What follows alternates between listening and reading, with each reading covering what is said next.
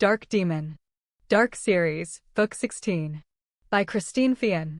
Part 2. 11.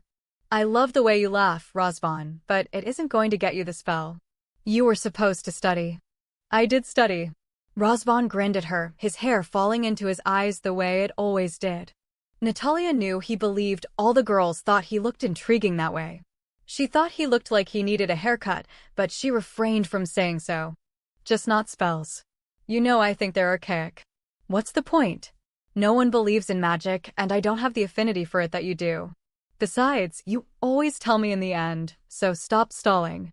Natalya put her hands on her hips. Of course she was going to tell him. She always did, but she wasn't going to give it up that easy. What do you have for me in return? You're supposed to give it to me because you adore me, her twin pointed out.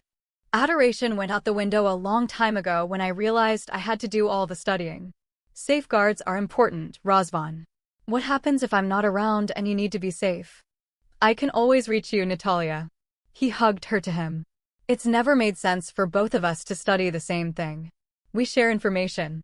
But you aren't retaining the spells, Natalya argued, the smile fading from her face. That worries me, Razvan. What happens if you need safeguards and you can't reach me?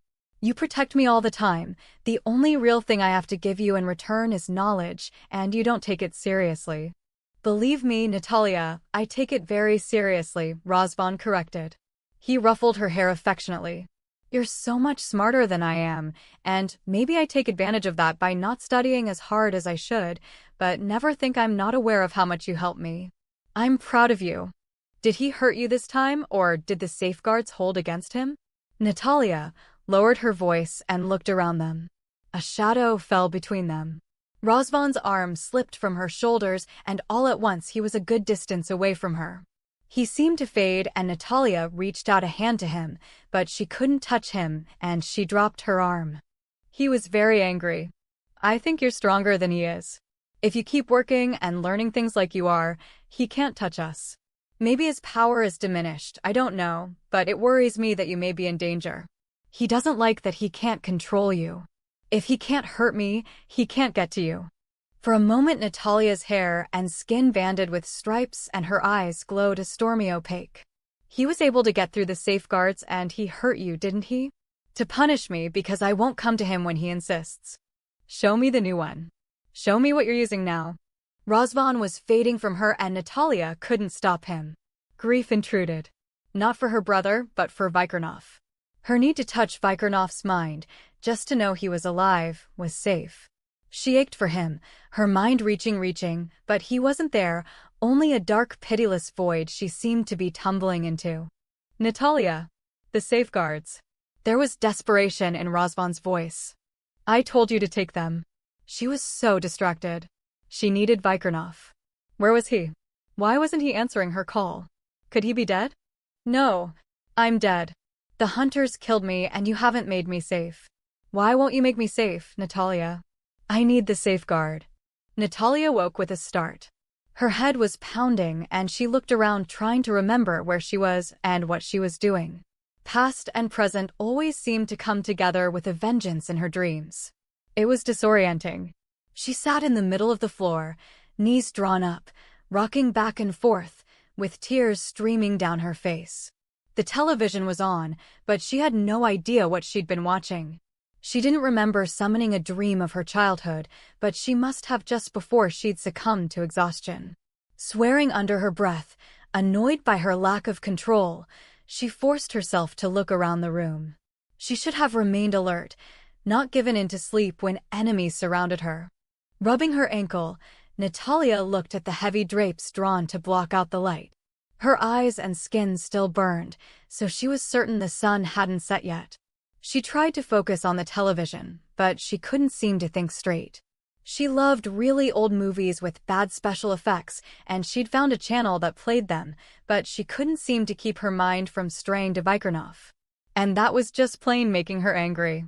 She gave it up with a little sigh, switching off the set and kicking at the rumpled bed. There had been no maid service in the room, and it was still a mess from when Vikirnoff was there. The pillow held his scent, and she buried her nose against its softness, inhaling deeply before hugging it to her. Damn you, Vikirnoff von Schroeder. She felt better condemning him out loud. Usually dreams of her childhood with Razvan soothed her, but grief was inches from her, clawing at her, threatening to choke her. Not grief for her twin brother, long gone from her, but grief for a man she'd barely met. But she knew him. She'd been in his mind, and she knew what kind of man he was. Her soul had touched his. Where was he when she needed him so desperately? I'll be damned if your stupid binding spell gets the better of me. He was alive. She knew he was alive. It didn't matter that she had reached out to touch his mind 100 times over the last few hours and found a dark void. She would not give in to such fantasy. He was merely sleeping the rejuvenating sleep of his kind. She knew what it was. She'd actually studied the healing properties of the various soils in one of her many frenzied periods of gathering information to fill the long, empty hours of her life. Maybe I'll have to go to your cave and sit there waiting for you to wake up while I work on the spell to unbind us. Because I don't like this feeling. Emptiness was a hole eating her alive. Entulum culua, avio palifertialum. I can figure this out. It isn't that difficult. She pressed her hands into her churning stomach. A soft rap on the door startled her. Natalya spun around, looking wildly for her weapons. They were always at her fingertips. Was she so far gone that she'd let her guard down? Vampires might not be able to attack during daylight hours, but they were masters of puppets, ghouls created to do their bidding. And there was always Brent Barstow skulking around. She wasn't in the least bit fooled by his casual attitude. The man was up to no good, and that put him in league with the vampires as far as she was concerned. Who is it? She stood to the right of the door, gun in hand, finger on the trigger, safety off. The safeguards should hold, but she believed in being prepared. The tigress rose close to the surface, allowing her to utilize the incredible gift of scent. A man and woman, no sweat to indicate fear or danger, but she didn't let down her guard. Jubal and Gabrielle Sanders, ma'am. Your lightmate sent us to watch over you. Natalya let her breath out in a long, slow hiss of annoyance as she sagged against the wall. You're an idiot, Vic, sending them here. You know damn well I'll be trying to take care of them instead of the other way around. He couldn't hear her, but it gave her satisfaction to say it. I told him I didn't need a babysitter, thank you very much. He's flattering himself to think I might miss him. Ma'am. We can't very well stand out here in the hall talking through the door. There was a small silence. Well, okay, we could, but we're going to attract a bit of attention eventually. You could just go away, Natalya said hopefully. We have orders from the prince, ma'am. We can't leave. If you call me ma'am one more time, I may just shoot you right through the door, Natalya said. She sighed. Just a minute. It took several minutes to remove the safeguards from the door. Staying to the side, gun rock steady, she took careful aim at the entrance. Come on in. The man entered first.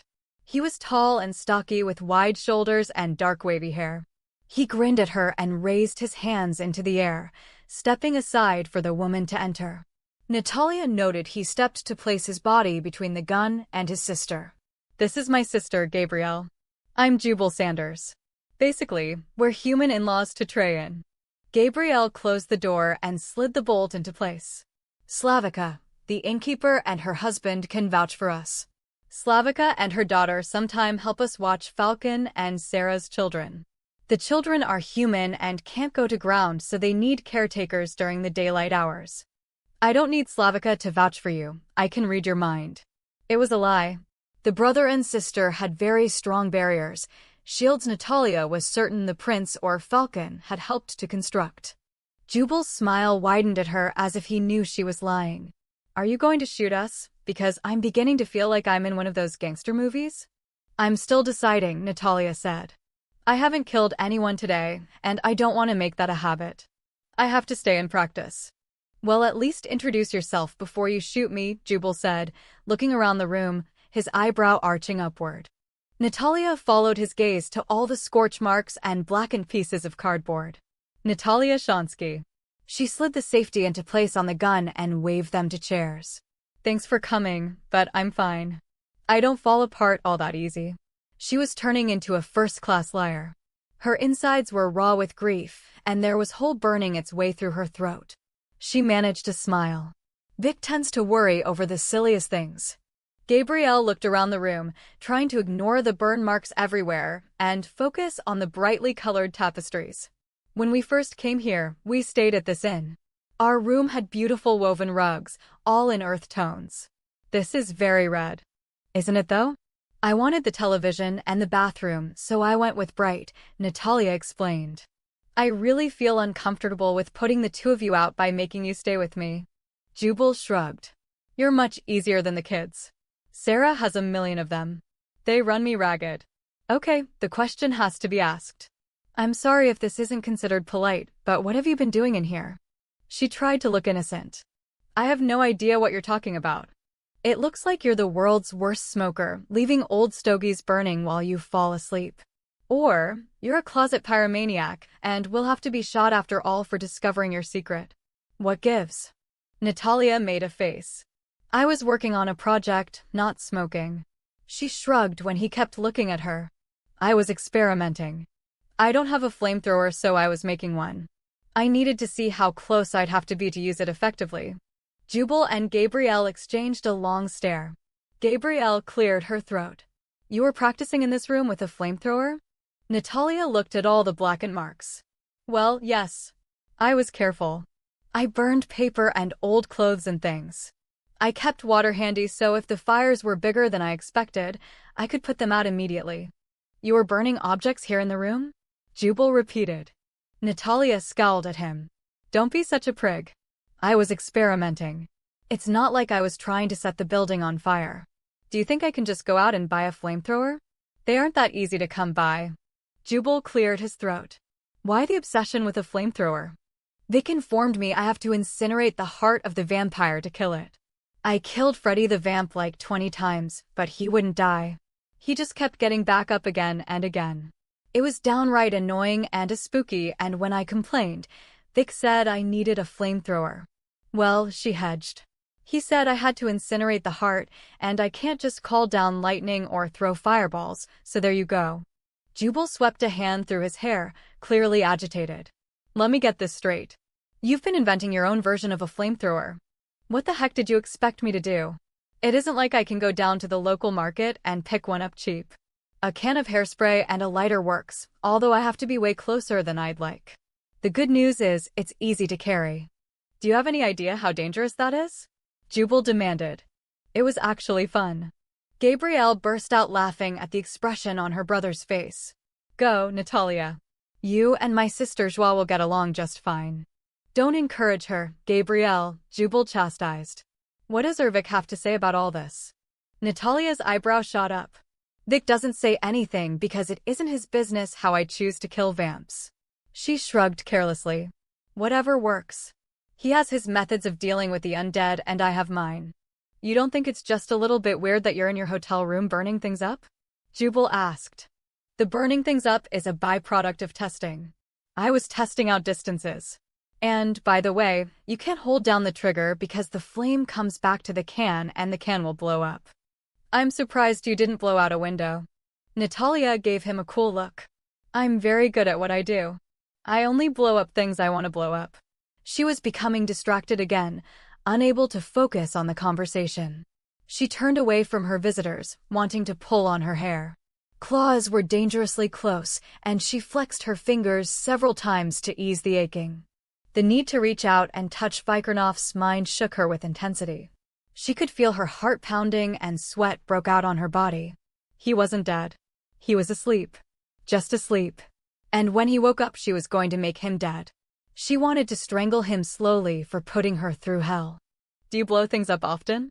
Jubal. Gabrielle objected. I'm just curious. She's just like Joie. I swear, I'm always surrounded by females who think they can take on King Kong. A reluctant smile found its way to Natalya's face. I love that movie. What were you watching? He indicated the television set. I don't remember. And she didn't. She loved the wonderful old television shows and B-movies with their old-time special effects. It didn't matter what language they were in, they always provided entertainment, but now she couldn't remember a single thing she'd watched all day. But it wasn't King Kong. She couldn't make small talk with perfect strangers. She had learned how to appear friendly and never give anything of herself away, but somehow her life had changed. In any case, when she was so distraught, which was never, before Vikirnoff, the tigress roared for supremacy to protect her, and that meant Jubal and Gabrielle Sanders might not be entirely safe. Natalya felt empty without Vikirnoff. She twisted her fingers together and slid back down the wall to sit on the floor in the midst of her weapons. She wasn't afraid of the brother and sister. In such close quarters, the tigress would make short work of them if the weapons proved useless, but she felt vulnerable. She'd never been so vulnerable and raw and exposed. Damn Vikirnoff and all Carpathian men. Natalya. There was compassion in Gabrielle's gray eyes. Raven Dubrinsky told me that one time years ago, Mikhail had to go to ground without her. He was wounded and she had not yet been converted. She said it was one of the most difficult periods of her life, and she wanted me to tell you that if she could be with you right now, she would have come. How bad are the prince's injuries? Natalya asked, desperate to latch onto something that would keep her need of Vikirnoff at bay. If needing a man was a byproduct of being a life mate to a Carpathian, she was more determined than ever to find a way to break the binding ritual. Not only did it suck, but it was humiliating to think she couldn't be without Vikirnoff for a couple of days. She'd been around the world several times by herself. Most of her life had been solitary. She did not need a man. His injuries were pretty bad. I didn't see him, but Raven was very upset. He was led into a trap, Jubal said. Both he and Falcon were attacked by several vampires in 2 separate instances. I think the vampires are trying to wear them down, to keep them injured and weaken them from blood loss rather than go in for the kill. Vikirnoff thinks the vampires are gathering to kill the prince. Maxim, that's the master vampire, told Vic they would kill Mikhail and the entire race would be doomed. Natalya drummed her fingers on the floor. Is that true? I haven't been here that long, Gabrielle answered, but Gary told me the prince is a major link between all Carpathians. Gary? Natalya prompted. Gary Jansen is one of those geeky guys who can do anything, know everything and talk so you can't understand him, Jubal said, grinning at his sister. He is not. Gabrielle flicked a chewing gum wrapper at her brother. He's the kindest, most wonderful man around. And even Shay thinks Gary has the best chance for figuring out why the Carpathian women miscarry so often. She smiled at Natalya. He's brilliant. A brilliant geek, Jubal pointed out. Gabrielle wrinkled her nose at her brother. At once Natalya felt alone. She used to joke and tease with Razvan. The closeness between the Sanders siblings reminded her of how much she'd lost. I had a brother once. She leaned her head back against the wall. We were twins. He was handsome, Gabrielle, much like your brother. And a terrible flirt. Women chased after him all the time, and he liked it. Jubal likes women, just not his sisters, Gabrielle said. I like my sisters, especially when they don't talk. And you have to admit, they both are crazy. Jubal grinned at her. Like you. Did you make your brother crazy all the time? Natalya thought it over. Probably. Yes. I only remember bits and pieces of my childhood with him, and we had to separate when we were older. After that, we met at night, in dreams, and exchanged information. Gabrielle frowned. Why would you have to separate? We all live different lives, but we see each other all the time. Natalya fought for the memories. More and more she was having flashbacks and piecing together bits of information. It wasn't safe. We went opposite ways. He didn't know we could communicate in dreams. Your brother? I'm confused, Jubal said. Natalya shook her head, frowning. Not my brother. A man. I think he may have been my grandfather. In any case, Razvan and I were apart out of necessity. He was different toward the end. He wanted children. It was a big deal to him, more than having a wife. He was with a woman in California, and later I found out there was a child. Of course, she's grown now. He also had a woman in Texas and one in France. Before either of them could comment, she looked up. Not at the same time. He was a wanderer, and he never could stay in one place with one person. I have no idea if he had any more children. He never told me, but he wanted a child so much it wouldn't surprise me. He was killed before he ever saw his child in California. She didn't even know who he was. I'm sorry, Natalya, That must have been terrible for you to lose him. I wonder why he wanted children if he couldn't stay in one place. That would have been hard on children to have their father leave them all the time, Gabrielle said. Are your parents still alive? Natalya asked. Oh yeah, Jubal said with a grin. Very much alive, and I imagine they are grilling Joie and Feehan about why they didn't wait to be married with the parents in attendance. Mom will be really upset, won't she, Gabrielle? That's a nice way of putting it. Feehan's in for a little surprise.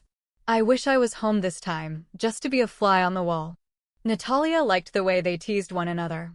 It was obvious they were very close, and it made her long for a family again. Even though she felt close to Razvan, she had been unable to spend time with him. Their hugs were in their dreams, rather than in flesh and blood real time. They had spent their very long lives in fear of the dark shadow stalking them. Razvan had deliberately taken the brunt of it in order to free Natalya, but she had been alone. You look so sad, Gabrielle said. I miss my brother. Natalya rubbed her chin on her knees. And that lunkhead Vic. She was used to being without Razvan, but Vikirnoff had wound his way into her heart, and she seemed stuck with him. Gabrielle exchanged another amused look with her brother. They had spent time with the Carpathian males, and the idea of one being labeled a lunkhead or even using a nickname such as Vic was humorous to them. You're really angry with him, aren't you? Gabrielle asked. Joie talks like that when she wants to throttle Feehan. If he's anything like Vikirnoff, he probably deserves throttling. And Vic's so serious all the time. And all about the orders. He can't just say something in a pleasant voice, he has to give me the big order. He's really a throwback to the Dark Ages. You know what I'm talking about, the big caveman pounding his chest. He didn't like you fighting vampires, did he? Jubal guessed. Natalya rolled her eyes. That's putting it mildly, but at least I know when to run and fight another day. He just wants to take on the world. A slow grin spread over Jubal's face. This is good. Too bad Gary isn't here to witness this one. He loves watching the interplay between the Carpathian male and their women. Where is he? Natalya asked. She wanted to weep. To claw at the walls and floor. She was not going to fall apart in front of strangers. Gary's in the States at the moment, but he's returning soon, Gabrielle said. Natalya was beginning to feel desperate. She had to work at staying focused on the conversation. Does he fight vampires too? In his way, but not physically, Jubal said. The society he frowned, you have heard of them, haven't you? Humans dedicated to destroying all vampires, but they don't seem to be able to discern the difference between a vampire and a Carpathian. Anyway, the society hates Gary. He's on their hit list. Do you fight vampires? Natalya asked curiously. Jubal spread his hands out in front of him. I'm not the best at fighting vampires, but I'm learning. I didn't know they existed until a short time ago. Do you use a flamethrower? Natalya asked. Do you have one? If I could get my hands on carburetor cleaner, I bet that would work better than hairspray. You're obsessed with flamethrowers. Do you have to kill a vamp 100 times before he stays dead? She flexed her aching fingers again. Her muscles were beginning to contract painfully. Jubal noticed Natalya's eyes changing color, going from a beautiful sea green to a strange cloudy opaque. Her tawny hair darkened to a deep black with strange bands beginning to appear through it. He nudged Gabrielle with his foot. She nodded. She'd already seen the signs of agitation and felt the growing danger in the room. Since most of the locals use horse carts, I think the chances of you finding a good supply of carburetor cleaner is practically nil, Jubal said. That's such a bummer, Natalya said with a small sigh.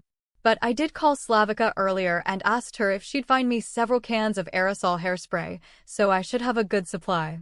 Has Vikirnoff seen your invention? Jubal asked. Natalya sent him a look promising retribution.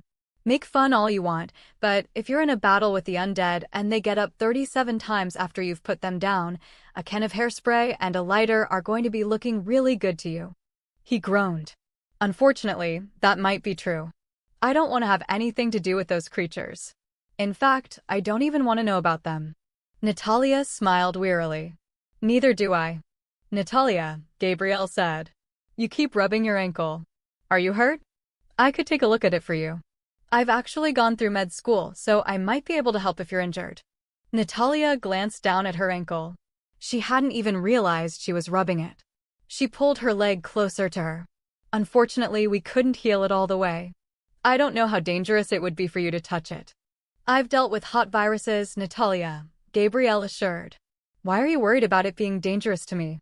She sank down onto the floor beside Natalya, gingerly pushing aside a gun and a very sharp knife. Let me see. This is really an entry wound. I was punctured first, all the way to the bone, and then this happened. Vikirnoff said parasites were able to enter my system through this. Natalya pulled up the cotton pants and showed Gabrielle and Jubal what was left of the handprint branding her leg. He went in and removed what he could. He said there were microorganisms and he thought he was able to get rid of them, but he couldn't remove this. It aches. Gabrielle studied the handprint carefully. It looks like skin, Natalya said. Clone skin. It appears to be about approximately 1/100th of an inch thick, and it has attached itself to the host's skin, in this case, my ankle and calf, in the manner of a skin graft. It normally takes 5 days for grafting to complete, Gabrielle pointed out. That's what is so extraordinary. My blood vessels grew very fast from the underlying host skin tissue to the handprint, bonding the two layers together. She looked at Gabrielle. That's why Vikirnoff couldn't remove it, because it has become my skin, breathing, perspiring, performing all the functions of skin. It's part of me. Why wouldn't your body reject it? Gabrielle was moving closer, bending her head to examine the area. You already suspect. Your bone marrow was taken when your ankle was punctured. Your own stem cells were used. That's how it was done, wasn't it? Gabrielle asked. All potential immune system rejection is eliminated because any material cloned from the host will be host's exact genetic match. Jubal held up his hand. Wait a minute. What are you saying? Someone attacked her and scooped up her stem cells to clone her skin? I thought you could only use embryonic stem cells for that kind of thing. No. Gabrielle shook her head, but she was watching Natalya closely.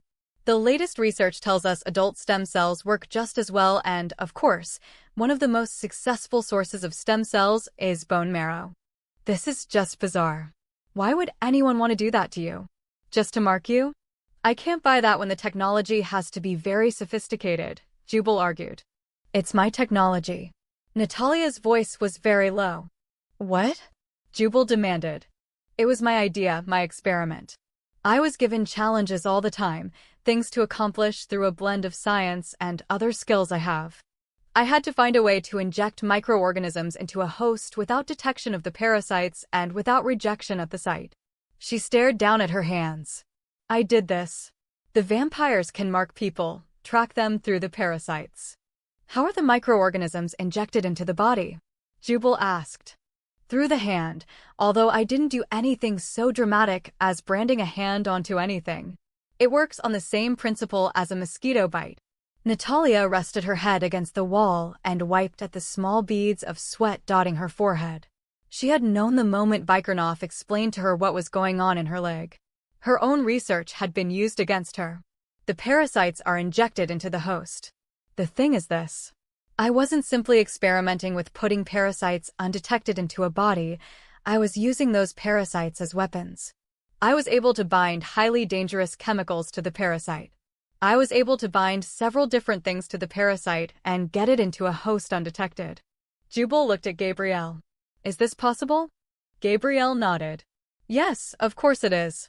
The research into stem cell and grafting and even binding chemicals onto microorganisms is very advanced. Yes, it can be done. How would the vampires get a hold of my research? Natalya asked the question out loud.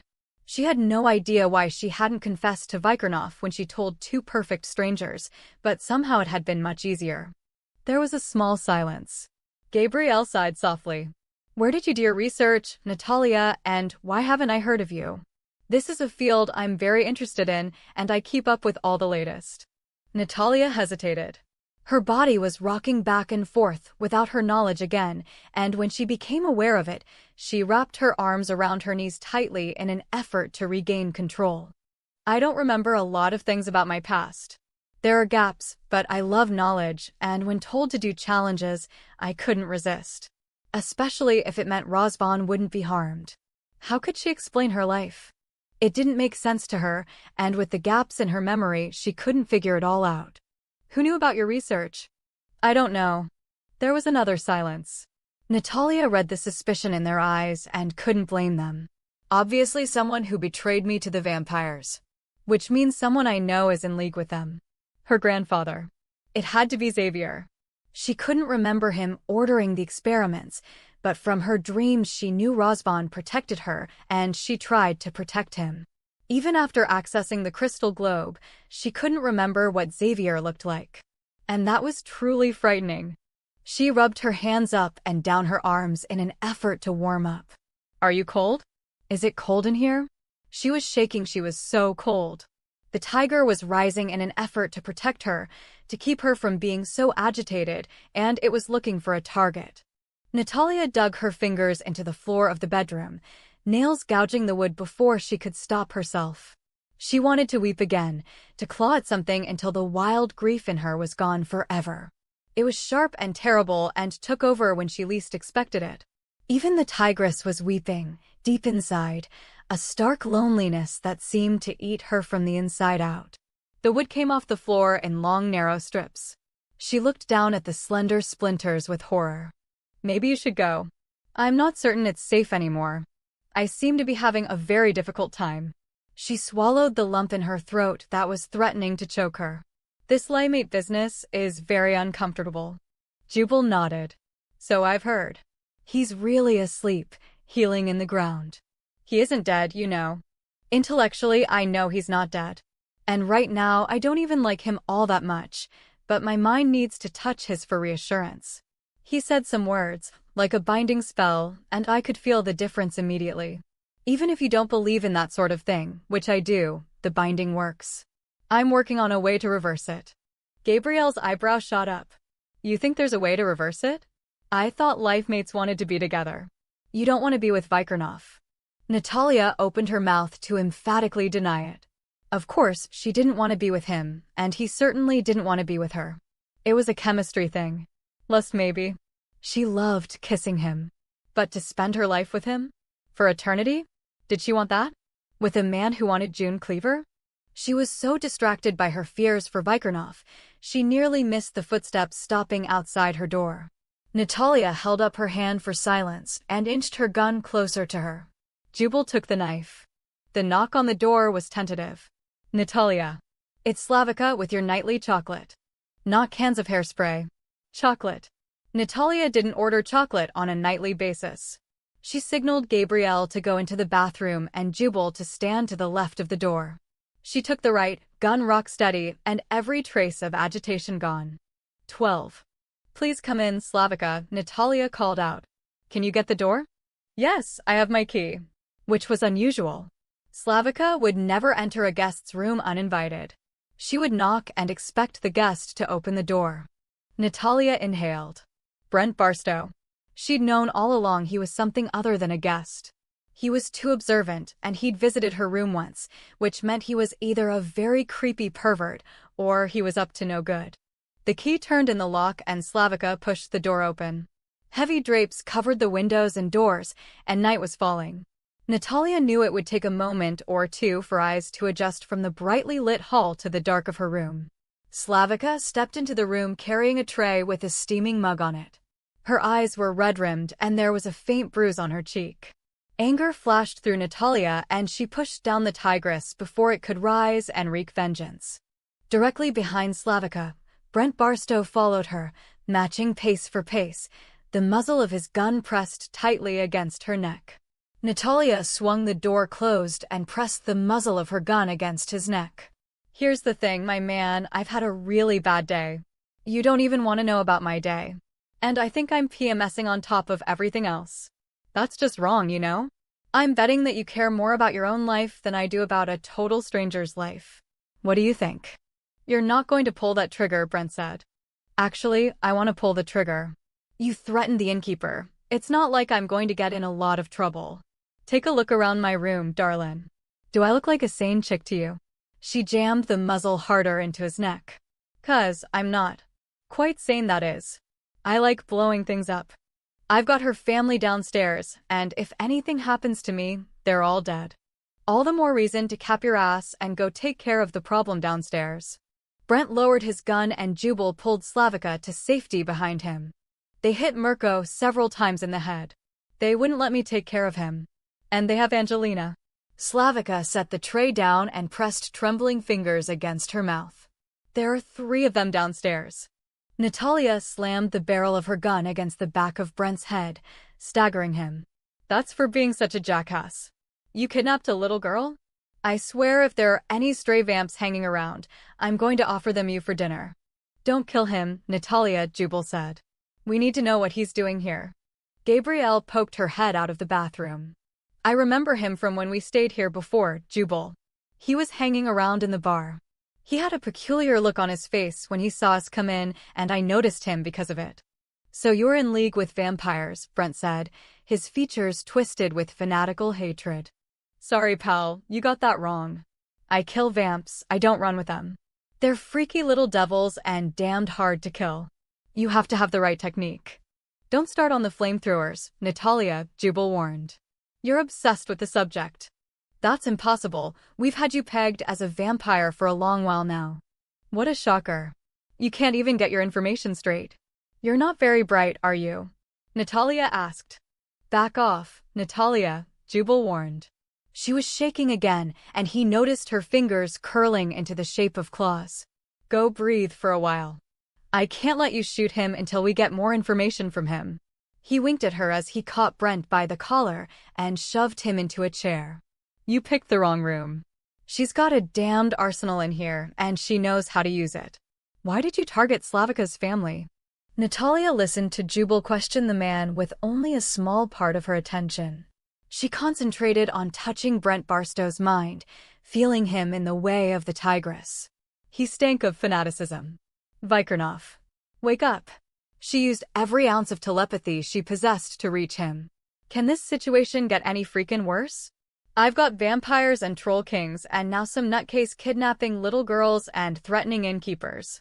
I'd let you stay in your comfy little bed to get your beauty sleep, but you sent these people to babysit me and now they're all in danger.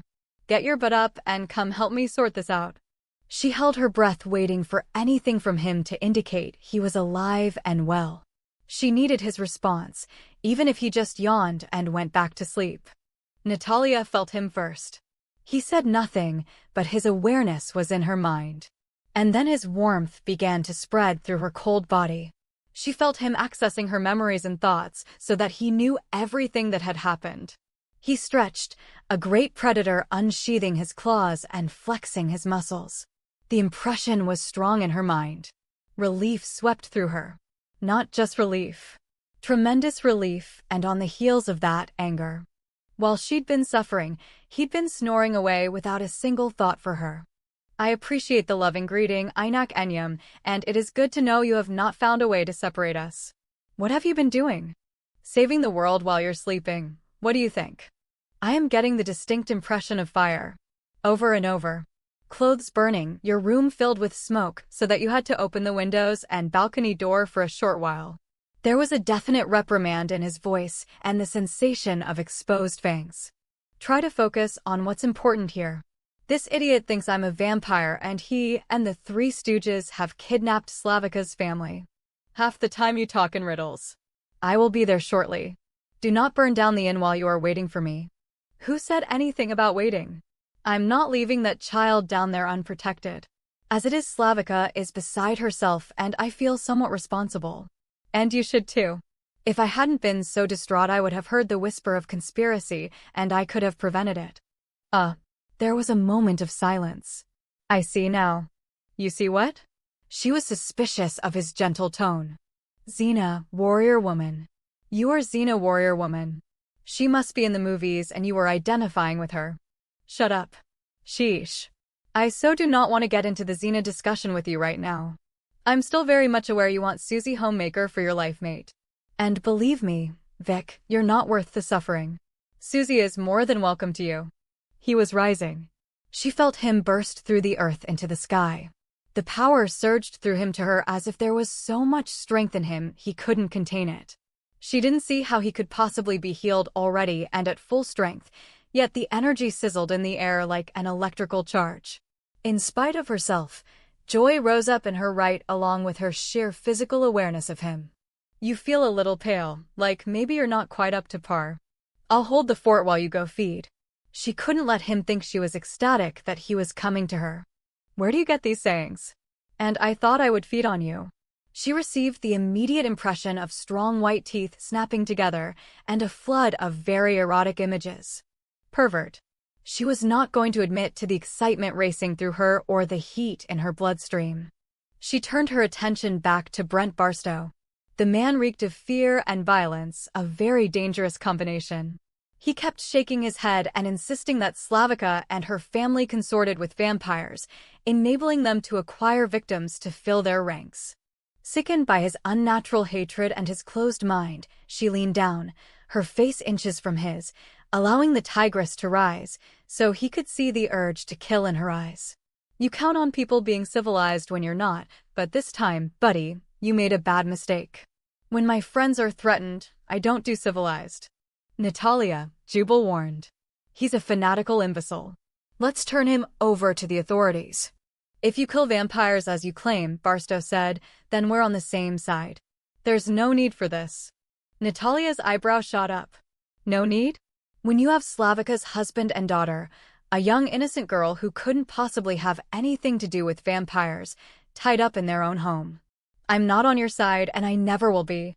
In any war there are sacrifices. And we are at war, Barstow declared. Slavica had been silent, but a single sound escaped and it went straight to Natalya's heart. She wanted to rip the man to shreds. She could feel her hands curling into claws and a wildness rose up in her. Gabrielle slipped between them and put a gentle, restraining hand on Natalya's arm. This man isn't the problem right now. His friends are. The most important thing to do is to figure out how to get Slavica's family back safely. They're in league with the vampires, Barstow reiterated, glaring at Slavica. Her entire family hangs out with vampires. Hangs out? You just said hangs out, Natalya repeated. Do you have any idea how utterly stupid you sound? Vampires do not hang out. They tear your throat out and drain every drop of blood from your body. They do not hang out. Where do people like you come from? She turned away from him, unable to stomach looking at him. She could feel Vikirnoff. He was close, feeding, his manner respectful, even gentle as he ensured he didn't take enough blood to make the farmer dizzy. She liked that trait in him, that old-world courtesy and the care he seemed to take with others. With her. She ached to see him. She told herself it was only because he could read minds and extract information as well as becoming invisible. He's got a knife. Jubal yelled. Slavica screamed. Gabrielle gasped. It was that sound, so telltale in Natalya's world, that small breathless gasp of utter shock that had her whirling around. Gabrielle stared at her, eyes wide, the blood draining from her face. She reached out to Natalya, her hand trembling. Natalya caught her, felt her collapsing and tried to ease her to the floor. Vikirnoff. She screamed for him. This couldn't be happening. Gabrielle with her bright smile and intelligence blazing in her eyes. She had even stepped protectively in front of Barstow to keep the tigress from a kill. It made no sense. None. She wept inside even as rage grew into a monster roaring for release. Jubal was already on the floor, fighting for the knife. He took a slash across his chest before pinning Brent's wrist and slamming his hand repeatedly against the floor, forcing him to drop the knife. Slavica leapt into action, helping Natalya lower Gabrielle to the floor, turning her to see the extent of the injury. He stabbed her several times. There was a catch in her voice. Look at the blade. It's notched all the way down. Natalya looked into her eyes. There was sorrow. Resignation. 3 times in the kidney and, as Gabrielle turned, he stabbed her repeatedly in the chest. Vikirnoff. I need you now. I am here. He came striding through the door, tall and powerful, wearing that mantle of authority and complete confidence that usually set her teeth on edge, but now sent relief flooding through her. She sat on the floor, holding Gabrielle in her arms as both Slavica and she tried to stem the flow of blood. Vikirnoff reached down and wrenched Barstow's head. The crack was sickening, but he finally lay still. Jubal crawled off the man. Save her. I know you can save her. She's psychic.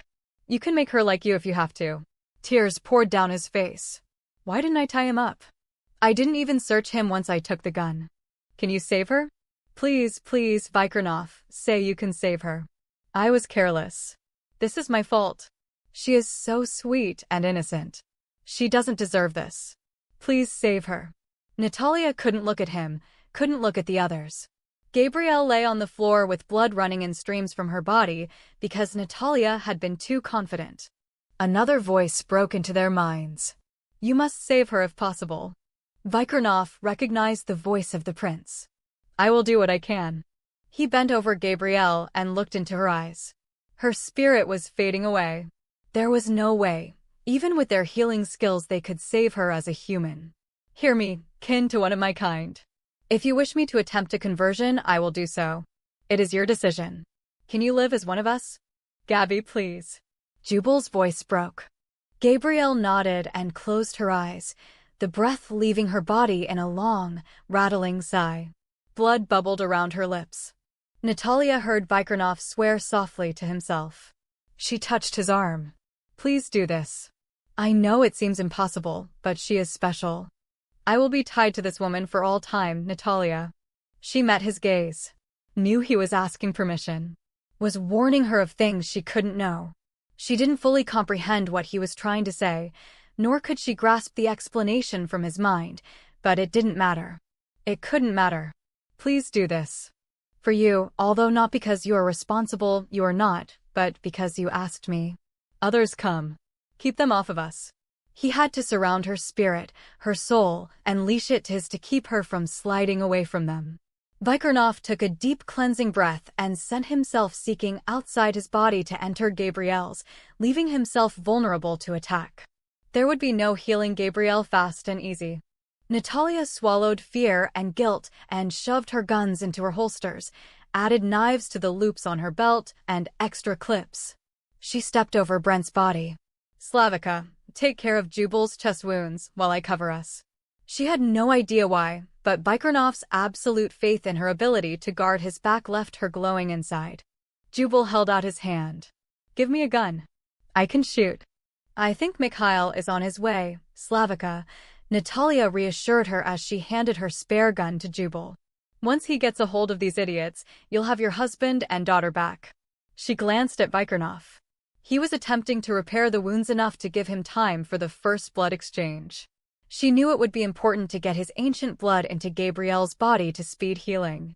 It took a moment to sink in that ever since Vikirnoff had risen, she had been touching his mind, living in it as a light shadow, afraid to let go of him. Now she could feel his sense of urgency, his concern that he could not do what was asked of him when the time was so short, the task so large. She could hear the soft whispers of other Carpathians, a woman's voice, Joie, please, please. A man's voice, Trajan, I offer freely whatever you need, whenever you need, keep her alive for us. There was so much pressure. Why didn't they leave him alone? She wanted to put her arms around him and keep him safe from the demands of so many others, but she had been the one to put him in the position.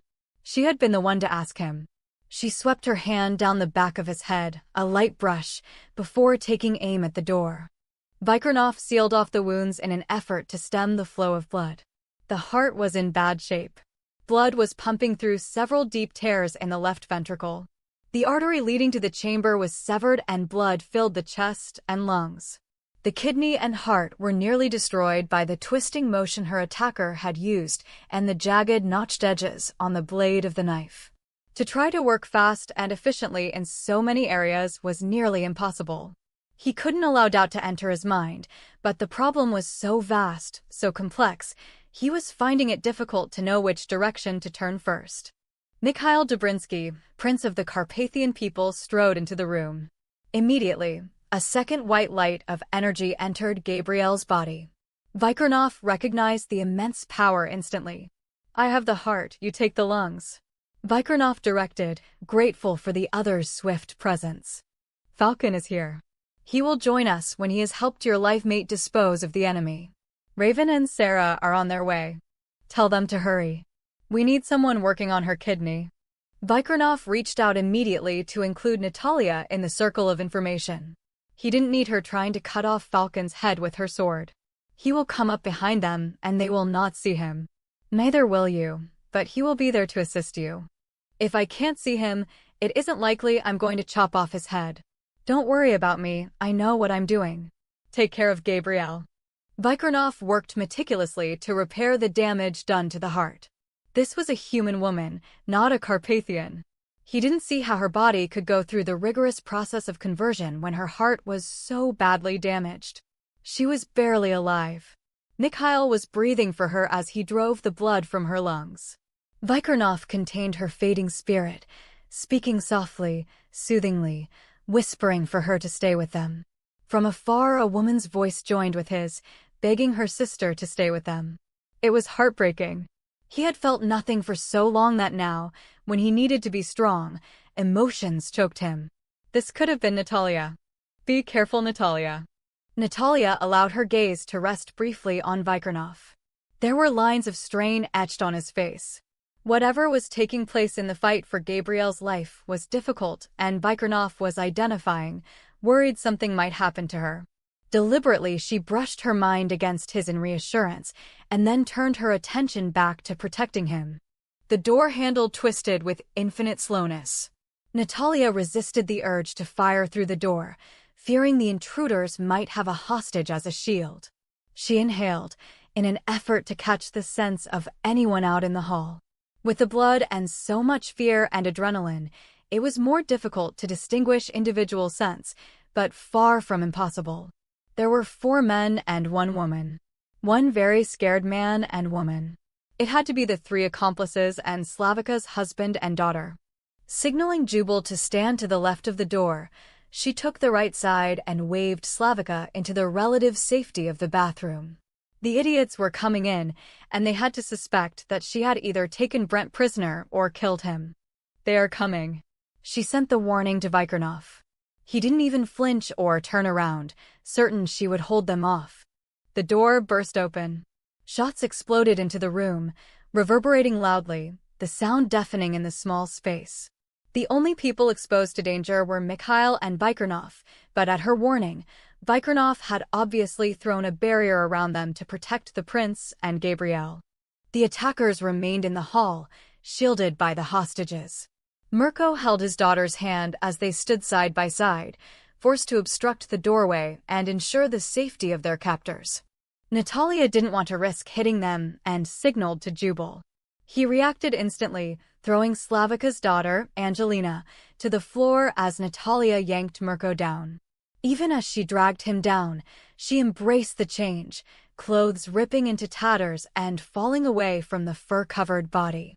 The tigress rose, roaring with rage, exploding from a crouch to full attack, leaping over the top of the innkeeper's husband and knocking the 3 gunmen backward. Teeth buried deep into one throat while claws raked and tore at the other 2 bodies. The tigress ripped and mauled with relentless fury until there was no sound but the satisfactory death rattle in throats. Natalya gave one last swipe of her paw to the man closest to her, the one who had held Angelina, and she turned and went back into the room, ignoring the way Jubal raised his eyebrow and the Ostoich family cringed a little as she padded back to the bathroom. Neither Mikhail nor Vikirnoff looked up from their work as she brushed past them. Natalya dressed hurriedly. She had to get back out in the hall and clean up the mess before the inn emptied of the guests. They had to have heard gunfire, screams, and the roar of a wild, enraged animal. It only took a moment to collect her weapons from the middle of her shredded clothes before she stepped out of the room into the hall. A tall man with a wealth of black hair stood in the hall surveying the damage. "There was very little for me to do," Falcon said. "You seem to have everything under control, so I just directed the guests elsewhere and held down the volume." Natalya gave him a small shrug. "I was really pissed at them. I'm Natalya. Falcon. I understand you are of the Dragon Seeker line. You have Rhiannon's eyes. She was well respected and much loved. It is an honor to meet you." 2 women materialized just to the left of Falcon. One had dark hair and incredibly blue eyes. She smiled at Natalya. "Thank you for your help. I'm Raven Dobrinsky. She indicated the other woman who had a wealth of thick chestnut hair and enormous violet blue eyes. This is Sarah, Falcon's life mate. I wish we could have met under better circumstances. Gabrielle is dear to us, and we don't want to lose her. Vikirnoff isn't about to let her die, because she'd asked him not to. It takes 3 blood exchanges to convert her, Raven said. I am very afraid we'll have to space out the exchanges to give her the strength needed for the conversion, and I'm not certain we have that kind of time. This is very risky. They have need of you inside. Raven, Falcon said. Gabrielle is bad. Vikirnoff is holding on to her by a thread. You will have to see what you can do to help.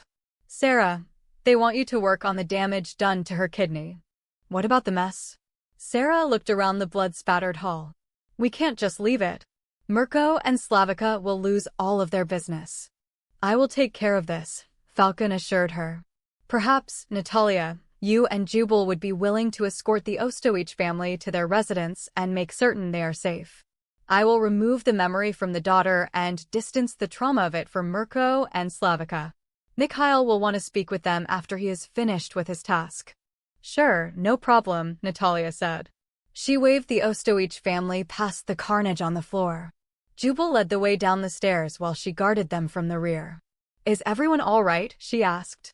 Angelina bit back a sob and nodded, her eyes enormous. I'm just scared. They didn't hurt me.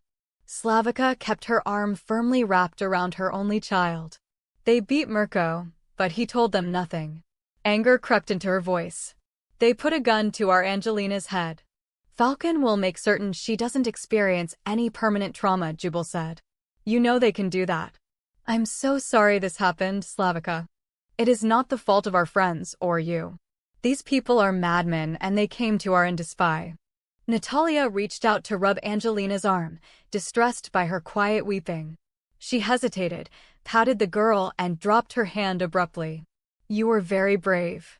We have to walk downstairs and go through the big hall to get to your residence.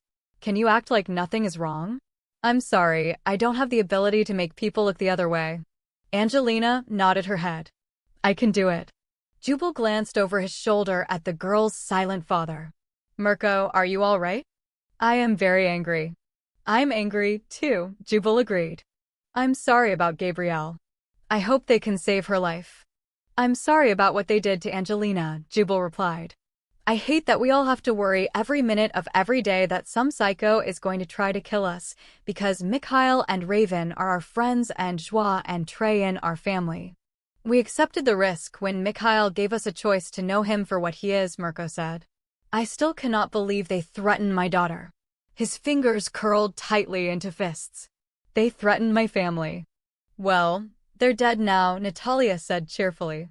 She gestured toward the few people wandering through the downstairs room and lowered her voice, keeping a smile firmly in place. Slavica, thanks for the warning earlier. If you hadn't mentioned nightly chocolate, I might have opened the door without being prepared. I was about to take the hairspray to your room, and just as I opened the door to go into the hall, they shoved me back inside. Fortunately, they didn't realize the package was for you, and I could tell them I was about to go to the kitchen for your chocolate. You got my hairspray for me? Thank you. I hope you got as many cans as you could find. I bought out the store, just as you instructed. You can't wait to play with that stuff, can you? Jubal laughed. She grinned at him. Well, okay, maybe that's true. I want to see if it really works. It isn't like I'm going to go looking for trouble. That's exactly what you're going to do, Jubal objected. What are you planning to use the hairspray for, Natalya? Mirko asked. She's developing flamethrowers to use on vampires, Jubal said. Can you believe that? Natalya abruptly moved past Slavica and Angelina to touch Jubal's arm, the smile fading from her face. I need to make certain there aren't any nasty surprises waiting for us. Why don't you take them to the kitchen and let Slavica tend to Mirko's face? I don't want you to go into their quarters alone. Vikirnoff will kill me. Literally. She snorted. He won't do any such thing, Jubal. Take them to the kitchen now. Jubal's brows rose in sudden comprehension. Because you think someone's in there. Slavica, take Angelina to the kitchen, Mirko ordered, his voice hard. We are going with Natalya. Natalya snapped her teeth together, irritated at the men's manly egos.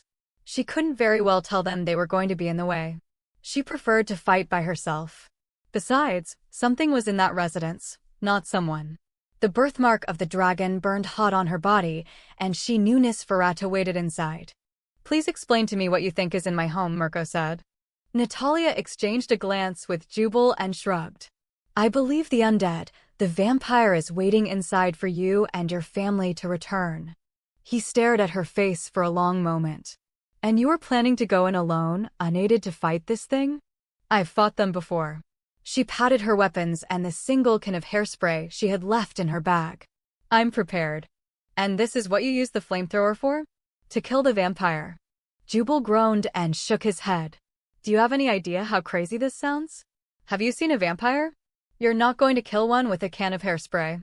I plan on bringing them down and then incinerating their hearts with the can of hairspray, she explained. Jubal shook his head. No vampire would dare come to the inn with so many hunters here. That's crazy. Natalya shrugged. She was not about to argue when she was totally sure of herself. Something was in that residence. And she was beginning to think vampire weren't only in the Ostoich home, but perhaps in other parts of the inn as well. She touched Vikirnoff's mind. The battle for Gabrielle's life raged on, but it wasn't going well. Vikirnoff was literally forcing her heart to beat while Mikhail breathed for her. She could hear the ancient healing chant, the voices swelling as Carpathians joined from a distance. She could hear a woman, most likely Joie, Gabrielle's sister, weeping as she tried to join the others in the chant. For a moment Natalya was there with Vikirnoff, seeing the overwhelming task, the terrible damage done to Gabrielle, her body torn and drained of blood. Vikirnoff never faltered, never gave up. She could feel his determination, the endless strength and power he poured into Gabrielle's failing body. Vikirnoff was a man of steel and compassion. There was something in him that drew her in spite of her every determination to hold him at bay, to be angry with him for binding them together, for making her so aware of him as a man and herself as a woman. The task she'd asked of him was enormous and required every ounce of his will to keep Gabrielle alive, but he was doing it for her. And she was going into that room filled with vampires for him. She didn't exactly believe in putting herself in danger unless it was for a great cause. Keeping vampires off of Vikirnoff was an excellent cause. She blew a kiss toward the stairs. Natalya, Jubal demanded. Let's get this over with. I'm getting nervous thinking about going in there. Let's just do it. That's a vampire in there, Jubal, Natalya said. You'd better be very sure you want to do this. I said I was going in. I just said, be sure. She didn't wait for his comment, but pushed open the door with caution. The lights were out. A lamp was overturned and lay on the floor, the bulb broken. Cans of hairspray were strewn across the floor and over by the window. A vase with wildflowers lay on its side, water forming a small puddle. Natalya drew her sword and stepped into the room, gliding in silence, her senses flaring out to feel the room. She signaled the two humans to stay back as she went farther into the residence. She knew something was there. She couldn't find the telltale blank spots that might indicate the presence of the vampire, but she knew it was there. Vikirnoff. It was a terrible thing to disturb him when he was working so hard to save a life, but she was beginning to feel a trap had been sprung. Real fear was intruding. Why had Brent Barstow attacked Gabrielle? It made no sense. Not even a fanatic would think she was in any way a threat to him. There was only one reason. Barstow had to be under compulsion. There are vampires here and they must be after the prince. She felt the jolt of awareness that sent him back into his own body. Natalya, get out of there. He didn't question her judgment, although he scanned the building and surrounding areas and found nothing to indicate the presence of the undead. They could be after you. It is the prince. They drew him to the inn and with all of the hunters are wounded, I'm betting they think this is the perfect time to strike. Get the prince out of there. He will not go. Natalya kept to the edges of the room, moving in a circle, calling the tigress to the surface enough to use its superior senses of sight and smell. The room appeared to be empty, but the tigress went on alert, stilling inside of Natalya. Her muscles locked into free frame stock. They are here, Vikirnoff. I am coming to you. No. You would never forgive yourself or me if something happened to Mikhail, and you have not prevented Gabrielle's death. I can do this. Trust me as I'll be trusting you to keep everyone there alive. Vikirnoff swore in 3 languages. She could feel his frantic need to get to her, to see to her protection. In truth, she was frightened. The adrenaline was already pumping through her body with her heightened alertness, but she could deal with fear. Vikirnoff, I know what I am asking of you. Do you? He bit the words out. If anything should happen to you one scratch, Natalya, I will be most angry with you. You do not want to see me angry. She snorted for his benefit, but somewhere deep inside, someplace she kept secret, she was pleased. He made her feel like she counted.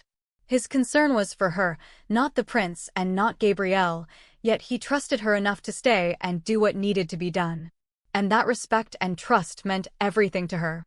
I will be with you at all times. She recognized he didn't want her thinking he wasn't safeguarding her. I know. You like to make things difficult. Dear thing, Vic, and I'll do mine. Teasing him helped ease the fear. She stood near a long, low-slung couch, listening, waiting for information she knew was there. And then she heard it. Air moving in and out of lungs. Not one set, but several. She looked around her and saw multiple pairs of eyes staring back. They had ringed her as best they could with her staying against the wall. The eyes glowed red in the dark. It took a moment to make them out, the long, muscular bodies and powerful jaws of the wolves. This time the vampires were using the animal form rather than using the animals. She faced a pack of the undead. 13. We are in trouble. Natalya is certain vampires are inside the building. She believes they are coming to kill the prince, and she does not make mistakes. Vikirnoff didn't look at Mikhail, but at Falcon. It was their duty to see to Mikhail's protection, and whether he wanted protection or not, the prince was going to get it. Without waiting for a reply, Vikirnoff bent his head to Gabrielle's throat. I am sorry, Sister Kin, but I do not have the luxury of waiting to see if we can accomplish this task without conversion. He murmured the apology and sank his teeth into her throat, taking only enough blood for an exchange. She needed volumes, and his ancient blood would speed the healing process. They had only minutes before they would have to move both Mikhail and Gabrielle to a safer place. She would not survive without his blood. He was uncertain whether she could possibly survive the trip even with the infusion of ancient blood. They dared not stay and jeopardize the lives of the humans staying at the inn, and that was the one powerful argument they could use if Mikhail insisted on fighting the undead. Vikirnoff exchanged a long, knowing look with Falcon as he forced Gabrielle to consume his blood. I do not detect the vampire near us. Vikirnoff could see Falcon was worried, his gaze moving restlessly to the balcony and the hall. They are here. Mikhail took a cautious look around. That is enough blood for a first exchange. We must do this slowly. If you are certain there are vampires here, we have no choice but to move her. We can't risk the innocent people here at the inn. A flicker of a smile appeared briefly at the looks on their faces. I am the prince, not a child. I do not put others in danger in order to feed my ego. We must transport Gabrielle now. We can take her to my home where we can better protect her. She isn't strong enough, Raven objected. We can't keep her alive. All of you are already overseeing the functions of her body. How can you possibly do that while we transport her and fend off vampires at the same time?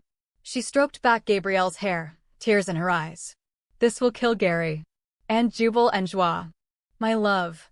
Mikhail reached out to his lifemate to comfort her. Sarah, I need you to take over Gabrielle's heart. Natalya is downstairs alone, and I feel the danger to her. I must go to her at once. Vikirnoff indicated his spot. If we can give the vampires the illusion that Mikhail is downstairs, we can buy more time for all of you to make an escape. I will take Mikhail's form, and he can take mine. Mikhail looked up sharply.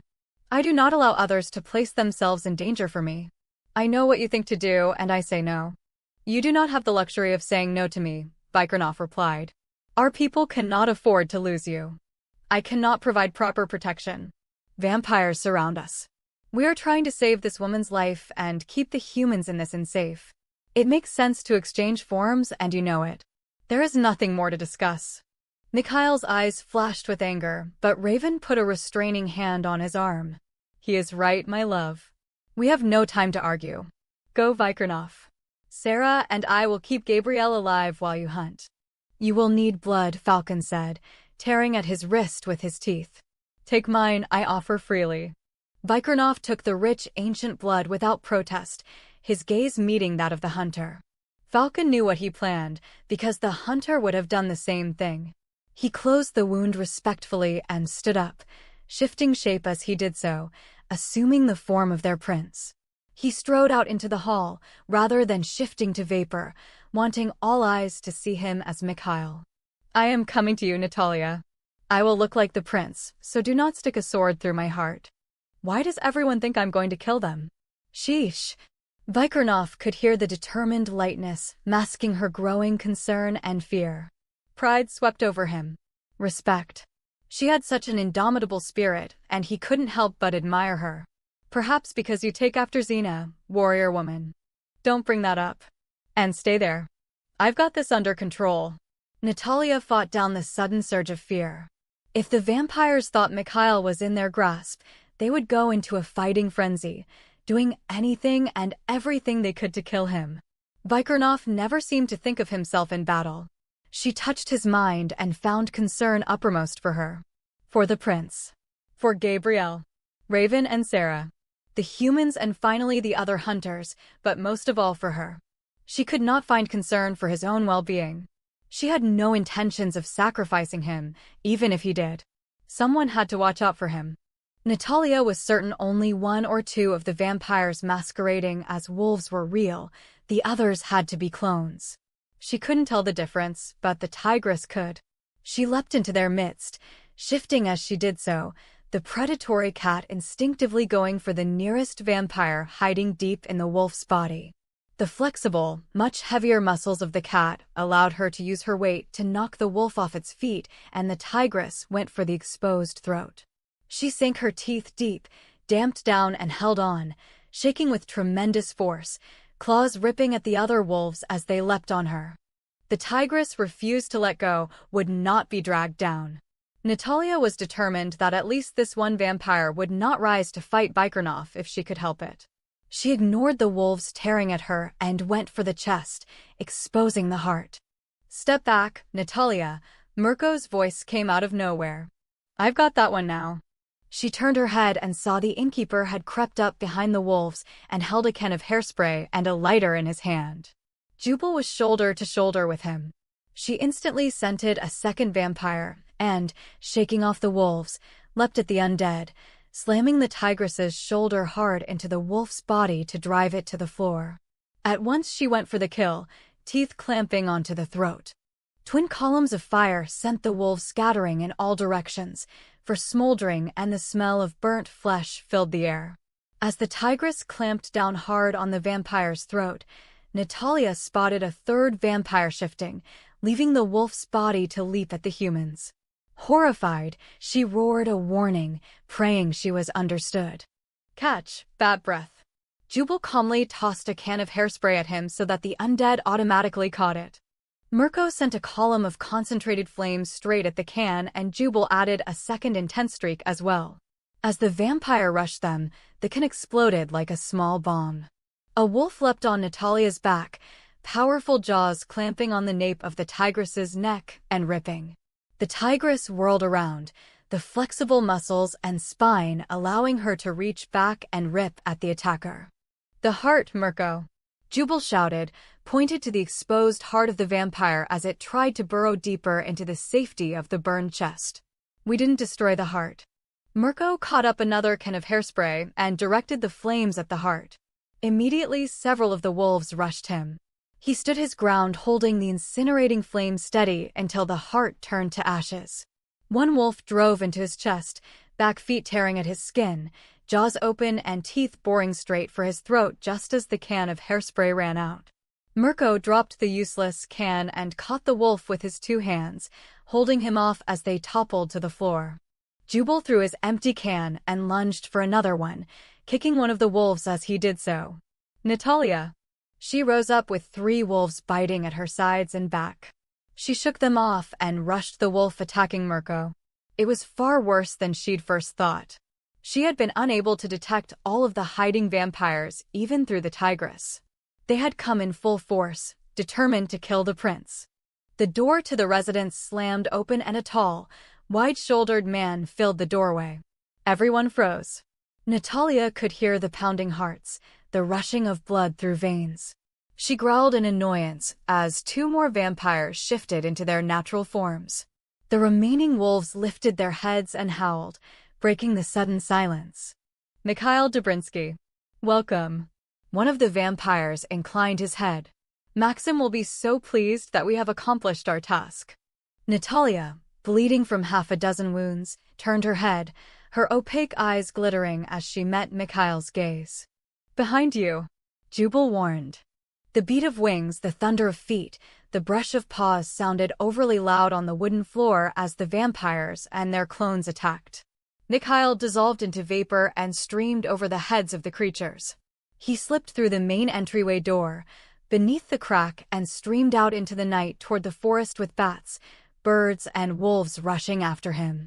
Natalya turned on the nearest wolf, her mind racing. She would have recognized Vikirnoff in any form. The clone wolves still remained behind, and she felt the presence of evil in the inn, probably stalking those upstairs, but the vampires had charged after Vikirnoff, and she was certain there would be more of them. Snarling, she whirled to face the wolves, wanting to dispose of them quickly so she could follow Vikirnoff. Cover Natalya, Mirko. I'm going to protect my sister. Jubal picked up 2 more cans of hairspray and raced out the door. The few people crowding close to see what was happening ran when Jubal burst out of the same room where several hideous creatures had just emerged from. No one was in the hall, but the walls seemed to expand and contract as if the building itself was breathing heavily.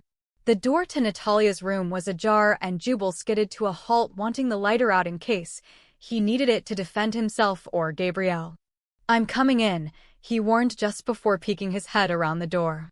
His heart stuttered when he looked at his sister. She was white, almost gray, the light gone from her face, and both Raven and Sarah looked pale, their expressions focused as they concentrated on keeping Gabrielle alive. Mikhail, in his Vikirnoff disguise, and Falcon moved carefully around the room, examining the walls and floor. We are taking Gabrielle out of here, Jubal, Falcon explained, his voice calm. Mikhail is leading them away to give us time to get Gabrielle to safety. In the very likely event vampires were near, Falcon wanted to preserve the masquerade as long as possible that Mikhail had left the inn. Is she dead? I will not lie to you. We are keeping her alive, but we do not know if what we are doing will work. She is mortally wounded. Vikirnoff holds her spirit to prevent her from passing now. We can keep her body functioning, but we cannot contain her essence. He was the first person here, and her spirit is sealed to his until she dies or completes the conversion. We must go now. Mikhail mimicked Vikirnoff's voice perfectly. There was urgency in his tone. I feel the presence of the vampire, but cannot locate his exact position. The tigress pushed its way into the room, ignoring the others as she caught up her pack in her teeth and went into the bathroom. Natalya emerged a couple of minutes later, still shoving weapons into the loops on her pants. Sorry it took so long, but there were a few of them. You have to go now. Her birthmark was burning painfully. Another vampire is close. Jubal, bring the car around, Vikirnoff/Mikhail instructed as he lifted Gabrielle into his arms. Hurry, we do not have much time. Raven and Sarah crowded close to him, protective of the woman as the prince started for the balcony. Without warning, pieces of the ceiling rained down in sharp spears. Raven threw her hands into the air, creating a shield as they raced for the balcony.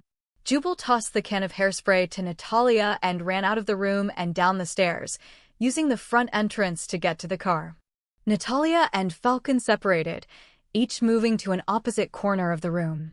Natalya lifted her sword in preparation. The ceiling gaped open, and something dark and shadowy dropped into the room. She recognized the vampire immediately.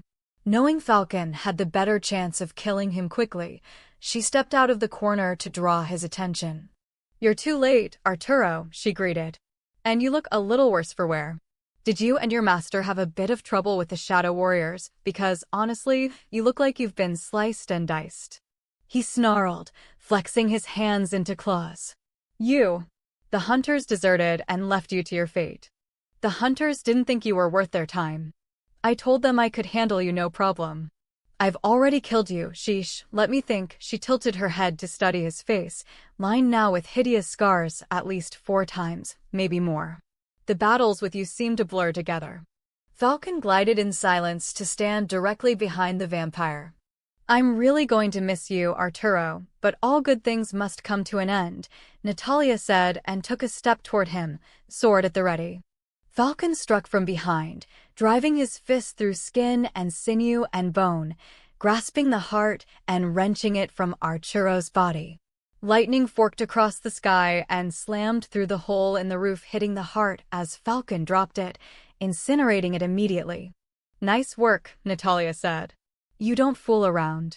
I hope you can repair the place for Slavica and Mirko, she added. I'm going after Vikirnoff. He is an experienced hunter. He will not want his life mate to place herself in jeopardy. Falcon directed the lightning to the body. He expects me to guard the prince. It was the only apology he could give her. I am well aware of what he expects. Natalya raced for the bathroom again. She'd changed her clothes so many times in one day she was beginning to get annoyed with the whole thing. Go. You do what you have to do, and I'll do what I have to do. Good hunting. Same to you. Vikirnoff had drawn off a pack of vampires, and he might lead them in circles just to buy the prince and Gabrielle time, but eventually he would have to fight them. She was damned if he was going to do it alone. Natalya undressed once again. It took seconds to shove weapons, ammunition, and clothes in her pack before slinging it around her neck and shifting back to her animal form. She could always put out the rumor of an escaped circus animal or let the Carpathians worry about a cover story. The roof was repaired and Falcon already gone when she re-entered the bedroom. There was no body and no singe marks on the floor, not even from her practicing with the hairspray cans. The tigress leapt from the balcony to the wraparound deck and then to the ground. She sprinted through the town, keeping to the shadows as best she could, avoiding humans whenever possible. She heard a few murmurs as people caught glimpses of the tigress moving fast through the bushes and trees. With all the events at the inn, there would soon be many frightening tales that would grow with each telling into large legends, and her tigress would become a part of that. She stayed connected to Vikirnoff, reaching past his persona of the prince. He was thinking thoughts the vampires might pick up, thoughts of his people and how it was so important to stay alive to protect them. She considered Vikirnoff's impressions of what Mikhail might be thinking idiotic. Idiotic? These are princely thoughts. What do you think you are doing? Following you. Watching your back. You're leading them deeper into the forest, aren't you? Where he would have to deal with them alone. Natalya wasn't about to let that happen, whether he wanted help or not. Yes, I want them away from the inn, but in a place of my choosing to fight. Far away from where his life mate would be in danger. Arturo is dead.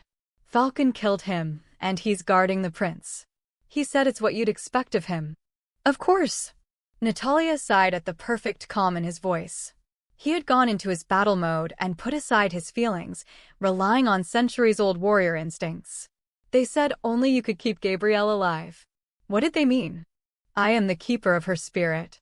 They will continue to try to heal her body and Falcon will give her blood next. They will try to heal her again and Mikhail will give her blood. She will go through the conversion at that time. If she is strong enough, if my will and her will are strong enough, we will see that she lives. Natalya increased her speed, cutting through a meadow and bounding over a hill. She took even shortcuts she could find as she raced to find his chosen battleground. Can you do that and fight too? Of course. Of course. She repeated it sarcastically. Why did I bother to ask? You're invincible. How many do we face? We?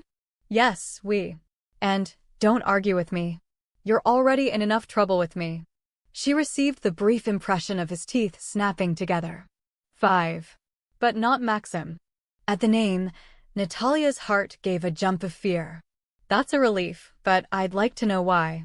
If he went to the trouble of springing a trap, why isn't he here with his little minions? You might be heading into an ambush. Feel to the north. There is a battle taking place. The night sky is alive with lightning and the earth is groaning. I believe Maxim was on his way and ran into a hunter of great skill. Look to the sky. There was something in his voice. Expectation. Caution. She couldn't put her finger on it, but she paused as she loped up the hill and looked toward the north. In the distance, lighting forked across the sky, not in long jagged whips, but in the shape of a glowing dragon breathing fire. Her breath caught in her throat, and she felt the birthmark throb on her body, even beneath the thick pelt of the tigress. That is the mark of the Dragon Seeker. No other Carpathian uses that image in battle. To my knowledge, only you and Dominic remain. Of course the world is a big place and maybe more still live. In spite of herself, in spite of the situation, racing across the hills to guard Vikirnoff's back, Natalya couldn't help the thrill rushing through her at the sight of the dragon in the air. It took her a moment to realize Vikirnoff's voice was coming from a much greater distance than she had first realized. He was diverting her with the truth, with something he knew would throw her off his trail, if even for a few minutes, so he had a better chance of leading the vampires away from her. The tigress took off at a ground-eating lope, going for higher ground and the safety of the trees. Why are they called dragon seekers? She was not going to give away the fact that she was on to his little plan. He was leading the vampires to a specific location. She had a vague idea of where it was from reading his mind, but he was doing his best to shadow his thoughts. She increased her speed, moving as quickly as possible without draining her strength. Dragons represented celestial and terrestrial power, wisdom and strength to the dragon seekers, and they sought the power and wisdom of the dragons. It was not so much the elusive creature they sought, but the code, what the dragon represented. We believe in ancient times, a dragon bestowed gifts to the first dragon seeker, or perhaps there is dragon in the bloodline. Who knows which is truth?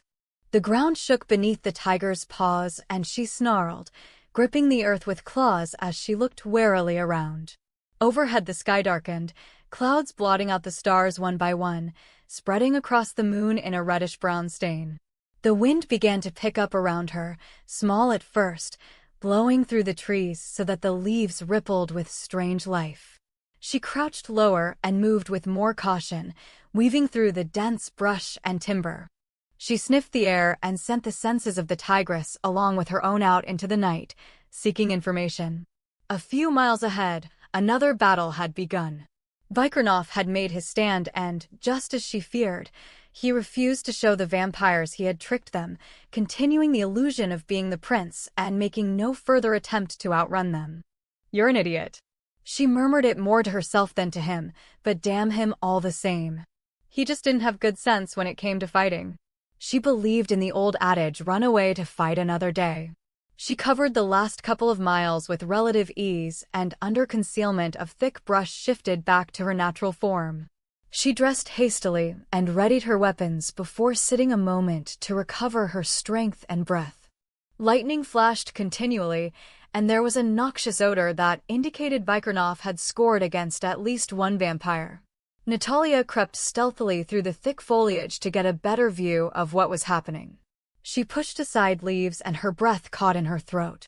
Vikirnoff glided with grace and power, his body as graceful as any dancer's, his features hard-edged and free of all emotion, sculpted in masculine lines and set with intense concentration. She could see him clearly beneath the illusion, his determination, his focus. He moved with blurring speed in the circle of vampires, striking fast at one, retreating before they could touch him, only to strike at another. Natalya stared at him, utterly mesmerized by him, by his masculine beauty as he fought a battle against so many. She had never seen such a demonstration of power or skill. He flowed like water around them, always moving in a circular pattern, his feet barely skimming the ground. Admiration and respect welled up and spread through her. Natalya crouched there, unable to take her eyes off of him, fascinated by him, proud of him.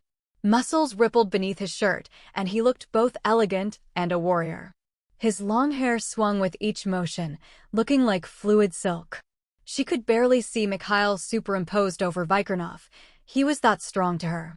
The tigress moved inside of her, recognizing its mate. The dragon, her birthmark burned from the close proximity to the vampires, but it throbbed with a different kind of heat as she watched him fight. She would never forget that moment, that sight of him blazing with power and energy, moving with fluid grace and absolute merciless resolve. "You are my life mate." She whispered it aloud, awed by the fact that her body knew him long before her mind made the acknowledgement. She watched in amazement as he literally ripped the heart from a chest, while two vampires collided in the air where he had been a split second earlier. She felt she was watching a choreographed battle, every move prearranged and rehearsed. Vikirnoff kept the vampires off-center using his blurring speed, not wanting them to realize he was not the prince. These were fledgling vampires, pawns Maxim used as fodder to inflict as much damage as possible to weaken the lines of defense. Vikirnoff was certain Maxim had sent the fledglings to the inn to fight and hopefully wound the hunters guarding Mikhail. Maxim would have planned to be right behind them for the kill, but he had not calculated or considered that chance would bring another experienced hunter into the fray. As Vikirnoff dissolved into vapor to keep from being split in two by the most experienced of the undead, he glanced toward the north. By the look of the sky in that direction, the Dragon Seeker had Maxim on the run. The master vampire would never be foolish enough to fight such an experienced hunter without a clear advantage. At least the trap had been broken up before there were too many losses. In the form of vapor, Vikirnoff streamed behind a dark-haired vampire and reached out, shifting back into his form at the last second, catching the head between his hands and wrenching hard to break the neck. It wasn't a killing blow, but each wound served to weaken the enemy. He immediately was on the move again, running up the side of a tree to backflip over the top of the same vampire, kicking him as he did so to knock him to the ground. He had successfully destroyed 2 of the 5 vampires and so far had only minor scratches to show for it. The vampires pulled back, dragging their injured comrade with them. As Vikirnoff approached them, they threw up a barrier between them. Vikirnoff settled to earth and studied their faces. "I do not recognize any of you." "How is that?" "You do not recognize a childhood friend, Mikhail?" The one with the broken neck snarled. Spittle ran down his face and he wrenched at his neck, settling his head more carefully on his shoulders. "I am Borak, and you must remember Valentine and Jean. We ran with you in these very forests, yet you cannot even remember who we are." Vikirnoff bowed, a simple courtly gesture from the waist. "Forgive me, Borak, it must have been that the years have changed you. I remember your youth and unmarked face, not the vision of evil you have chosen to become." He held up his hands and for a moment, crystal-clear water swirled in his palms, reflecting back the faces of the 3 vampires. They shrieked and hissed as they swirled long capes over their faces to hide from their repulsive images. Vikirnoff dropped his hands to his sides. "You see why I do not remember old childhood friends." "You have no friends," Valentine snapped. "Even Grigori has deserted you. All of them. They deliberately left you alone, knowing there would be an attack. Your own people have decided your fate. They want you dead." The flutter of wings filled the air. The sky darkened overhead as a migration of large vampire bats flooded the area. They began to settle in the trees, ringing the battleground, hundreds of them, more even, folding wings and gripping with tiny claws. There were so many on some of the branches that the limbs drooped with the weight. "Come and kill me, Valentine. I await your pleasure." Valentine snarled, exposing his jagged teeth. He glared at Mikhail. "You mock me, but it matters little when I know you have no way out." Vikirnoff spread his arms. "You are welcome to try, Valentine. You are stalling in the hopes that your master will tell you what to do." Natalya could see a difference growing in the vampires. Where before they had been cowering behind the shield they had erected, now they were standing taller, eyes beginning to glow, taking on more strength of purpose. She was certain their master had begun to pour power into them as well as a battle strategy. She looked toward the north. The lightning dragon was gone, and once more the skies in that direction were calm. Over her own head, dark clouds spun and twisted, and a light rain had begun to fall. She couldn't tell if it was natural or not, or who might be controlling the weather. The vampires spread out, their bodies glowing with a ghostly light. Borak looked grotesque with his head skewed to one side. His head flopped continually, and he muttered threats and spit curses as he readjusted it on his shoulders. The bats fluttered and began to spread their wings. Some took to the air while others dropped to the ground. The way the creatures stalked Vikirnoff across the ground, using their wings in a stilted, crab-like walk was so creepy Natalya shivered, goosebumps rising on her arms and legs. The bats formed two circles around Vikirnoff and the vampires, the inner circle moving clockwise, the outer circle moving counterclockwise. Her heart began to beat faster, and she took several deep breaths to slow it, not wanting to give her presence away. She had to trust him. She did trust him, yet it took tremendous self-control to keep from shouting out a warning. Natalya shoved her hand into her mouth and bit down hard.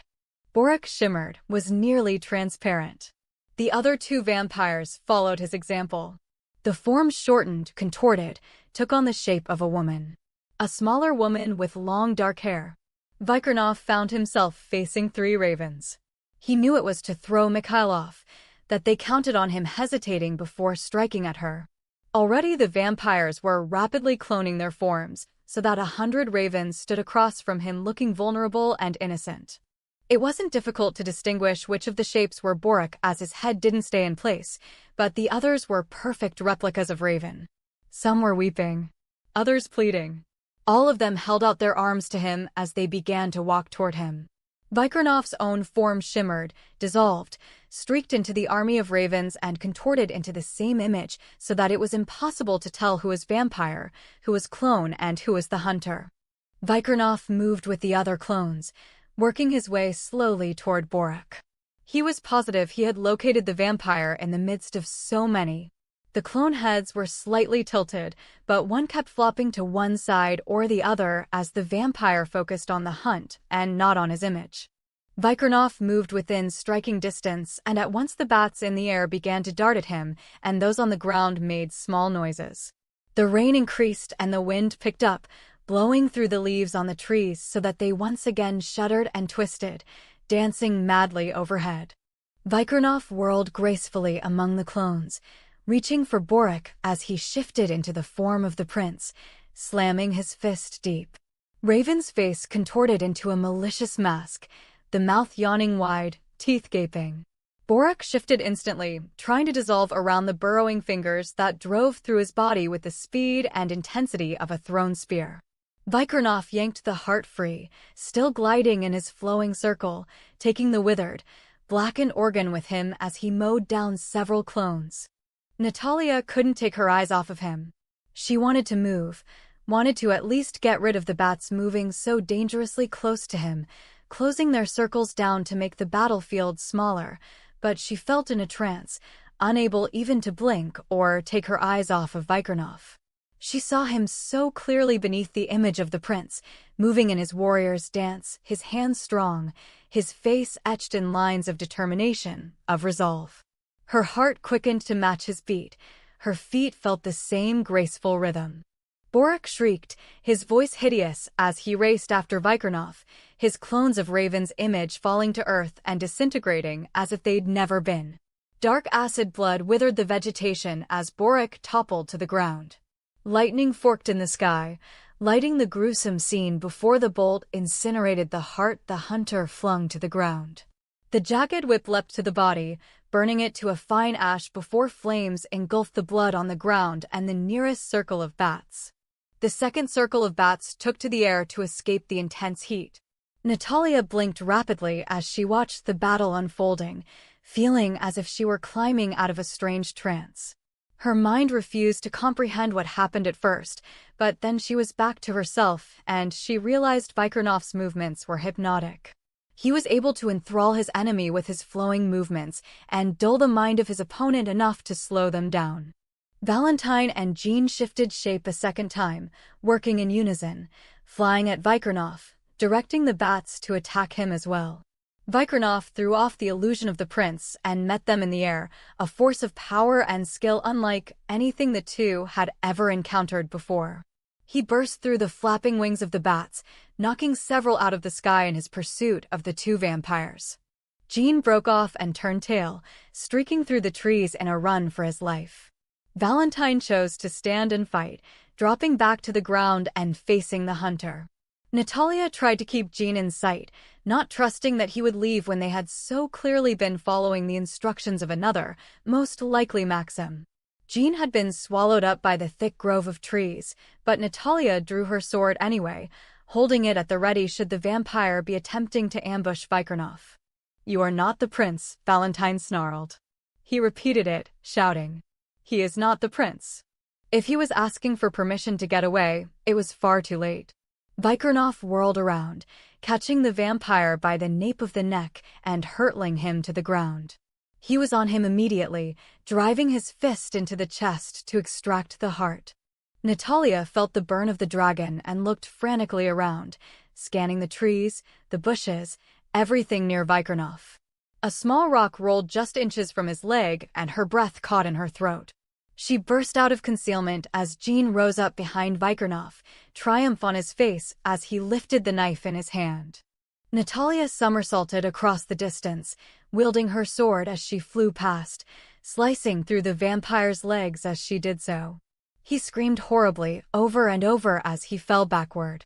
Vikirnoff was already turning, striking as he did so, his speed so fast, he had the heart before Jean hit the ground. Lightning flashed and flames raced from the blackened hearts to the two bodies. Vikirnoff lifted his head and looked at her. 14. "What the hell were you thinking, following me like that, Natalya? You could have been killed." He knew the moment he uttered the words, how ridiculous he sounded. Natalya might easily have taken care of the vampires, and that just upset him more. He wasn't even certain why he was so distressed. Maybe it was the smear of blood along her shoulder and the bruise on her face from the earlier battles. He swore under his breath and rubbed a hand over his face. Natalya smirked at him. "Just say thank you and we'll call it good." He looked at his hands, held them up for her to see. "Look at this. I actually itch to shake some sense into you." His palm slid over the top of her head, down her hair to the nape of her neck.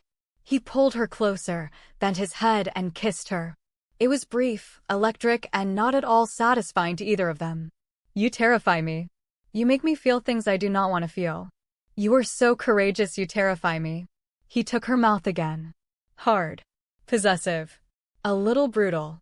She tasted his terror. She tasted his need. There was so much hunger. So much resolve. Vikirnoff could be gentle, but he wasn't feeling gentle. She had scared him, and that wasn't a good thing. "Let's get out of here, Vikirnoff. This place gives me the creeps. Can't we go somewhere and talk?" "I do not feel much like talking." She took a deep breath, let it out slowly, and looked him directly in the eye. "Neither do I." His body tightened at her words, but more than that, his heart turned over. He reached for her without preamble, gathered her close, and took to the air. Deliberately, Natalya wound one leg around his thigh, allowing the damp heat of her body to tease him as he took them across the night sky. "Are you afraid?" "No." She tugged at his earlobe with her teeth. "Yes. I don't know. Maybe a little. You know what you're doing?" His hand was low on her spine, fingers spread wide, palm burning her right through her clothing. His voice was harsh with hunger. So much hunger. Her womb clenched and her nipples hardened into tight peaks. "You're asking me if I'm committing to you." Her body ached. Felt empty. She turned up her face to his, her arm circling his neck, and kissed him, tongue licking his lips, her hand sliding down his chest to brush the thick bulge pressed so tightly against her. "Be very certain. Because once you do, I will not let you go, Natalya. Even if you somehow manage to undo an ancient binding ritual as old as time itself, I will not let you go once you are mine." His beast was roaring for his life mate. "Save me. Choose me. Be forever to my heart connected." She was his. His. She liked that he didn't close his mind to her. She wanted to feel the possessiveness of his thoughts. She wanted to be swept away so the small scared part of her wouldn't be able to think too much, and she could just take what she wanted. Do what she wanted. Have someone for herself. Someone to talk with, share laughter, be angry, be frightened for. She wanted it all. Vikirnoff was offering all of those things. "I am not an easy man to be with." She kissed him again, stopping him in mid-sentence. He tasted hot, carnal. He tasted sweet and close to love. I'm not an easy woman to be with either. She broke off to kiss him a third time, her fingers sliding beneath his shirt to feel his chest. She was careful to avoid his still tender wounds, not quite healed from his earlier battles. I think I'm going to be addicted to kissing you. She circled his neck with her arms as he made the descent with dizzying speed into a small chimney in the mountain, closing her eyes and hiding her face against his shoulder. The entrance was narrow and long. They plummeted straight down into a wide chamber with cathedral-like ceilings.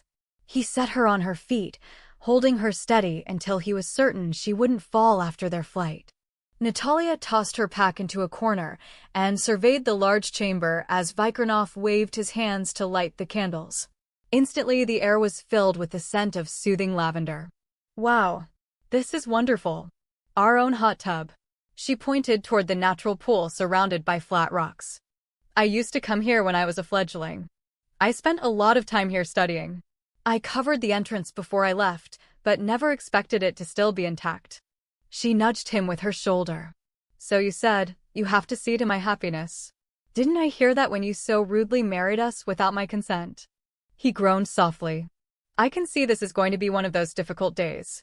She tossed her head so that her tawny hair fell around her face in waves, doing things to his heart he didn't want to examine too closely. Even her rude noises were becoming endearing, and that was just plain frightening. I think you're going to have a lot of those. Difficult days? I think you are right. So answer the question. You have to make me happy, right? I can do no other, he agreed. A slow, wicked grin curved her mouth and set her eyes sparkling. I need lots of things to make me happy. And keep me happy. I'm that kind of girl. What kind of girl? Suspicion crept into his voice. Needy. High maintenance. I do not doubt that for a minute. His gaze drifted over her face and something in him shifted. Stilled. Come here. Natalya backed up.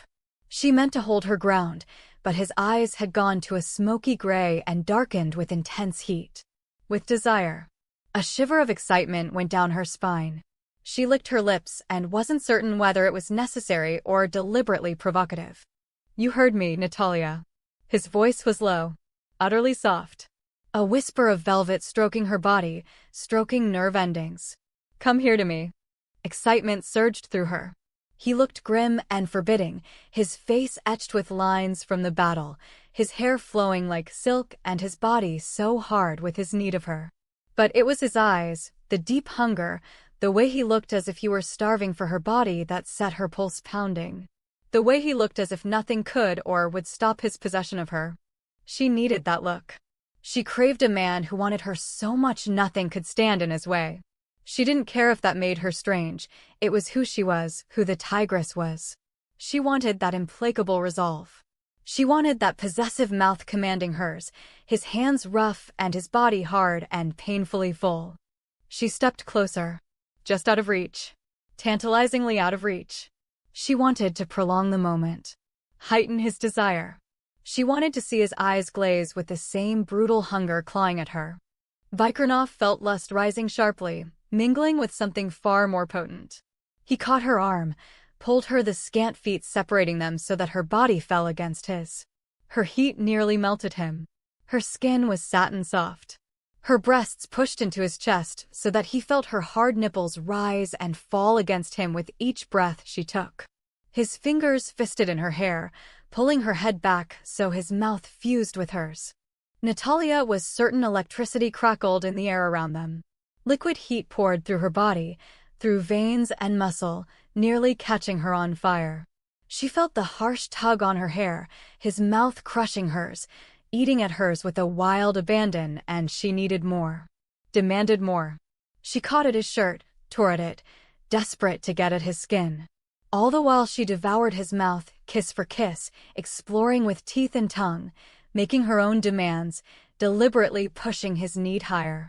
He brushed aside his clothing in the way of his people, with barely a thought other than he wished them gone. Catching the front of her camisole, he stripped it away, baring her breasts to his hungry gaze, the primitiveness of the action heightening his pleasure.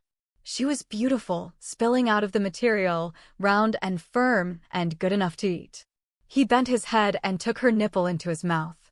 Her hips bucked hard against him, her belly contracted and a hot moan escaped. He held her there, suckling at her breast, her body on fire and her needs swamping him. With each swipe of his tongue and tug of his teeth, he felt her body rock, her muscles contract. He knew her body was wet and slick and welcoming. Her mind was wide open to his deliberately. She shared her desire, fed his needs with her own open abandon. Whatever he wanted, she was there to fulfill for him, and she expected the same. His hand slid down her belly to the little ring that had intrigued him so much. He touched it, slid lower to find her pants. "Take them off of me," she ordered, bending forward to lick at his nipples. "Hurry, Vikirnoff. Get my clothes. They hurt my skin." He stripped her, deliberately rough, arousing her further as he walked her backward until she was against the cavern wall, took possession of her mouth again as he pulled her naked body tightly against his. She cried out, unable to stop the small sound, uncaring that he knew she wanted to sob with so much pleasure running through her body. She ground her hips against him, wanting more, seeking more. His hand cupped her breast in reward, thumb teasing her nipple, stroking and caressing so that waves rippled through her body and tightened her womb. "More," she whispered, greedy for it all, every experience. His teeth nibbled at her chin, teased her throat, and nipped the swell of her breast. He lifted her easily, his strength enormous, holding her pinned against the wall while he laved her belly button and pressed little kisses on her stomach. Her breath came in gasps. She tried to wrap her legs around him, so hot and wet she needed relief, but he lifted her to a ledge, so that her bottom sank into a groove there. His hands were hard on her knees, jerking her thighs apart. The cool air hit her hot core, but nothing could cool her, nothing could make the ache stop. She heard her own heartbeat. She heard the sound of her ragged breathing. Then his breath was on her. His peculiar brand. A claiming that would never go away. She felt it deep inside and her entire body tightened to the point of pain. She was nearly sobbing for him. His hand cupped her mound, pressed into her heat. She jerked, twisting with hunger. Her pulse pounded in her ears, throbbed in her womb. His fingers slid through her heat, pressed deeper into her. That easy she came, shattering into fragments, her body so responsive she couldn't hide her reaction if she wanted to. Her eyes met his. She loved his face, the masculine lines etched so deep there, a warrior's face. A lover's face. She brushed her fingertips over the lines, traced his lips, all the while staring into his eyes, reveling in the sheer intensity of his desire for her, the feel in his mind that he was on the razor-thin edge of his control. "I want you, Natalya." His voice was husky. His fingers pushed deep so that she couldn't stop the way her hips rode him, every muscle contracting with heart-stopping pleasure. "I know you do, Vikirnoff. I want you too." She could barely manage to get the words out, gasping as his fingers retreated and plunged deep again. He shook his head. "I mean you. I want you to understand I do not want any other woman. Only you." She cried out as his fingers withdrew. He caught her hips in his hands, his thighs wedging between hers. "Look at me, Inak Sivamet Yuda. I want you to know who you are with." She met his gaze steadily. "I know exactly who I'm with." His erection was painfully hard, almost an agony he could no longer bear. He needed to be deep inside of her where he belonged, where they would be connected for all time. He pressed against her feminine channel, so wet and slick and hot with hunger for him. Natalya moaned, and the sound was almost too much for him, vibrating through his body until it felt like fingers on his too tight skin stroked and caressed up and down the length of his erection. He kept her gaze captive as he pressed into her, a slow, long stroke that pushed through her feminine folds so that she gripped him like a tight fist. His breath escaped in a long rush of air as he waited for her body to accept him, waited to push a little deeper. Again. And then again. He wanted to be so deep she would never get him out. She shuddered with pleasure. His fingers dug deep into her hips, holding her into the seat in the ledge. He began to move, withdrawing a long, excruciatingly slow movement that robbed her of her ability to think. She could only feel, could only dig her nails deep into his arm and hang on as he plunged into her, thrusting hard and deep, driving through her velvet folds while she screamed his name. He didn't stop, but kept surging powerfully into her, thick and hard, pushing through her tight folds, tilting her to get a better angle, holding her on the edge of release until she sobbed for relief. The loss of control shattered her when she'd always had so much control. It was frightening to need so much, to feel helpless under the pounding beat of sexual hunger. Vikirnoff. Just that. His name. His name. The breathless plea sent him careening out of all control. Every muscle in his body tightened to the point of pain. Every nerve ending in his body was alive and shrieking for release. The sensation built like a volcano, a strong, powerful rush that shook him. He had never felt such intensity, such a feeling of need and hunger and possession as he did at that moment. Lust and love seemed intertwined, inseparable. His fingers dug into her skin and fangs exploded in his mouth. He fought back the urge to take her blood as he neared the edge of his control. Natalya's soft, breathless gasps and moans drove him over the edge. Her body was like hot silk, her feminine channel as tight as a fist, squeezing and gripping until the friction and heat burst through him like molten gold. His release was shattering and took her with him, so that her muscles convulsed around him, over and over, powerful contractions that kept them both gasping for breath, lungs burning and bodies on fire while the world around them fragmented. Even his powerful legs turned to mush so that he leaned over her, gripping her thighs for support. She looked an offering, lying back so that her breasts thrust upwards invitingly, her legs sprawled open to allow him to stand between her thighs. Her hair was in wild disarray and her eyes were half closed, long lashes fanning against her cheeks. I can't move. Neither can I. In truth, he didn't want to move. He wanted to stay buried in her for all time. She was a haven, a secret refuge that offered glimpses of paradise. He stroked her thighs with the pads of his fingers, needing to touch her, needing the intimacy of being able to touch her so freely. You didn't take my blood. She didn't know if she was disappointed or relieved. In all honesty, the craving was in her veins, in her mind, so strong she felt the lengthening of her incisors and the taste of him in her mouth. His gaze jumped to hers. Hot. Hungry. The intensity stealing her breath. I have not discussed such a thing with you, Natalya. His accent was much thicker than usual and set her heart pounding. Why? I will not take that decision from you. He had made up his mind to honor her wishes. He wanted her acceptance of him as much as she wanted it of him. She was all too aware of his body locked so deeply inside of her, of his hands stroking her thighs, moving up her belly to brush her breasts. She should have felt vulnerable, splayed out as she was, but she felt utterly sexy. Wanted.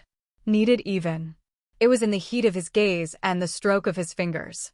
In the way his body stayed hard and thick and throbbing with fire even through the catastrophic explosion between them. Natalya reached up to run her fingers through the silk of his hair. I have to find the book. If I were to make a blood exchange with you, would it affect the way I am able to call upon the elements? My magic is a part of me, like breathing. If magic was lost to me, I wouldn't know who I was anymore. He closed his eyes. He was wholly Carpathian, born a hunter, a shapeshifter, able to command the things of nature. He didn't have to give up his world or who or what he was. Would she still have all her abilities? He couldn't give her an answer. Vikirnoff groaned and bent toward her. Natalya responded eagerly, fusing her mouth with his, delighted that the action drove him deeper into her and set aftershocks rippling through her body with enough force to start new ones. When he lifted his head, she kept her hands on his shoulders, forcing him to look into her eyes. His hips moved in a gentle, almost lazy rhythm, sending spasms of pleasure through her body. She wanted to be a part of him, of his life. But she wanted him to want her for herself. For who she was, not because some ancient words had bound them together, or because the universe had decreed they belonged. You look sad. Inak Sivamet Yuda. What are you thinking? Aren't you sharing my mind? Not at this precise moment. I enjoy watching the expressions on your face. Right now, while we are connected and sharing the joy in our bodies, you are looking sad. I must endeavor to find better ways to please you. A faint smile curved her mouth. I think you're well aware that you please me. Stop fishing for compliments. He moved to adjust his angle just slightly as he pushed deep with a hard stroke, heightening her pleasure even more so that a small gasp escaped and the sadness disappeared from her eyes to be replaced with something altogether different. Vikirnoff, what is Einak Sivamet Yuda? Another moan escaped as he plunged deeper again. The exact translation. It means forever to my heart connected. He shrugged, a slight movement of his wide shoulders. Or fixed. Forever to my heart fixed. The words are interchangeable. Her gaze drifted over his face. Am I? Am I connected to your heart? How could you think otherwise? Natalya didn't have an answer for that. She had confidence in her intelligence, her courage, and her abilities in most areas, but not that of a woman. Of a partner. She had never thought in those terms, and the ideas in his mind of what a life mate should be were very far from what she was, or could ever be. She wanted to be his Einak Sivamet Yuda, but she had doubts he was seeing her realistically. She closed her eyes and gave herself up to the ecstasy of his lovemaking, unwilling to think too much about the future. She lost herself in his body, in the absolute magic they created together. She craved the feel of his hands on her body, the feel of his skin and muscles, the power of him as he took her. There was an edge to him, as if he could be ruthless in his lovemaking, pushing her beyond any limit she had ever thought she had, all the while heightening her pleasure, keeping her wanting more. Always more. Time slipped away from her. There was only Vikirnoff and his hands and mouth and body. Each time she thought it was over and they would rest, he was there again, demanding again, wanting her. Hungry for her. She felt the scrape of his teeth and swirl of his tongue. There wasn't an inch of her that didn't go untouched, untasted, and used, but all the while he was wringing gasps of pleasure, moans, and pleas for more. He carried her to the hot springs and settled her on his lap where he could bathe her. Limp with fatigue, deliciously sore, she buried her face in his neck. Thank you for not taking my blood. I feel the need in you, but you were so careful. His pulse pounded beneath her lips, the strong ebb and flow of life that beckoned and called and tempted. I told you I would not. Still, I would have let you, she confessed. I wasn't thinking straight. I told you I would not, he reiterated. If it is important to you, I will always remember, even when I am not thinking clearly either. She turned her head to lie against his shoulder so she could look up at his face. There was male beauty in the lines etched there as well as other traits she was becoming familiar with. Vikirnoff wore power and dominance as easily as other men wore clothes, yet it was so natural to him, so intrinsic to his personality, she had accepted it in him without much thought, because he tempered those things with integrity and fairness. I'm beginning to like you. His smile was brief, but it flared in his eyes, and her heart, as tired as she was, responded with a quick beat. She smoothed her fingertip across his lips. That is a start. He tugged on her wet hair. You could be hard on a man's ego if he allowed it. She laughed. She couldn't help it. She wanted to spend all night making love every way they could and feasting on each other's body. I doubt anything could dent your ego, Vikirnoff. The water feels so good. I do not want you to be sore. I intend to make certain you are properly healed before you go to sleep. There was a note in his voice, husky, sexy, a promise of something sinfully wonderful that sent heat spreading through her veins. I'm all for that. Are we going to stay here? She didn't want to be separated from him. She couldn't go through another day without him. I think it is best. The vampire cannot send human enemies against you, and I can better protect us here. How is Gabrielle doing? Is she still alive? Yes. I hold her spirit with mine. They have sent her to sleep. Falcon will give her blood on rising. If her body can wait, Mikhail will do the third exchange on the following rising. The wait will give her plenty of time for several healing sessions with the others and a chance for her body to adjust to the ancient blood. How will she be connected to you, Vikirnoff? She stifled the small pang of jealousy she was ashamed of feeling. She hadn't had anyone for herself in so long, and she wanted to be his only. His teeth nibbled at her shoulder. Not in a sexual way or in the way of a life mate, Natalya. She will have a private path to my thoughts, as I will to hers. Our spirits will maintain a connection, as she will have been in my keeping for over 24 hours. Gabrielle will awaken as one of us. She will not have a life mate to turn to for support in her new world. Her sister and brotherkin are returning as quickly as possible to aid her, but she is half in love with Gary, a human.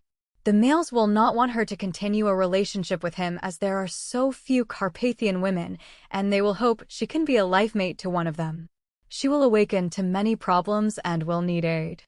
And you have to be there for her. You wished me to save her life, he reminded gently, even as his teeth bit down over the pulse beating so frantically in her throat. I could devour you, Natalya, and never get enough. She laughed again because she could hear the truth in his voice and felt the stirring of his body against her. It reassured her when she felt so vulnerable. I believe you. I'm exhausted. We can't possibly, not again. I need to sleep for a week or two. And so do you. Vikirnoff lifted her with casual ease and carried her to the far side of the cavern where he had prepared a large bed on the ground. Candles were everywhere, the flames flickering and dancing, throwing shadows on the walls to illuminate crystals and give color to the walls. The spread appeared to be a midnight blue, velvet soft with a host of cushions.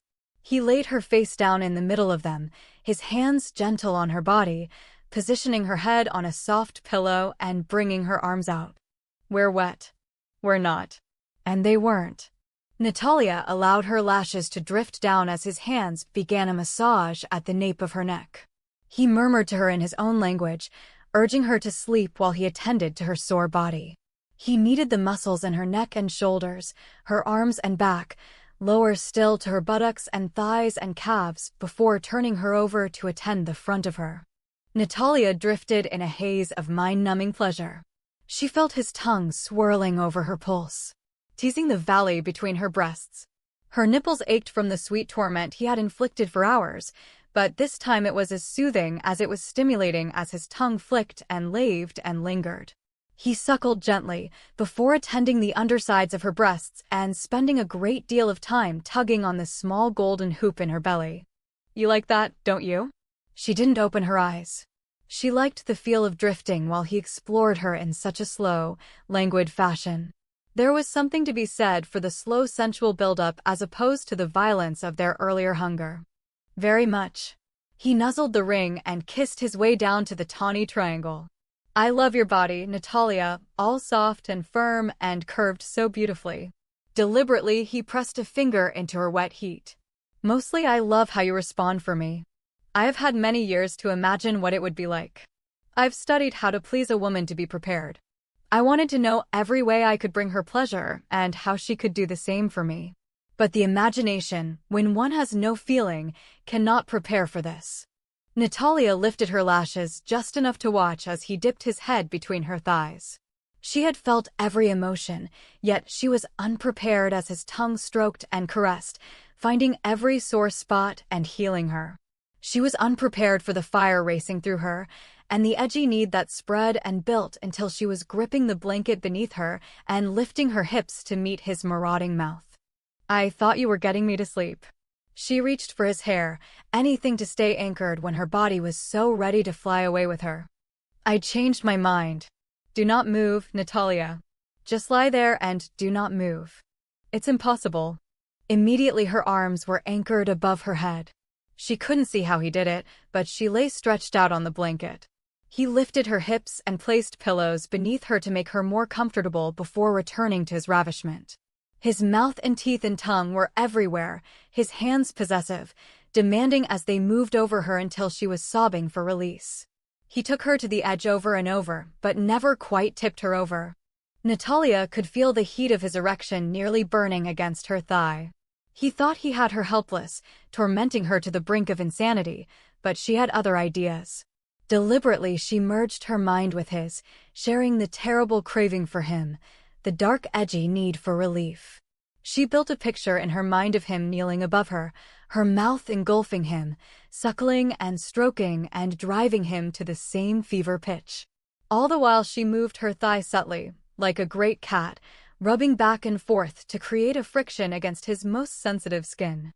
She heard his soft groan, felt the response as he grew harder and thicker and jumped in anticipation and need.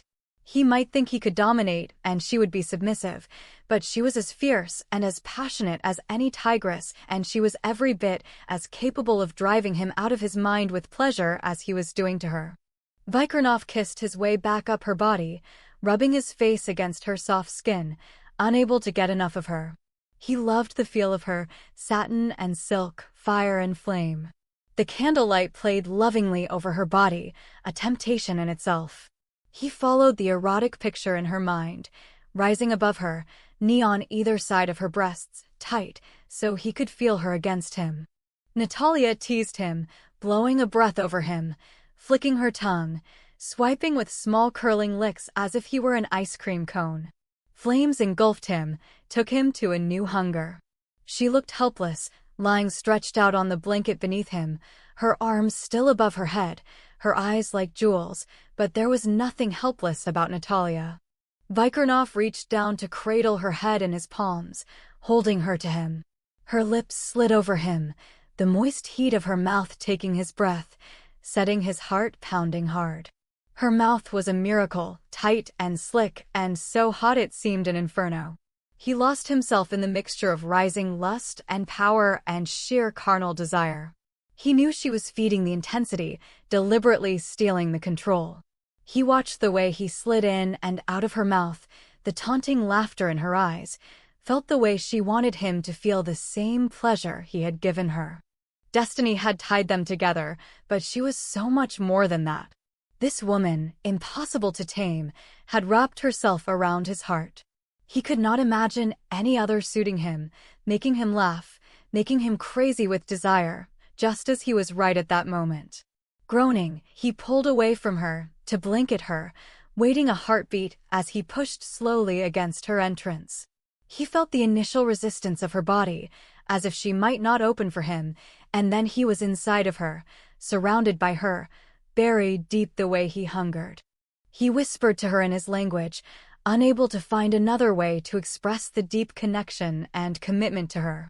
He made love to her, slow at first, watching the way her pleasure built, feeling her body tighten around him until he could only thrust harder and deeper, searching forward to keep that connection forever. She had tears in her eyes when the powerful quakes rocked through their bodies and left them gasping for air, struggling to slow their hearts. They were limp with exhaustion. Vikirnoff rolled his weight off of her, kissing her neck as he drew her against him. "It is nearly dawn. We must sleep." Natalya struggled to find a way to talk without proper air. Her lungs were burning and her body still rippled with pleasure. "Aren't you going to sleep underground? Shouldn't you?" "I'll sleep right here, over the top of you, and protect you from all the gremlins," she insisted. "The only thing you have to worry about is the Troll King. I have provided intricate safeguards. Even your infamous Troll King would have to pause to unravel them, and I would awaken. We will be safe here." Natalya pillowed her head on his shoulder. "I really don't mind if you need to go to ground, Vikirnoff. I can handle it." Vikirnoff wrapped his arms around her. "I prefer to sleep right here beside you," he said. "I like holding you. If you should wake and I appear dead—" I know, she interrupted. "You're really asleep. Stop flattering yourself, I'm perfectly fine without you. You get into trouble without me. Every morning, when I finally am tired enough to go to bed after watching television all night alone, I call up a dream of my childhood with my brother, Razvan. I've been doing it for years. It was the only way I could feel like I wasn't so alone, as if I still belonged and had family.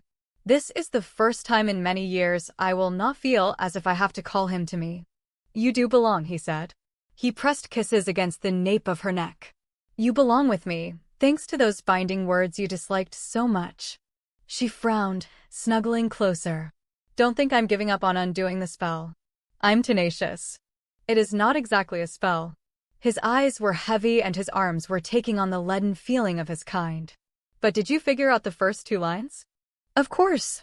She felt smug. She couldn't help it. She had always had a gift for languages, and she had the advantage of speaking earlier languages before they had evolved into the 20th century patterns. She was familiar with the way many words were considered unnecessary in the earlier languages. The first two sentences translate more exactly to something like this: "You wedded wife my." There is no specific word for the word are. The second line comes out something close to me you belong, wedded wife my. I'm not certain of the exact phrasing, but it is far closer than the more modern form. A slow smile lit his eyes. Really? He arched his brows at her. Yes, really, she said, undeterred. I know you think it's funny, but I refuse to be trapped into something whether I want it or not. It's not good for you to think you've got me tied to you. I'm not a passive person, and I wouldn't want you to think I am. His laughter was soft, his breath warm against the nape of her neck. Passive? You? I cannot imagine anyone, least of all me, making that mistake. She grinned, closing her eyes. Razvan said I needed to curb my tongue and that if Shakespeare had met me, Kate wouldn't be the famous shrew, Natalya would. He said that, did he? Vikirnoff was wise enough not to agree aloud. Not when her body nestled so comfortably next to his. What else did Razvan have to say? He said I needed to learn how to sew, to be more restful and soothing and to censor most of what I say. There was laughter and affection in her voice. I cannot imagine. I told him I did censor most of what I say. If he could read my mind, her voice trailed off, her lashes lifting so she could meet the amusement in his gaze. Lucky you. You get to know the real me with no censorship. Good night, Natalya. He kissed her again and succumbed to the sleep of his kind, feeling very lucky to know the real woman. 15. Razvan. Where are you? I'm so happy. Come to me tonight. Where are you? Why won't you answer me? Natalya hurried down the cobblestone steps leading to the great garden. They always met in the garden if they'd been separated for the day, but she couldn't find her brother anywhere. Why are you so happy? The voice came from a distance and Natalya spotted her twin seated on the slabs of slate overlooking the fountain. He looked glum, his legs drawn up, his elbows on his knees, chin propped in hand. Where have you been, Natalya? Do you even realize you deserted me? I didn't know the safeguards, and I had to see grandfather. That brought her up short. They never referred to him as grandfather. Xavier was supposed to be dead. If they talked about him, he would punish them, and his punishments were terrible. Xavier. Their grandfather. They were forced to live with him after their father had disappeared. Natalya frowned. Why couldn't she remember Xavier when she was awake? She knew exactly what he looked like when she conjured up her dreams of her childhood, but not when she was in present time awake. How did that happen? Don't call him that. We are to call him Uncle. He might hear you. Why didn't you give me the safeguards, Natalya? How could you leave me wide open like that? Razvan stood up slowly, turning as he did so, lifting his shirt. Look what he did to me. Natalya halted instantly. Oh no. Razvan. Why does he take it out on you when I make a mistake? I hate that. I hate that we're so afraid to be together we have to meet like this. Did he take your blood? He always takes my blood. If not mine, then he would take yours. You know that. I don't care if he punishes me, he isn't going to get your blood. Why do we stay? Why are we allowing him to dictate to us and keep us small children? I have power. He can't control me. He wants me to believe he can, but he can't. You have the same power in you, Razvan. You've resisted him for years. Together we can break free of him. We have different strengths, Natalya. You're good at commanding the elements. You have a quick mind and can figure things out. You come up with the ideas in the first place, Razvan.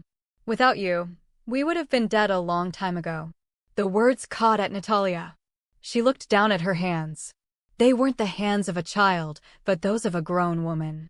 Shock spread through her. She looked up at Razvan. What happened to us? The form of the teenage boy shimmered, became translucent, and a man's image superimposed itself over the child. You betrayed me. You chose the hunter, my enemy. Natalya shook her head, reaching out toward her brother. I chose happiness, Razvan. That was something our grandfather didn't understand, could never understand. What was the point of longevity? I've watched people die over and over, but they led happy lives while I just lived on and on alone with no one to share anything with. Neither sorrow nor joy. Her arms dropped back to her side, empty. We have power beyond imagination. No, we don't. I've seen power beyond imagination, but it doesn't matter to me. Those people who are born, live their lives together as a family and die surrounded by family. They know how to live. What do we do? What does he do? He hides from the world with his malevolent schemes, drinking blood to stay alive for what? Why live so long without happiness? I choose to be happy to share my life. I will not apologize or feel guilty for that. Look at us, Natalya. You took our world and changed it. I'm no longer a boy and I'm fading. Would you really choose him over your brother? Your twin. I will not leave him. Why would you think I'm trading one for the other? You're in my dreams, Razvan. I will never forget you, never. Her heart pounding, she studied the fading image of her twin, the harshness in the face of the man. You don't need me. You have him. Natalya refused to sound as if she were pleading or asking permission. He is alive and I am alive. I cannot sustain my life on dreams of a brother long gone from me. My love for him is different. Razvan's face twisted with anger. I forbid this. He is a hunter, hated by our family. Choose another. This is a dream, only a silly dream. I choose Vikirnoff.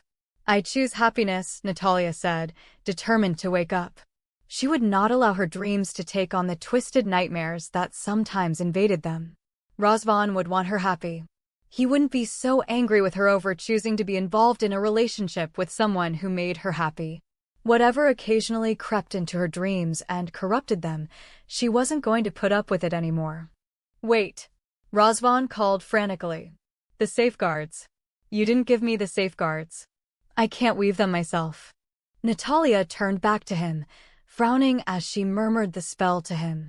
He smiled at her, beloved Razvan, already repeating the words to ensure he didn't forget them.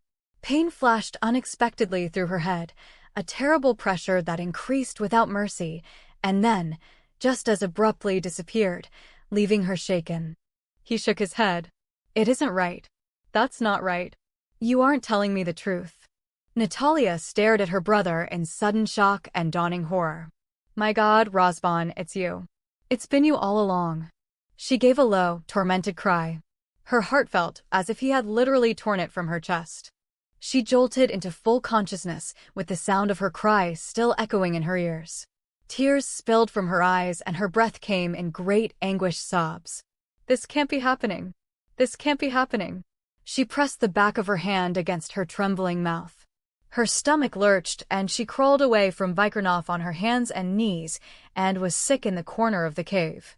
He woke instantly, moving with his preternatural speed, kneeling beside her, hand on her back, his body pressed against hers. What is it? Tell me what has caused this distress. Only an hour or so had passed, and the lethargy did not have him in its grip. A dream. She sank into him, shivering with cold, wanting his arms around her. Only it wasn't my dream. It hasn't been my dream for a long time, only I didn't know. I didn't understand. Vikirnoff wrapped his arms around her tightly, pulling her into the shelter of his body. He rocked her gently, feeling her pain, a terrible hurt that couldn't be comforted. Tell me, Einak Enyam. His voice was infinitely gentle. Natalya was grateful he didn't probe into her mind. She felt raw, betrayed, ashamed. Was it the legacy of her mage blood? Was it possible her whole family was so tainted? A small sob escaped before she could choke it back. She huddled closer to Vikirnoff while he rocked her, stroking her hair and holding her close to him. He's alive. Xavier? We knew that. She shook her head, tightened her fingers around his wrist, needing to hold on to his solid strength while her world shattered around her. Not Xavier. Razvan. He's alive. He's the Troll King. Her hand crept down to rub her ankle. And that means he's in league with Xavier and Maxim. He's in league with vampires. Vikirnoff brushed the top of her hair with a kiss and rubbed his cheek against the back of her head in an effort to soothe her. How do you know this? Remember when we were in the cave and Maxim attacked me, was able to get into my head so easily? My safeguards were gone. You replaced them, not me. You wove a different thread through my mind, not one I've ever used. How does that make him alive? Pain radiated off of her in waves, but all Vikirnoff could do was hold her, feeling utterly helpless in the face of her anguish. All of his centuries of education, all of his vast power could not prepare him for this moment when she needed him the most. He could only hold her to him and feel her terrible grief. My dreams have always been of my childhood with him. It was the only time we were together. We separated to be safe from Xavier, but we'd meet in our dreams and share information. We did that for years. After he died, I summoned the dreams and they would repeat and it would comfort me. But somewhere along the line the dreams started changing. I don't even remember when. We would talk about things pertinent now, in this time. I just assumed it was because I was lonely and I wanted to share my thoughts about things, so the dreams changed to suit me. That's logical, Natalya. Things occurring during the day that prey on our minds often will creep into dreams. At least that's what I've read. She shook her head, her eyes dark with pain. It wasn't like that. He would ask me questions about experiments just like in the old days, but these were new ones. The challenges. You said you were challenged to make things work. I thought Xavier challenged you. It was Razvan. Razvan has been using me for I don't know how long. It's why I can't remember things. Not Xavier. He didn't have my blood. A sob escaped, torn from her throat, the sound piercing Vikirnoff like a knife. When I was a child, Razvan protected me from Xavier. He took the punishments and he went to the laboratories. He came up with ideas, but I figured out how to do them and gave Razvan the information. It was how we prevented him from receiving Xavier's punishments. Xavier thought Razvan was the one who had the natural abilities. We tricked him for years into thinking that. She wiped at the tears running down her face. The pain was so deep she felt as if her brother had torn out her heart. She pressed her hand there, trying to still the agony. And you believe somewhere over the last few years, Xavier managed to recruit Razvan to his side? Vikirnoff kept his voice strictly neutral. Natalya was so devastated, and he was helpless in the face of her suffering. He snapped his teeth together hard, rage building in spite of his effort to be calm. His arms tightened. He wanted to take away all of her pain, protect her from any further hurt, but Natalya was not a woman to wrap in cotton. She would face this in her way, on her own terms. He had to have. I don't know how. I don't even know why. Living a long time without happiness sucks. Why would either of them want that? His arms tightened, sheltering her even closer to him. I have no idea. But are you certain, Natalya? Is it possible you really were discussing your everyday thoughts in your dreams? You provided the safeguards and he couldn't reach me. He couldn't track me. That's why the Troll King didn't show up when you were fighting the vampires. It was so strange that he wasn't there. She raked her fingers through her hair in sheer agitation. That bugged me. He'd been there every other time. He didn't have the advantage of being able to read my mind. He couldn't find me. Because I used a completely different safeguard, one unfamiliar to him. That first morning, after the Troll King marked me and I brought you to my room, he knew. You were already able to get past all my shields, which, by the way, are incredibly strong, but Razvan had removed them. That's how the Shadow Warrior was able to get in. I set the safeguards in the room, not you. And that's why I didn't sense him in the ground, even when he was attacking me in the cave. Again, she rubbed her ankle. I was only aware of the actual attack after the poison was already on my leg. And when we were running down the stairs in the cave, I sensed him running parallel to us, but he confused you, making you believe he was under us. Natalya nodded her head, trying not to shake with the sudden cold settling into the very bones of her body. He's alive, Vikirnoff. And he's orchestrating something very bad here. And he and the vampires want the book your father stole. Xavier and Razvan need the book to complete their plans. But my father hid it from them. And Razvan knows I can touch objects and see things, so they've been waiting until the right moment to acquire the book in order to proceed. She pressed her fingertips into her aching temples. I provided them with the way to do this. She tapped her ankle. Razvan challenged me, and I made it happen. He used my own work against me. How ironic is that? I am sorry, Einak Enyam, I know how much you love him. He held her tightly, breathing for her, feeling the pain knifing through her heart and praying he wouldn't have to be the one to kill her brother. I know I'm right, Vikirnoff. He'll come after us with everything he has now. He knows that I know. I didn't mean to give myself away, I was just so shocked. She spread her hands out in front of her. I'm so sorry. If only I'd thought to play along with him. I could have gotten us information. Vikirnoff took her hand, pressed a kiss into her palm, her knuckles, the tips of her fingers. Do not apologize. Not now, not ever. Your reaction is entirely justified. But he'll try to kill you. He has been trying to kill me. He smiled against the nape of her neck.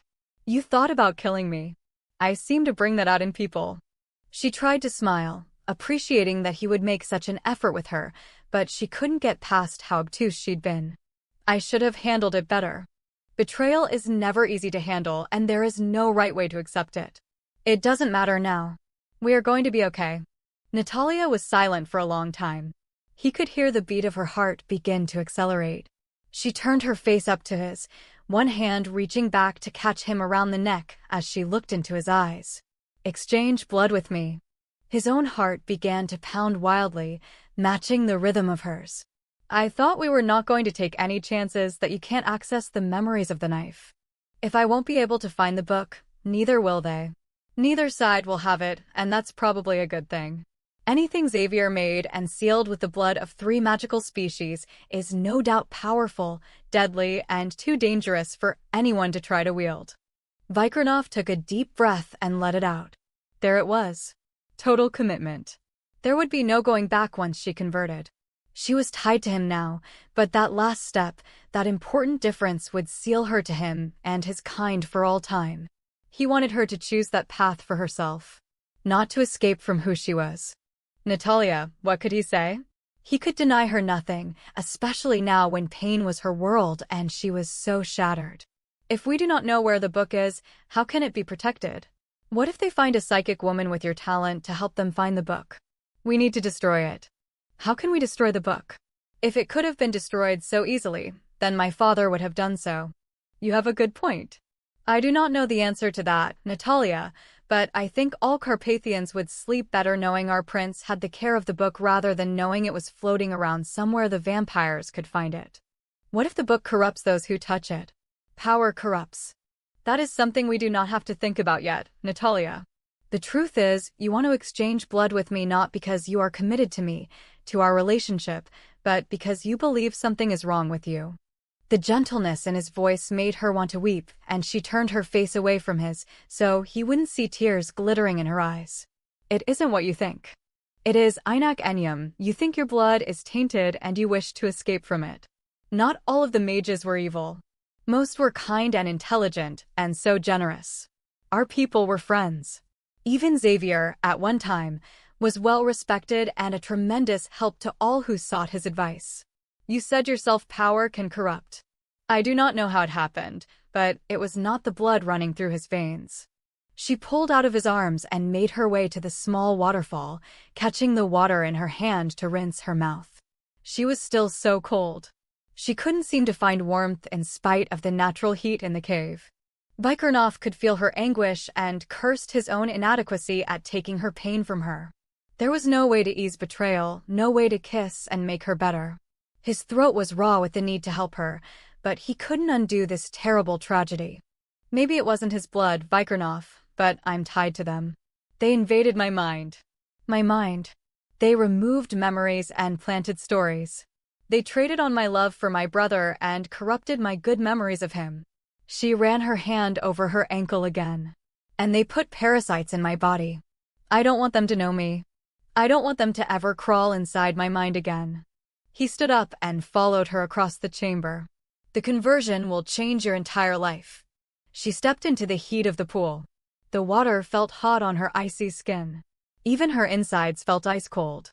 She hoped the heat of the springs would stop her shivering. My entire life has already changed. She held out her hand to him. For the better.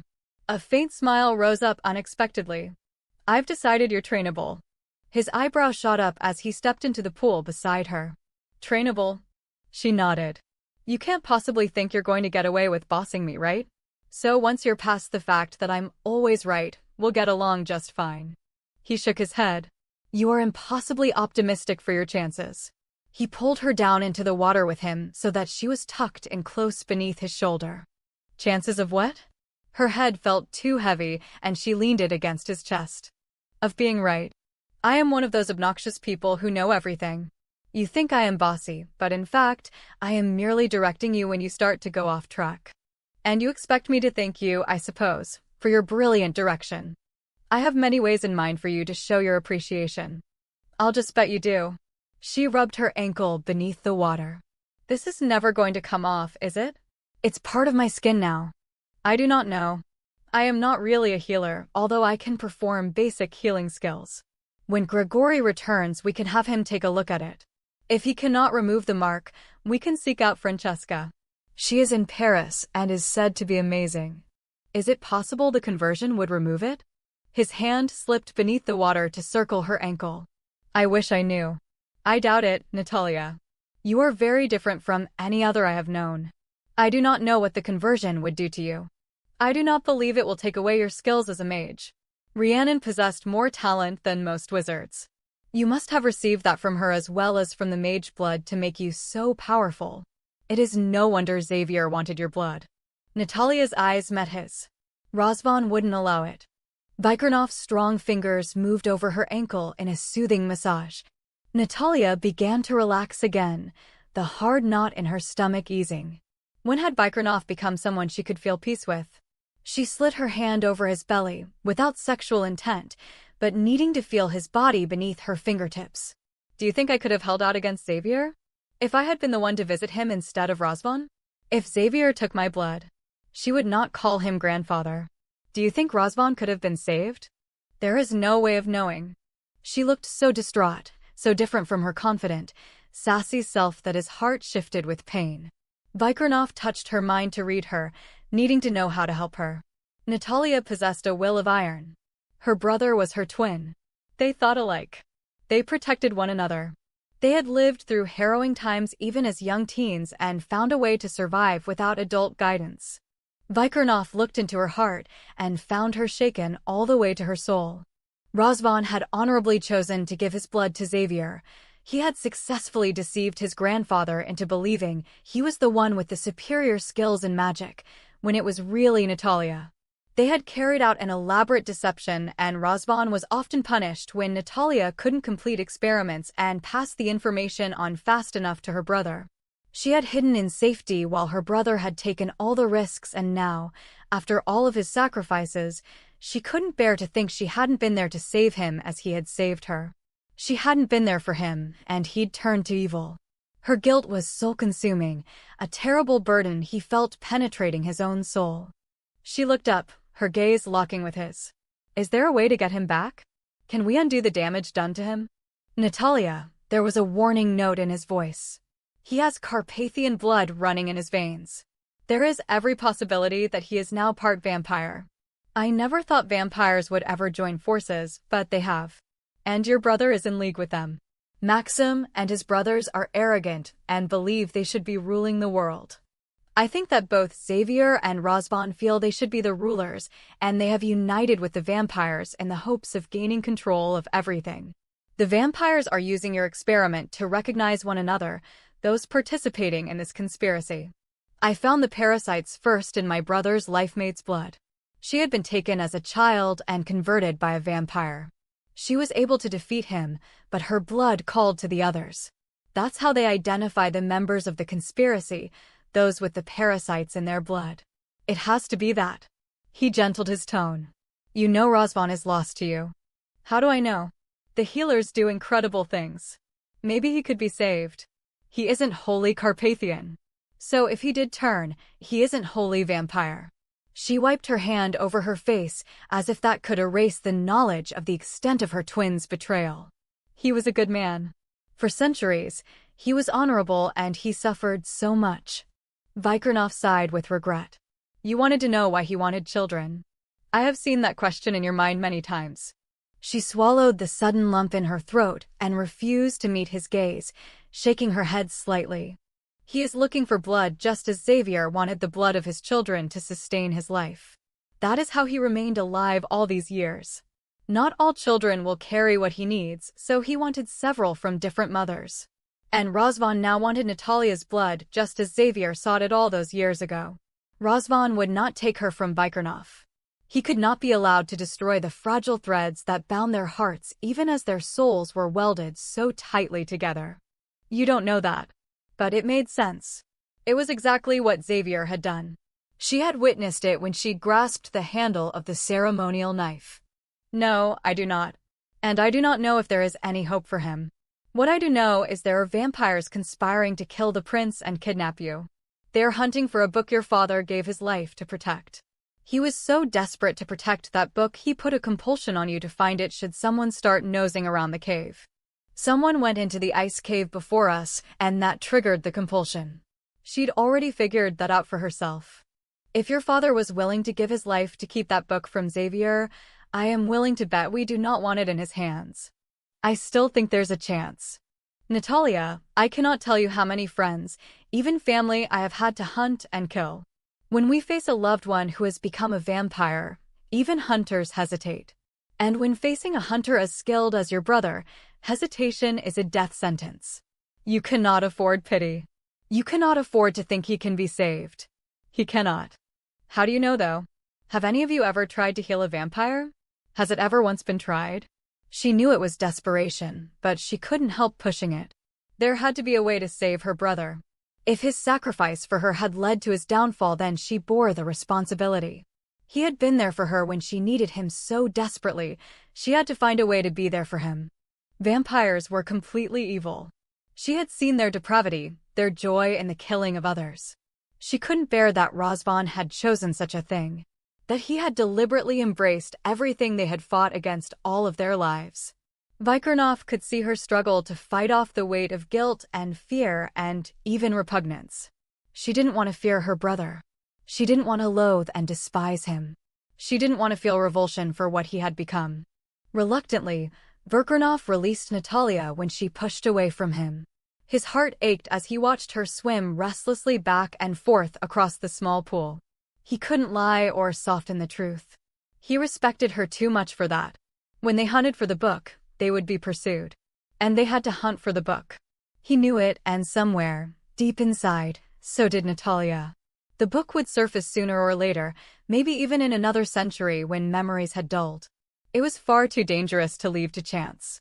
Vikirnoff rubbed his hand over his face, his stomach lurching at the idea of what was to come.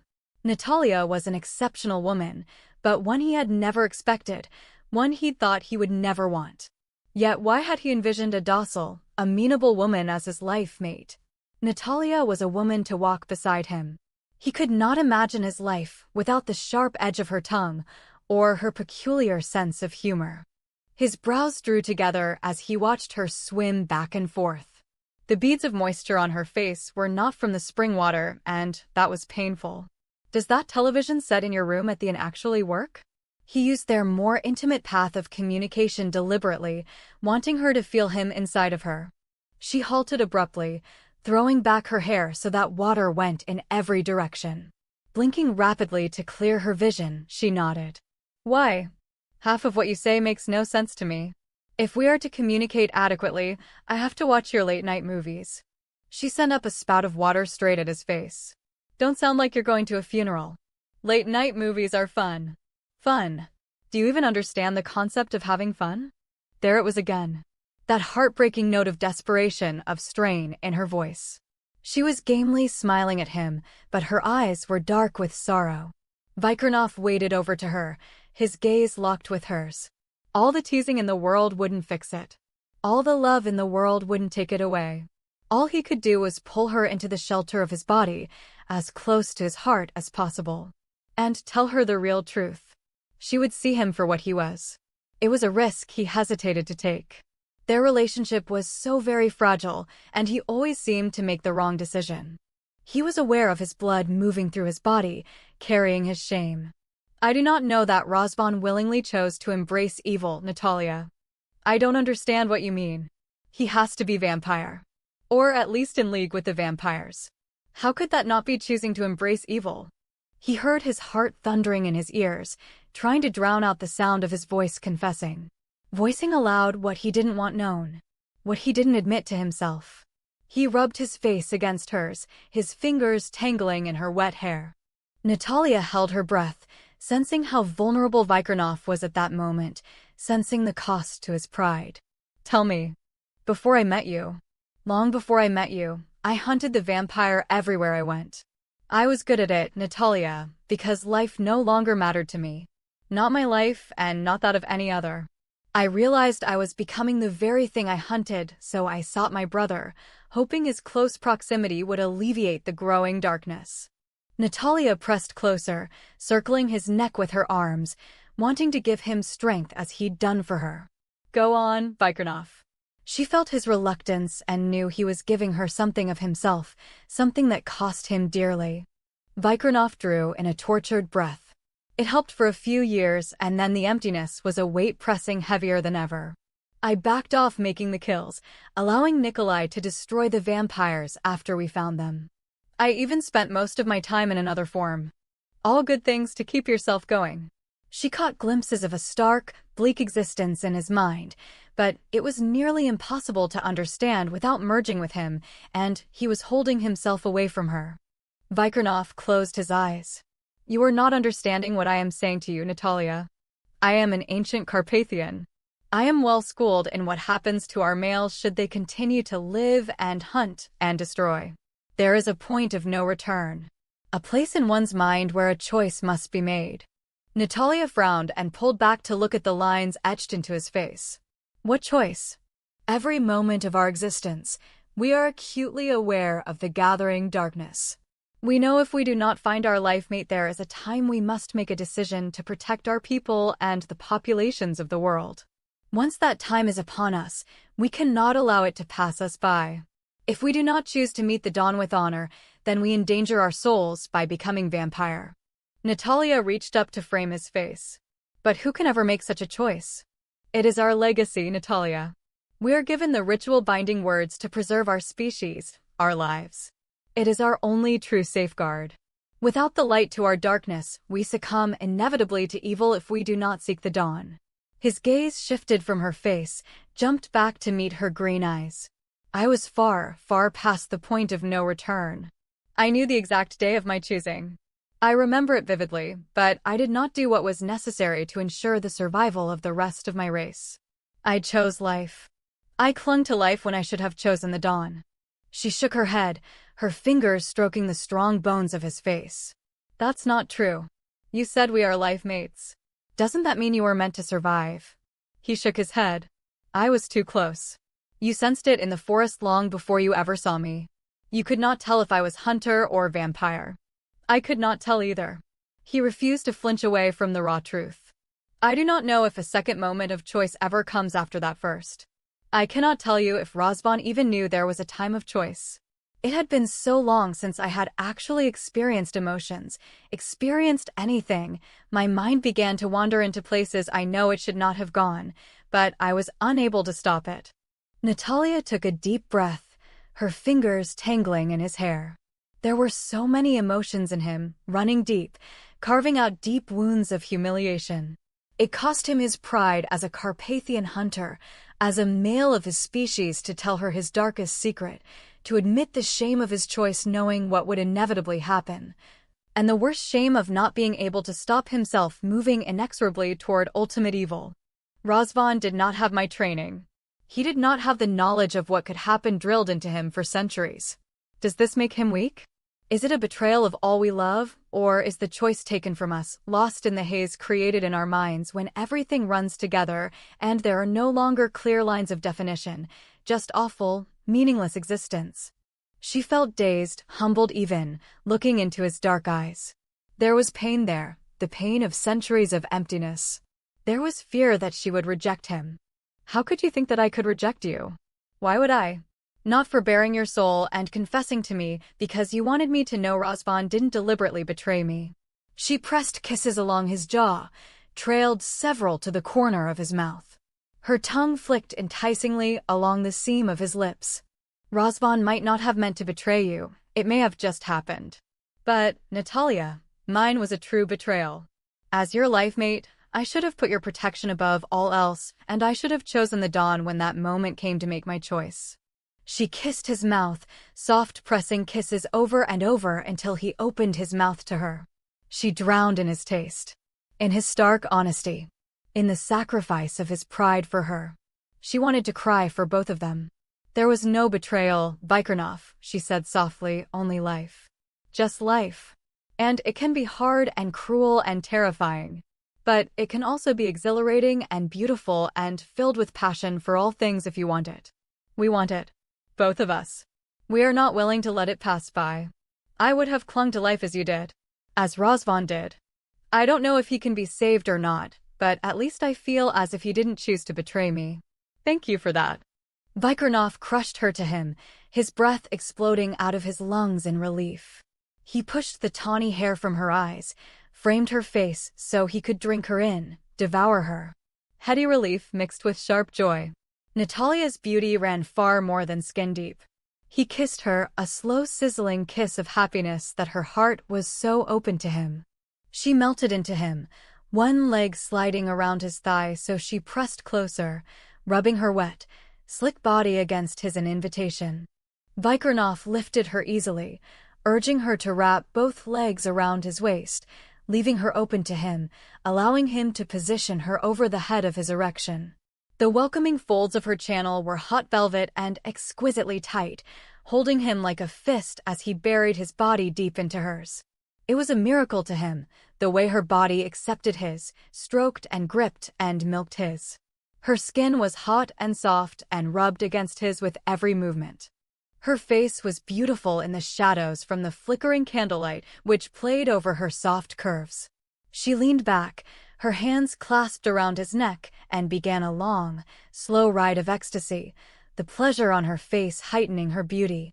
He let her take the lead, bringing him to the point of climax several times only to stop and tease his pulse with her tongue and teeth. Waiting. Building.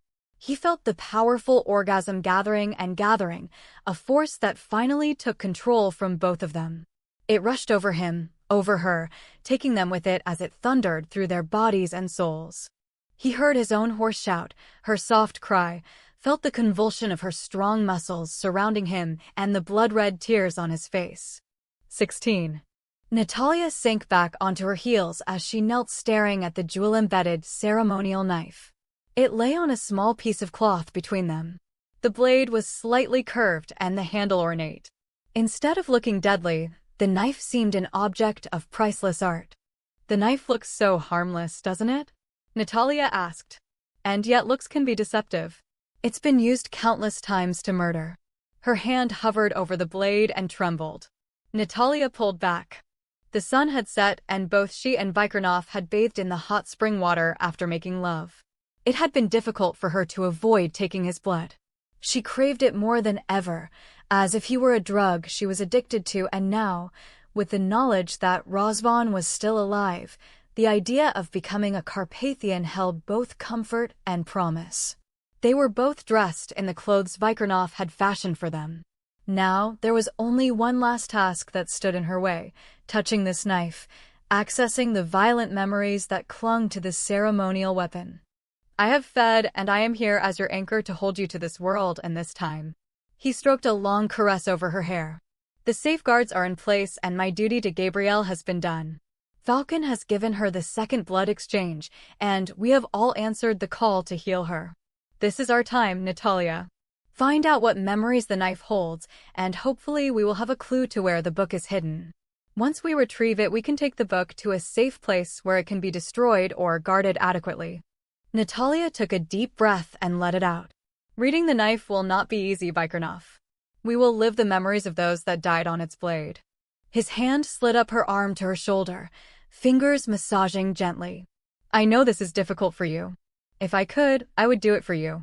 She sat there with the candles flickering all around her and the knife in front of her.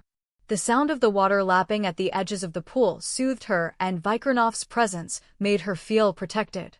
She had read objects hundreds of times, yet she was reluctant to relive the death of her grandmother and, worse, the murder of her father, even with Vikirnoff there to aid her. You believe I can do this? I know that you can. Before I do, I want you to know I'm not mad at you anymore. His eyebrows shot up.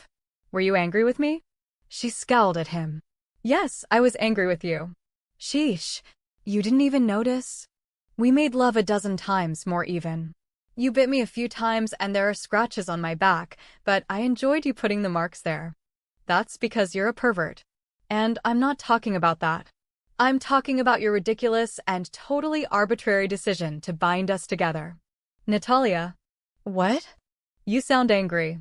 Well, of course I'm angry. You didn't even notice that I was angry in the first place. Do you realize how upsetting that is? All this time I thought you were suffering because I was mad at you, but you didn't even notice. I am sorry. I should have been more observant. You don't sound sorry.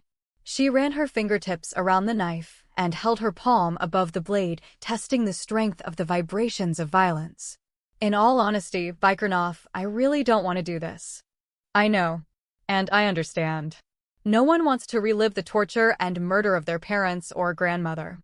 Vikirnoff knelt behind her, knowing she was working up her courage, chattering to cover her hesitation. I will take the journey with you. When memories become too much to bear, I will do what I can to lessen the pain. What if you're trapped there with me and we can't pull out until every kill has been reenacted? It was your strength that allowed me to get away from the past. His arms enfolded her, his hands sliding down her arms to envelop her hands in his. You feel the violence of the knife's past without touching. Natalya leaned against his chest, allowing her head to rest on his shoulder. Yes, but I'm not reading the memories. I want to hold the knife in my hand with your hands around mine, so that your fingers brush the knife, but limiting your physical contact with it. Perhaps that will minimize the risk to you. Natalya took a breath and let it out, trying to still her chaotic mind. She'd rather battle 10 vampires than read what the knife offered, but all the wishing in the world wasn't going to change what had to be done. Let's try it then, Vikirnoff, but if you feel that you can't get us out, drop the knife.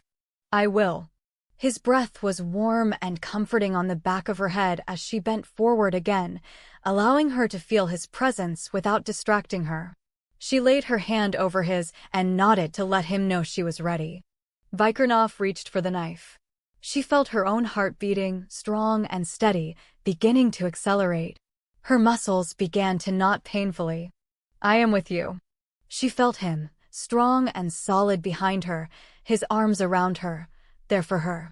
With her, and that meant everything. She drew courage from his presence and her fingers brushed the handle of the knife.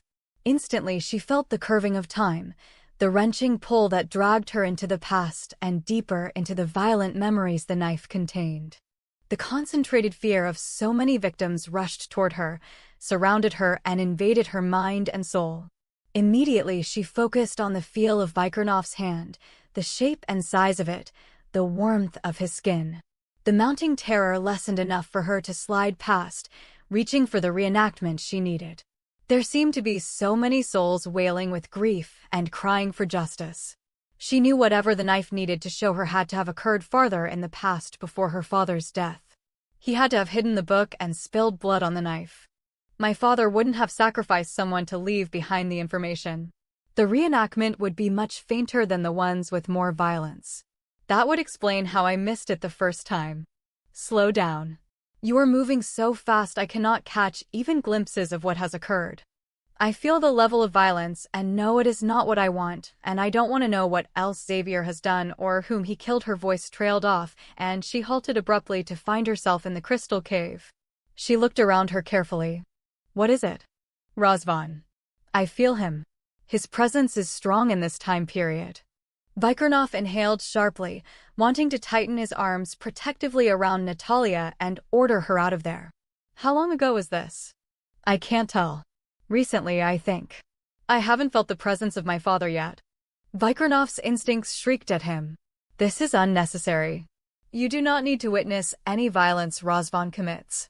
Keep moving, Natalya. She wanted to see her brother. She wanted to witness with her own eyes his betrayal.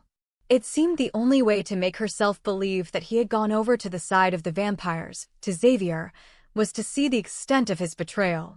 Stubbornly she watched as her brother sauntered into the ice chamber. He carried the ceremonial knife in his hand and his eyes were glittering with some fierce emotion. You cannot. Vikirnoff inserted a mild push into his voice, not wanting to take command of her, but the taste in his mouth was bitter with warning. Razvan looked far too much like Xavier in his youth, a madman bent on accumulating power over others. Xavier had grown in power and stature very quickly with his natural talent, and he became convinced that he was destined to rule the world. The corruption of a once great sorcerer was complete when he discovered the rush of power the taking of life gave him. Furious that the Carpathian race seemed to be immortal, something he was not, he grew to despise them with a fanatical hatred that fed his own ego and determination to stamp them out once he had gained the secrets of their blood. Razvan wore that same, smug, contempt-filled expression. The ice chamber was the same, yet not the same. Fewer orbs lit the cavern and the ice formations were less abundant. On the far wall, the dragons were frozen in time, encased behind layers of ice. They weren't there before. Natalya read his mind. They are now in the hall leading to the main chamber, remember? Something terrible will happen here. Vikirnoff felt Natalya's heart pounding through her body, in her veins, threatening to burst, as Razvan turned and beckoned someone toward him. A young girl emerged from the shadows, a child really, forced forward by compulsion. The girl had bright green eyes and a wealth of copper curls.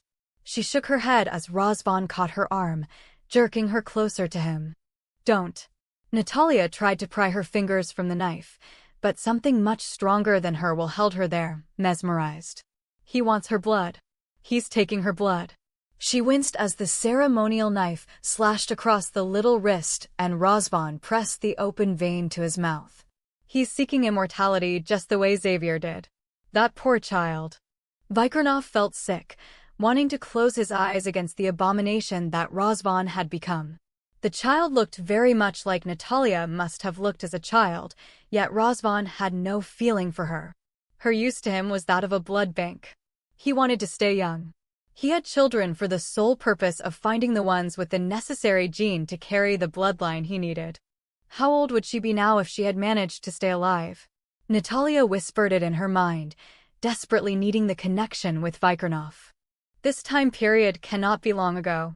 Maybe 15 years, 20 at the most. She cannot be more than 25 or 30 now. He has a daughter named Colby. I met her a couple of months ago. She didn't have any memories like this. Natalya drew in a shuddering breath. She must not have had the right blood for him to want to use her this way. I met her too. She was very lucky, Vikirnoff said. But don't you see? He is still impregnating women. If he has turned into a vampire, how could he do that? Colby was younger than this child would be now. How can this be? Have you ever heard of a vampire having a child? Yet look at her. Her eyes have changed color, her hair as well. She is of our family blood. I have never heard of a vampire who did not kill his victims, women or children. I certainly have never heard of any capable of having a child. And what of the blood? Razvan's blood cannot be infected with the microorganisms or his children would be infected. Did Colby have parasites in her blood? Colby had no such parasites in her blood. Vikirnoff frowned as he watched Razvan's careless disregard for the child. He didn't seem to be aware of her as a human being, a person in her own right. He didn't take her blood with care or respect, but treated her as human cattle. It sickened Vikirnoff to watch the child struggle to get free. There was determination on her face. She reminded him of Natalya, that same fierce iron will. I am willing to bet she is still alive. Even at her age, she is thinking of how to escape. See how she grows quiet, her gaze moving through the room? I believe she has your natural talent with spells. Natalya stiffened. That is Xavier. She whispered the revelation telepathically, even though she was in his mind and no one could hear. An older man came out of a chamber, his robes rustling as he moved. His features were indistinct, blurring as he shuffled across the ice floor, but Vikirnoff had the impression of great age and snow-white hair and beard. A wrinkled hand stretched toward the child. She shrank away from the older man and Razvan jerked her out of the dark mage's reach. You will not touch her. Razvan snarled. You have your own supply. I can no longer use them as you well know. They have become far too powerful to control. I need the book. We must find the book. Xavier stumbled closer to the child, his claw-like fingers extended toward her. Once I have the book, they will not be able to defy me. Razvan held the girl just out of reach, an evil smile on his face. This one is mine, and you will not touch her. Do not presume to give me orders. I grow old, but I still have my abilities and you do not. Xavier drew himself up to his full height, and immediately Razvan seemed to shrink before him, but he still kept the child shielded behind him. Look at her, what she is doing. Vikirnoff nudged Natalya with his chin. Natalya tore her horrified gaze from her brother to glance at the young girl. She bent her head and licked at the wound on her wrist. Immediately the drops of blood ceased. She has a healing agent in her saliva. She carries a strong Carpathian gene. That is why they both want her blood. They are using her to keep them young. Razvan does not want to share her. Memories rushed over Natalya. Razvan rocking back and forth, struggling to hold back tears, his wrist raggedly torn. How had she forgotten? She had been the one to heal the wound, using her own saliva. It had taken Xavier a long time before he realized Razvan's blood did him no good other than to feed. The dark mage had begun to age, and that had sent him into wild rages. She felt tears on her face and, for an instant, was aware of her own body, far from the time where her spirit watched unclean events unfolding. Razvan knew what it was like to be subjected to such a horrific life, yet he held the young girl prisoner to feed off of her. Revolted, Natalya turned her attention back to the child. Razvan and Xavier began arguing. Razvan no longer paid attention, releasing his hold on the girl when she ceased struggling. She inched closer to the wall where the dragons were encased in ice. Vikirnoff? Are they alive?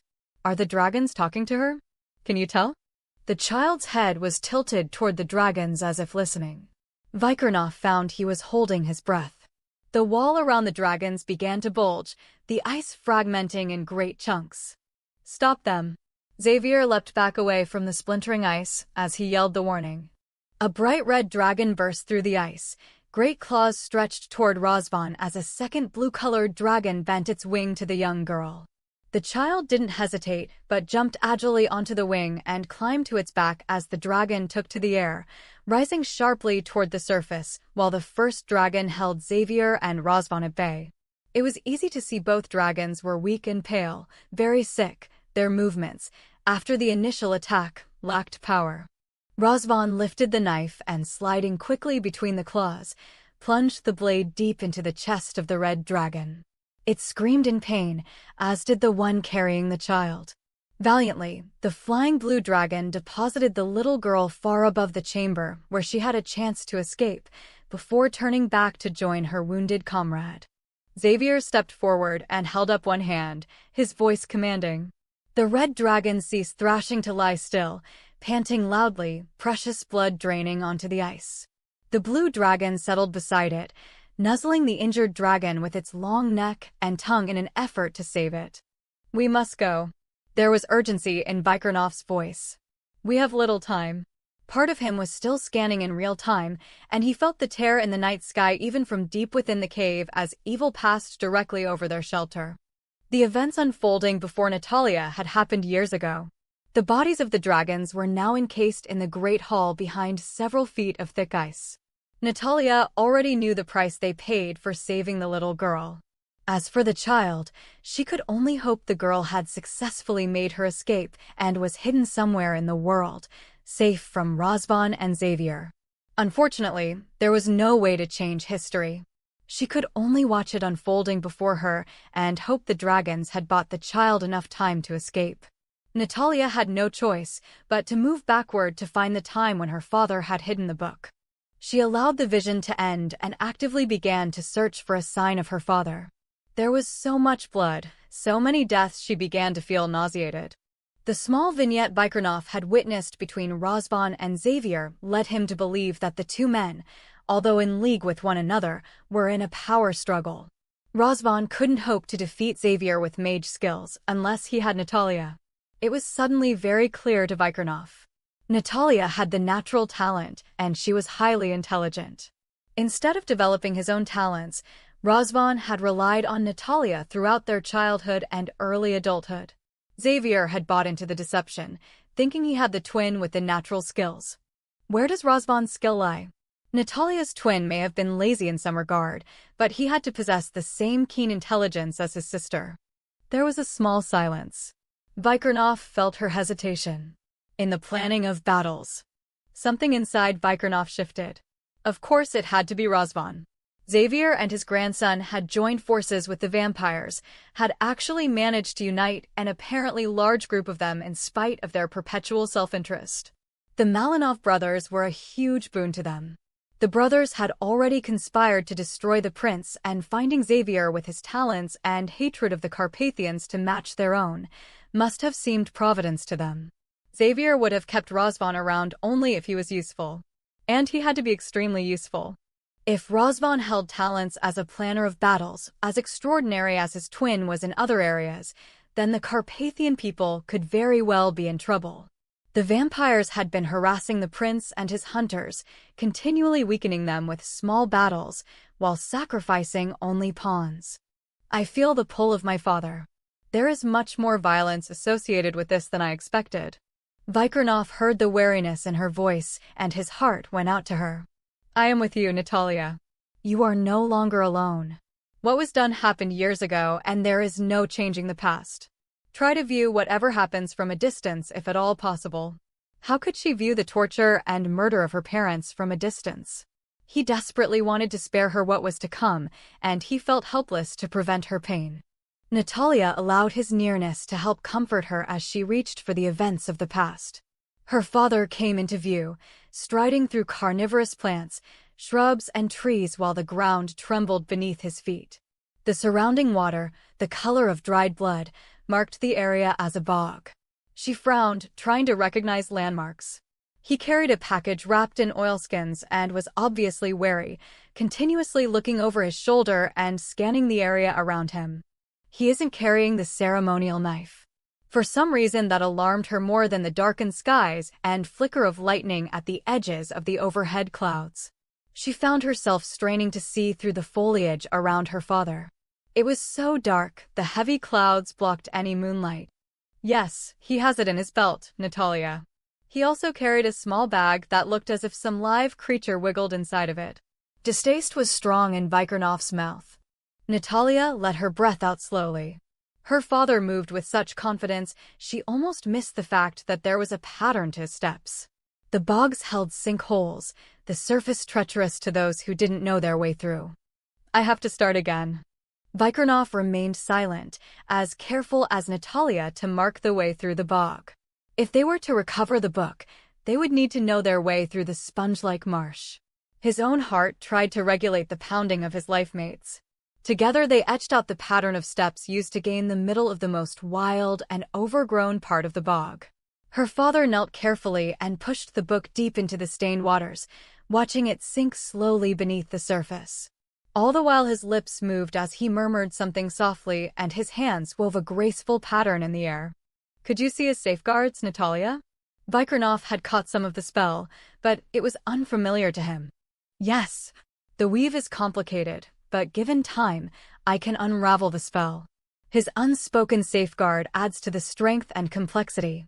I should be able to reverse the pattern and bring the book to the surface. I just don't know if anyone wants such a heavy responsibility. I doubt the book can be destroyed easily.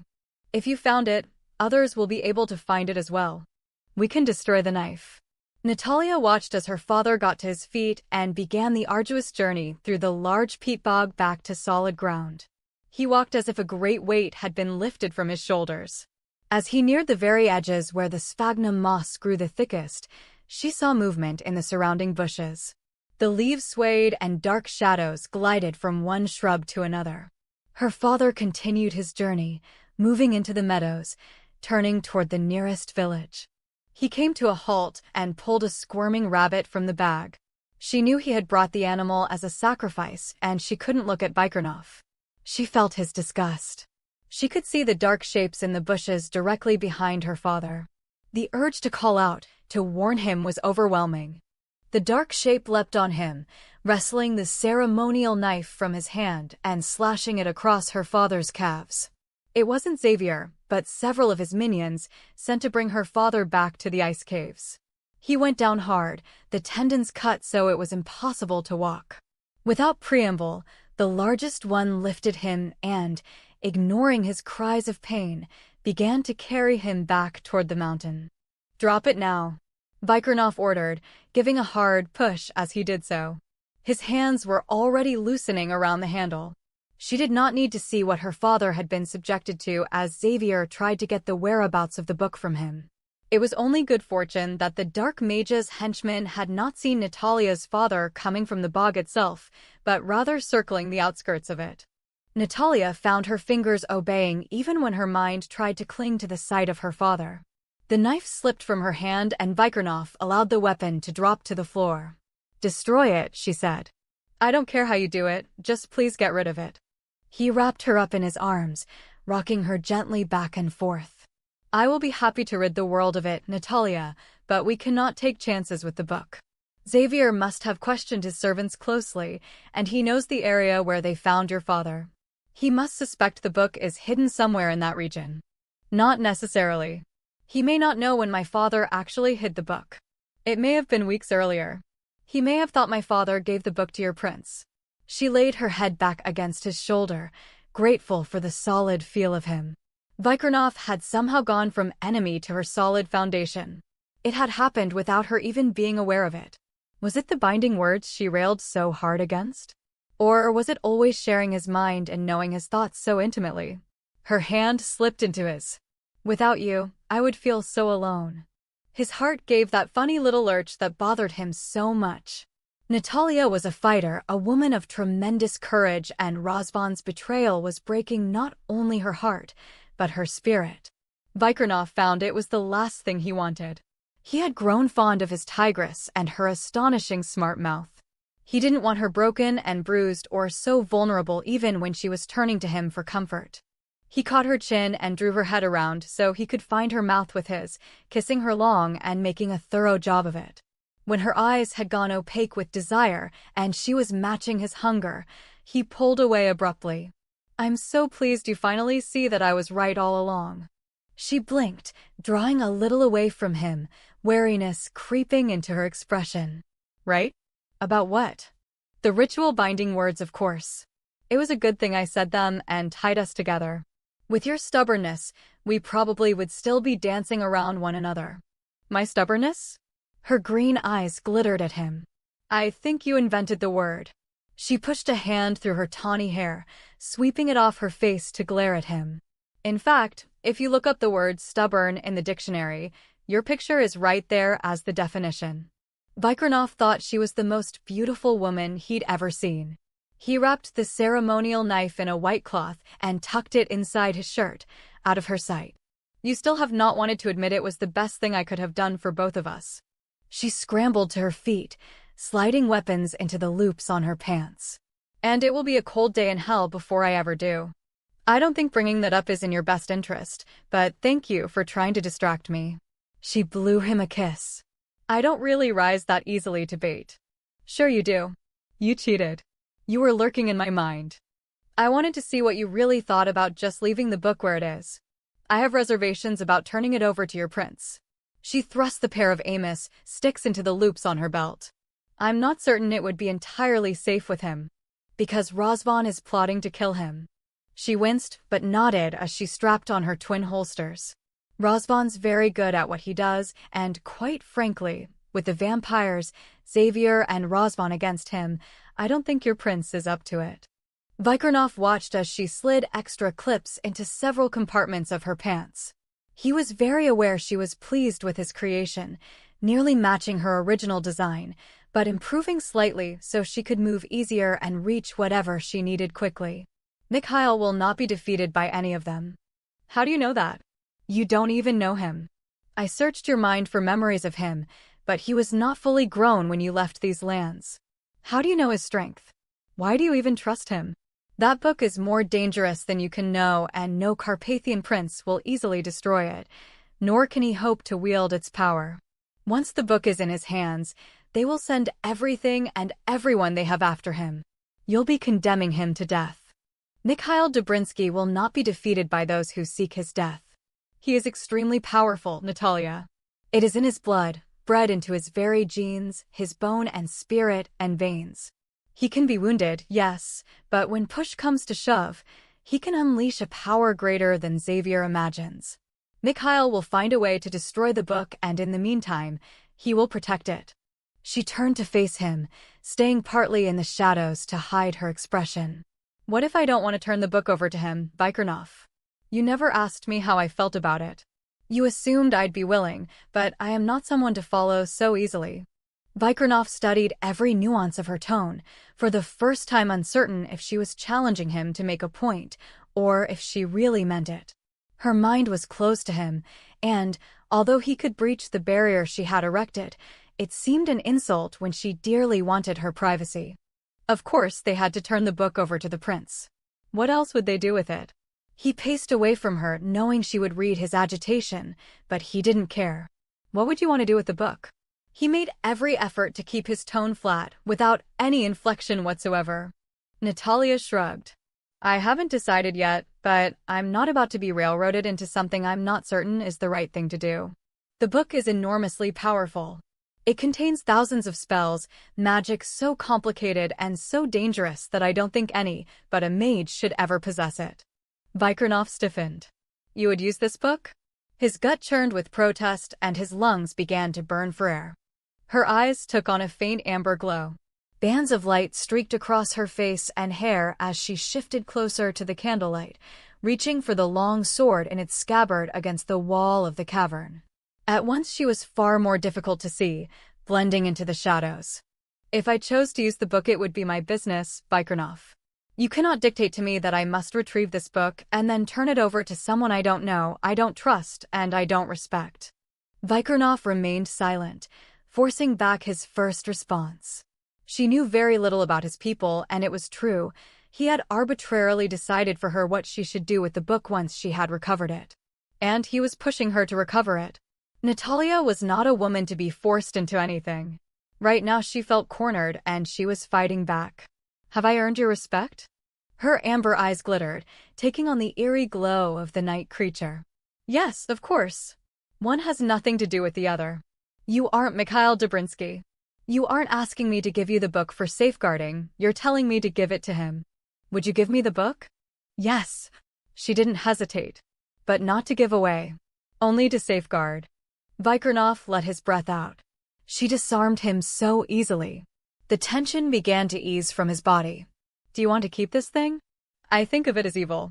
Am I wrong to feel that way about it? The blood of my grandmother and 2 others sealed this book. Of course I think of it as evil, and more than ever, that means it can't fall into the wrong hands. I don't know your prince, and I don't find memories of him in you. How do you know his heart or his soul, Vikirnoff? You want to hand him a weapon that could be the ruin of us all, and yet you do so on blind faith. She shook her head. I can't do it. Are you concerned that Mikhail will be in more danger? Partly. No one has to know he has the book.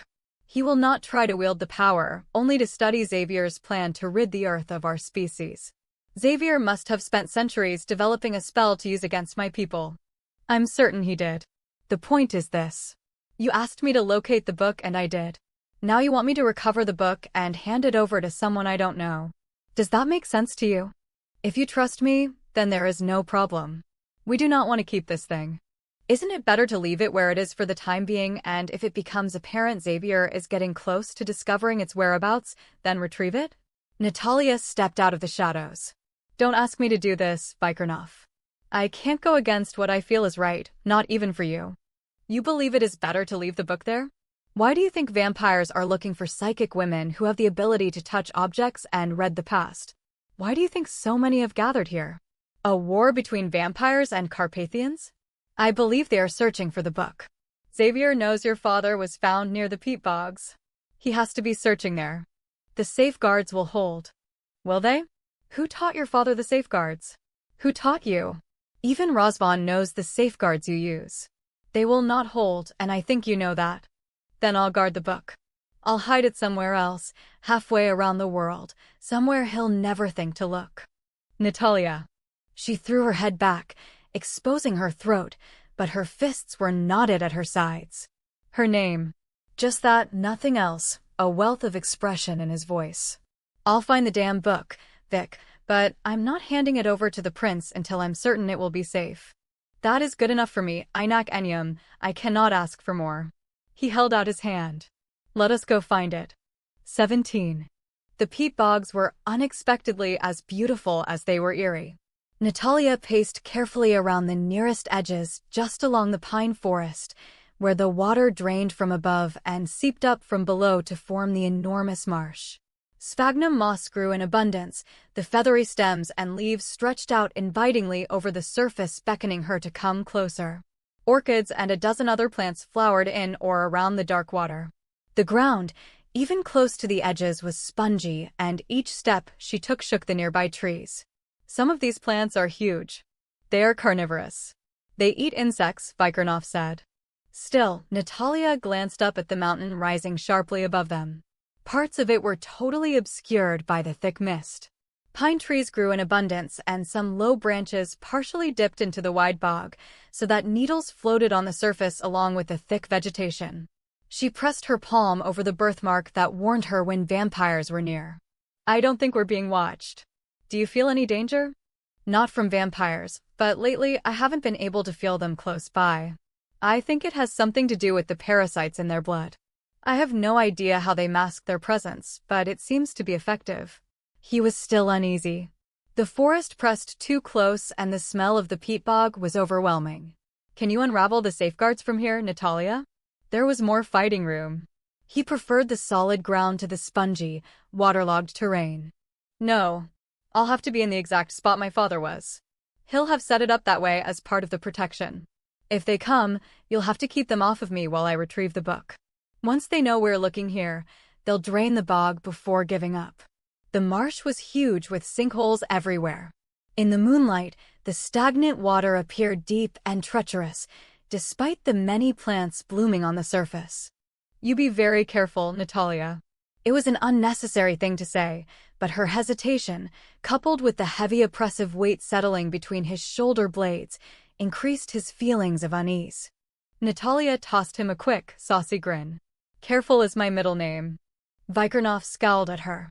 This is a serious situation, Natalya. Her eyebrow shot up. Really? I would never have guessed. I thought maybe it would be cool, campy fun like in The Creature from the Black Lagoon. It didn't actually occur to me that it could be serious. There is such a thing as overconfidence. There was a small pause. What is The Creature from the Black Lagoon? Natalya shook her head in disgust. Just what have you been doing all these years? Don't you ever watch television? The Creature from the Black Lagoon is a classic. A must-see movie right up there with King Kong and Godzilla. You had to have watched them. When he looked blank, she sighed. A scientist becomes this mutant creature and lives in the lagoon, she trailed off. Never mind, but we have to work on educating you about movies. You're missing some great stuff. It's education. How do you think I learned about vampires?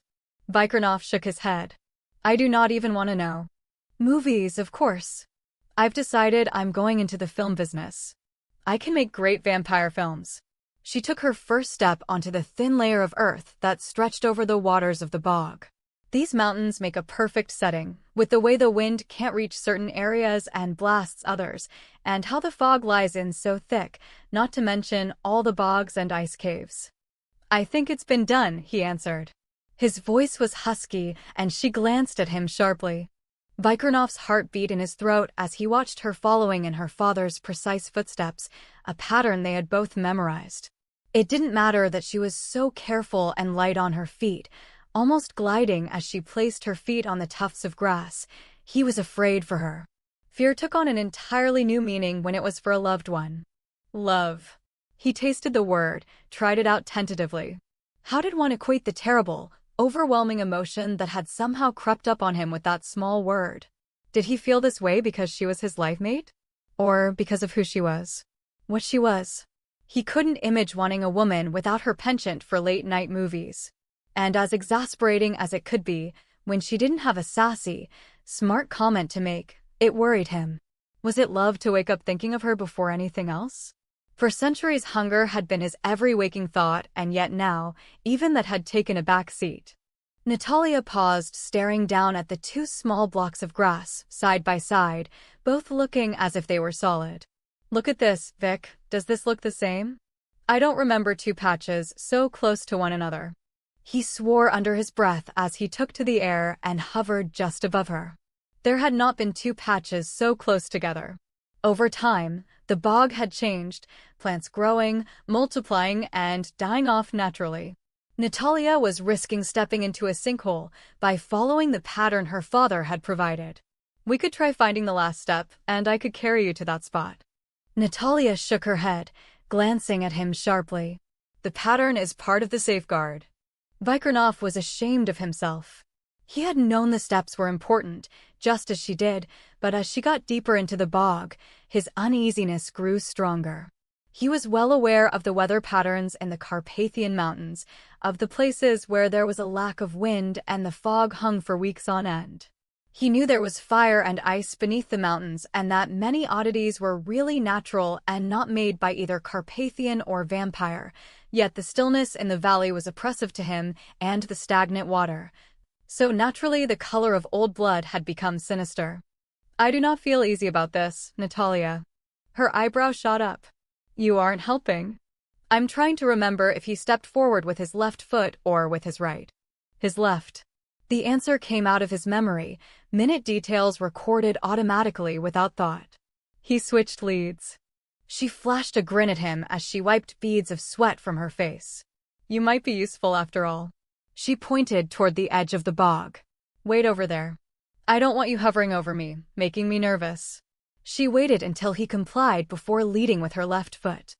Vikirnoff folded his arms across his chest, assuming his expressionless mask. It is good to know you are finally coming to the conclusion that I am useful.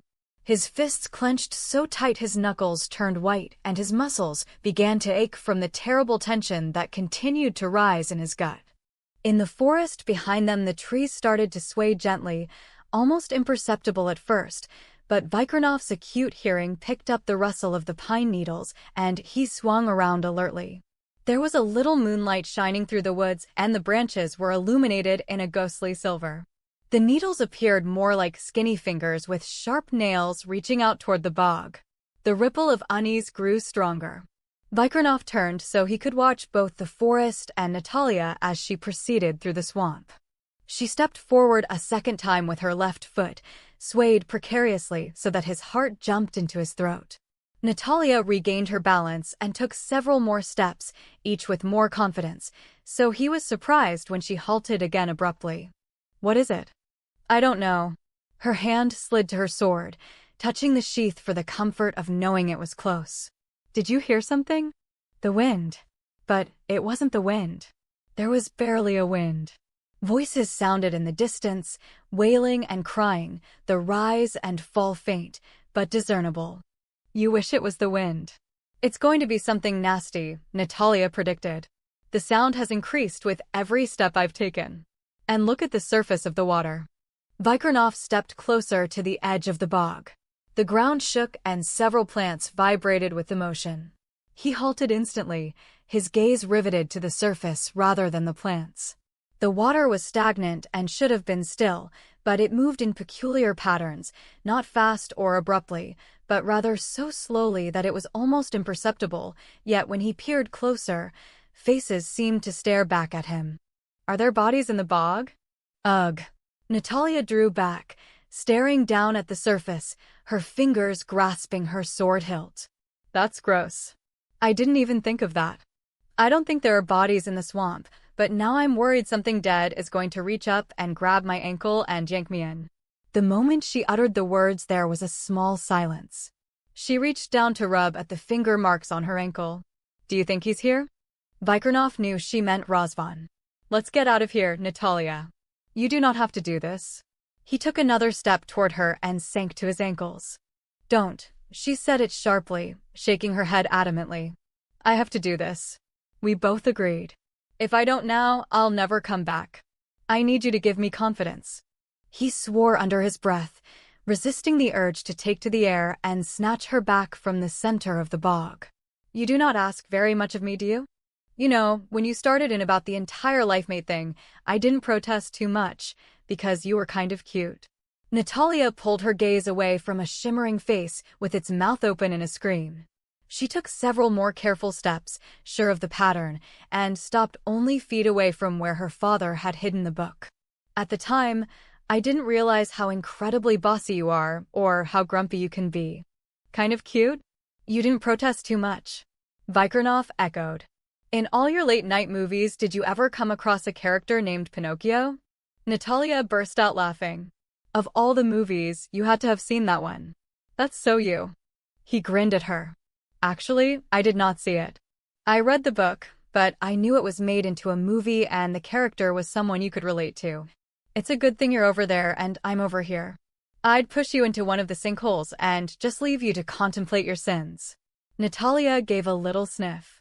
I may have stretched the truth slightly, at least the kind of cute part, but I didn't lie. She took the last few steps through the bog, until she was standing in the exact spot her father had stood in years earlier. This is it. I feel my father here. Now it gets complicated.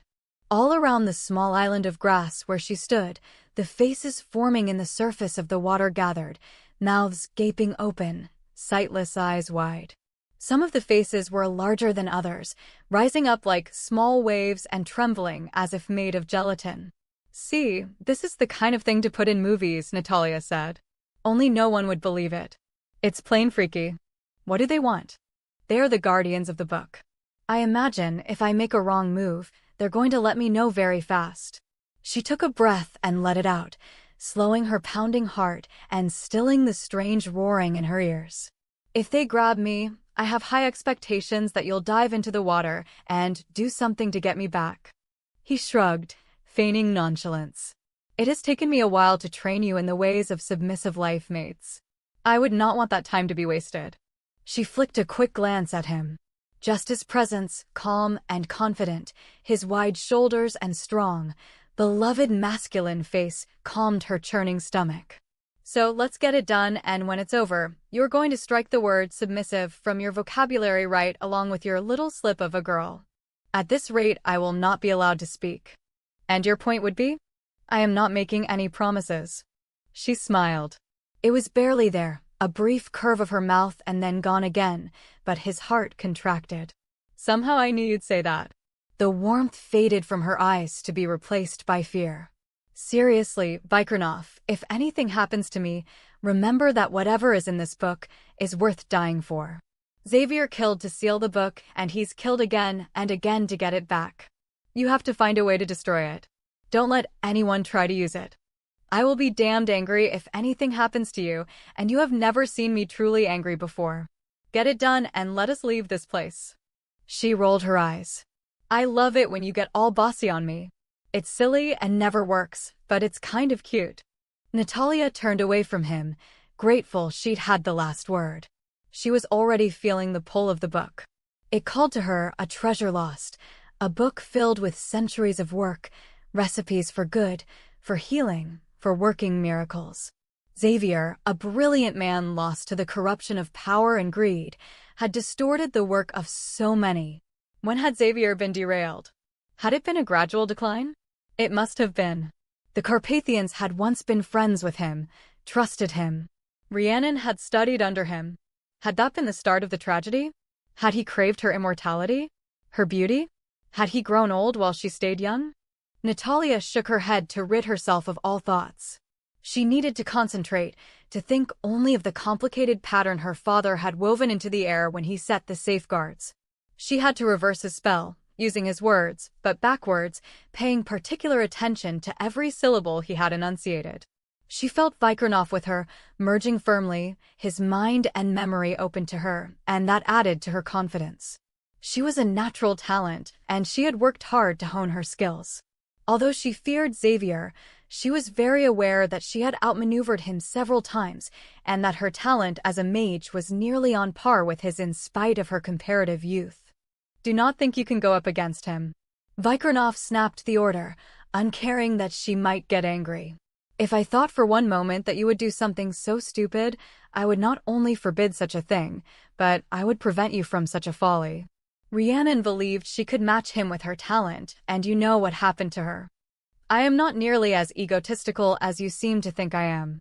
I'm busy here, Vic, don't be bothering me.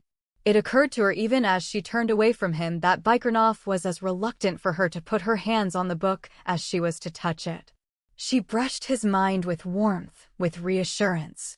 Vikirnoff held his breath as she began to weave a graceful pattern in the air. She turned slightly to mimic the exact angle her father had taken. Her voice, soft and melodious, but commanding, called on the elements to aid her. The air around the bog grew heavy, pressing on them, nearly suffocating them, as she murmured the reverse of the safeguards, choosing each word carefully and using her father's peculiar rhythm. The moaning of the wind increased. The branches in the pine forest clacked together and needles flew like sharpened darts through the air. Vikirnoff shifted slightly as the water began to rise and seep around his feet. Tufts of grass disappeared. Anxiously, he looked at the spot where Natalya stood. Water lapped at the toes of her boots. The faces on the surface surrounded her tiny square of grass, empty eye sockets watching her every move. Waiting for one mistake. One misstep. Admiration grew for Natalya as he watched the way her hands swayed in the air, never faltering, never trembling. Merged as deeply as he was with her, he knew her fears, yet she stood in the center of the bog encircled by danger without flinching, looking magnificent. He was the one with the beads of sweat trickling down his body. He was the one with his heart in his throat. He was on the balls of his feet, ready for action, ready to take to the air and reach her should something go wrong. All the while he watched her, his heart swelled with pride. It was nearly impossible to believe she was really his life mate. She seemed an extraordinary miracle of which he would never be worthy. The air shimmered as her hands dropped to her sides. The faces in the water moaned softly, emitting cries of protest as the book ascended from the murky depths. Red water poured off the oilskins, looking like trails of blood as the thick tome emerged. Small waves crested around the small square of grass, covering Natalya's feet. Vikirnoff leapt into the air and was on her in seconds, grasping her around the waist and jerking her out of the bog as the book floated into her outstretched hands. A loud hum was his only warning, and he wrapped his arms around her firmly, protecting her with his body as he threw shields up around them. Insects crashed into the barrier, the sound breaking the stillness of the night. Natalya hooked one arm around his neck and wedged the book between them. It's heavy. It also smelled foul and dripped water down the front of them. Vikirnoff immediately cleaned and dried the package even as he streaked away from the bog back toward the mountains and the caverns he loved. You were incredible. I know. Shocking talent, aren't I? Natalya did her best to see in every direction as they streaked across the sky. I'm getting used to traveling this way. I kind of like it. It is very convenient. Natalya felt him nuzzle her hair. Unexpected desire shot through her. It was such a casual gesture, but at the same time, it felt intimate. My birthmark is beginning to burn just a bit. A vampire is coming close to us. I do not want to take any chances as long as we have the book. We should go back to the caverns and decide what to do from there. Do you think Xavier is tied to the book in some way? Will he know it is out of the hiding place? Natalya shook her head. I doubt it. If he could have traced the book, he would have known it was in the bog, and he would have sent someone to search the place until they found it. He wouldn't have dared to go himself. The bog is located too deep in Carpathian territory, and he feared Carpathians more than anything else. It was strange to remember small details denied to her for so long. Vikirnoff's safeguards obviously prevented Razvan from being able to suppress her memories. The longer her brother was out of her mind, the stronger her memories became. I doubt he would have trusted anyone else. Razvan. He would have sent my brother. Razvan has little natural skill as a mage. He wouldn't have noticed the safeguards for what they were. He would have done a cursory inspection of the area and gone back to Xavier and told him the book wasn't there. Vikirnoff took them through the small opening in the chimney and dropped through the mountain until it widened out into the larger chamber. He waved his hand and flames leapt to life on the candles as he placed her feet carefully on the floor. Where are we going to put the book? Vikirnoff took it from her and slipped it into her backpack. He didn't even glance at the book for which they'd risked so much. This will do for now. We'll discuss a safer place to hide it later. Sounds good to me. I realized, They're in that foul-smelling bog that revelations occur in the most unlikely places. Natalya's eyebrow shot up. Really? What world-shattering revelation was imparted to you there in that foul-smelling bog? Just that I never wanted Donna Reed or June Cleaver. It has always been Xena, warrior woman, who had my heart. His tone was casual, matter-of-fact, not at all as if he were handing over his heart to her. The revelation just came to you right there in the middle of the bog, did it? Natalya slipped out of her double harness and removed several clips. Somewhere between the water making nasty faces at me and the rather pathetic audio effects, he nodded. Yes, it became very clear to me. You're just a tiny bit slow on the uptake there, Gomer. She set her sword up against the cavern wall and laid several knives in a semicircle around it. You should have figured it out in the forest when I saved your butt the first time we met. Gomer. Pyle. I'll explain later. Right now, I want to hear more about your revelation. She placed her backpack in the center of the semicircle directly in front of the sword. The last time I tried to bring up Xena, you terminated the discussion, he pointed out, folding his arms across his chest. Well, now you've had a revelation, haven't you? That changes things. Would you like me to set the safeguards for that? He indicated the backpack with his chin. You may as well. If I do it, my brother will be able to track us immediately. She tilted her head, studying him as he glided over to the cavern wall. She loved watching him move.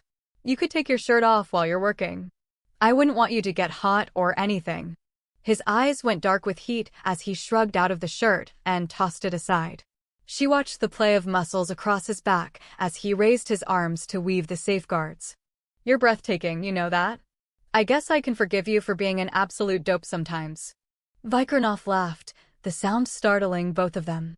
He rarely laughed, and when he did it warmed his eyes and took the hard-edged expression from his face. Natalya found an answering grin on her own face. Your adoring compliments take my breath away. Well, don't let them go to your head. I'm only feeling this way temporarily. You said something nice for a change. Natalya held her breath as he sauntered toward her. He could look so powerful just walking, just breathing. The effect he had on her was absolutely idiotic. I am reading your thoughts. Really? Are you getting the part about what an incredible lover you are and how I might be able to put up with your bossy nonsense if you keep me happy in other ways? She shrugged. Just asking in case, you wanted to start keeping me happy. Vikirnoff was suddenly crowding her so that she took several steps backward. Where do you think you are going? His hand snaked out to wrap around the nape of her neck, abruptly stopping her. Nowhere. You just move so fast sometimes. Are you saying I intimidate you? There was a wealth of amusement in his voice. As if. She moved into the shelter of his body, loving the way his skin heated her as if he absorbed her, or she just melted into him. I am not easily intimidated. She ran her fingertips over his chest, trying to press closer, inhaling him to take him into her lungs. Vikirnoff was like a rock, solid and steady. Especially by you. That is a good thing. He bent his head to hers. Natalya loved how slowly his mouth descended to capture hers. His breath was warm. His eyes changed right before his lips claimed hers, going dark with desire. There was the feel of his hand tightening on her neck, the pat of his thumb sliding over her skin. So many sensations, all before his mouth took possession of hers. He created intimacy between them with so many small details, each one making her feel like she belonged to him. Like he belonged to her. She closed her eyes and gave herself up to the wonder of his mouth. She allowed the heat to claim her, to sweep through her body so that she caught fire from him. She wanted to kiss him forever, to drown in the taste and scent of him. His arms closed around her, strong, reassuring, possessive even, dragging her closer, setting off a multitude of butterflies winging their way around her stomach. Vikirnoff wanted to kiss her forever. He called her Einak Enyam, forever mine, and he had all along. His mind had known and his body had known, even his soul had known, but it had taken spending time with her before his heart had caught up. She was so much more than Einak Enyam. She was Einak Sivamet Yuda, his forever to my heart connected, and she would be for all time. The crazy thing was, he didn't even know how it happened. I love what you're thinking. Natalya framed his face with both hands. I really do. She punctuated it with small kisses and teasing nibbles on his lips. But I want all of your attention on making love to me. The actual making love to me, not thinking about how much you love me. She gave him a small sexy smile. You can do the thinking about loving me so much afterward. Amusement crept into his eyes, stealing her breath. You want the actual thing? She nodded. My entire attention? Absolutely. You are a demanding little thing. High maintenance. I told you. She went up on her toes to kiss him. She loved kissing him, loved the silken heat of his mouth. She could stay there for eternity. Vikirnoff drifted on a rising tide of lust and love. He let the feel of her skin, the brush of her hair, and the fire of her mouth take him over. Electricity arced from Natalya to him. Flames raced over his body and poured like molten lava into his veins. His every nerve ending leapt to life, craving her. His fingers tangled in her hair, his mouth devouring hers, wanting more. Needing more. Vikirnoff. She murmured his name, breathed it into the heat of his mouth. Her voice was soft and sensual, her lips swollen with his kisses and her vivid eyes dark with desire. His body was as hard as a rock, painfully full. She could do that to him so easily. All of his centuries-old control seemed to vaporize when his mouth was on hers. He dispensed with her clothing in caveman style, jerking the material off her in strips, exposing the rise and fall of her breasts, the tight beckoning nipples, the globes of her buttocks, and the invitation glistening at the junction of her legs. He blazed a path from her lips to her breast, his mouth clamping greedily, teeth scraping and teasing while his tongue laved and soothed. She cried out, stunned pleasure on her face. His hand caressed her belly, touched her small golden hoop, and moved lower. The moment his fingers brushed her wet mound, her entire body shuddered, a low moan escaping. You are so hot, Natalya. His fingers plunged deep, felt the contraction of her tight muscles, hot and moist and so velvet soft. His erection, heavy and thick, pulsed with the need to be buried deep inside her, surrounded by her feminine sheath. She bucked against him, a helpless thrusting of her hips, riding his hand with a small sob of pleasure. Vikirnoff couldn't stand it anymore and lowered her to the floor, hanging onto enough of his intellect to remember at the last moment to cushion her with something soft between her body and the cave floor. His mouth found hers again, feeding on her taste, the sweetness he could never quite get enough of. She groaned into his mouth, and fire raced over him, hot and pure, his body hardening past the point of pain. He kissed her throat, her breasts, spent time on her small golden ring, teeth tugging and teasing and returning to her hard nipples. She gasped when his hands parted her thighs, his fingers stroking so close to her heated center that her body shuddered and her muscles, clenched with a need so agonizing, tears shimmered in her eyes. Please, Vikirnoff. I need this. I need you. That soft little plea was more than he could stand. He bent his head and lapped at the welcoming liquid. Her body jerked beneath his hands and his tongue speared deep. She screamed, her hips bucking, but he pinned her with hard fingers, holding her to him to drive his tongue hard and deep. Stars seemed to explode around her, lights dazzled her. Natalya couldn't catch her breath, couldn't think. Her body fragmented, shattered her so that she thought she might die from sheer pleasure. He didn't stop, teasing her with lightning-quick flicks of his tongue, stroking the hot knots of nerve endings into another hard release that left her lungs burning and her head spinning. He heard her cries, felt her fists tugging at his hair, her body thrashed beneath him, but he couldn't stop, craving the honey from her body, her screams of pleasure that only fed the building inferno in his body. He suckled her, tongue thrusting and probing, forcing her body into another tier of sensation where she could only mindlessly plead with him, and her body was slick and hot with the shocks of multiple orgasms. Vikirnoff rose over her, his eyes black with hunger, a snarl of possession on his lips. His hands kept her thighs apart as he pressed against her pulsing entrance. Natalya could feel the thick head entering her with excruciating slowness. He seemed far too big for her, Even as slick as she was and with her nerve endings so sensitized, she could only wail at the intensity of the pleasure engulfing her. Hurry. Please. Hurry, hurry. It was a mindless chant, her head thrashing back and forth, her body in a frenzied grip of need. The loss of control was so shocking, frightening even. She could only hang on to him for an anchor in reality as he took her over the edge of reason. He gave one powerful thrust, surging forward, burying himself deep, stretching her tight muscles impossibly, driving into her hot core. She screamed again, her body convulsing instantly around his, inner muscles squeezing so powerfully, he nearly lost control. Her nails bit deep into his shoulders and her hips jerked beneath him. Vikirnoff clamped his fingers around her wrists and slammed them to the cavern floor, holding her helpless beneath his assault, his body relentless, using a hard, merciless tempo, pounding into her over and over. His face was edged with lust, his eyes dark with hunger and need as his mouth found her throat. Natalya couldn't think past the pleasure/pain of his body taking hers with such wild abandon. She felt the sharp sting of his teeth at her throat, and it only increased her pleasure until she thought she might die with it. His teeth scraped back and forth at the swell of her breast, just above her heart, and then sank deep.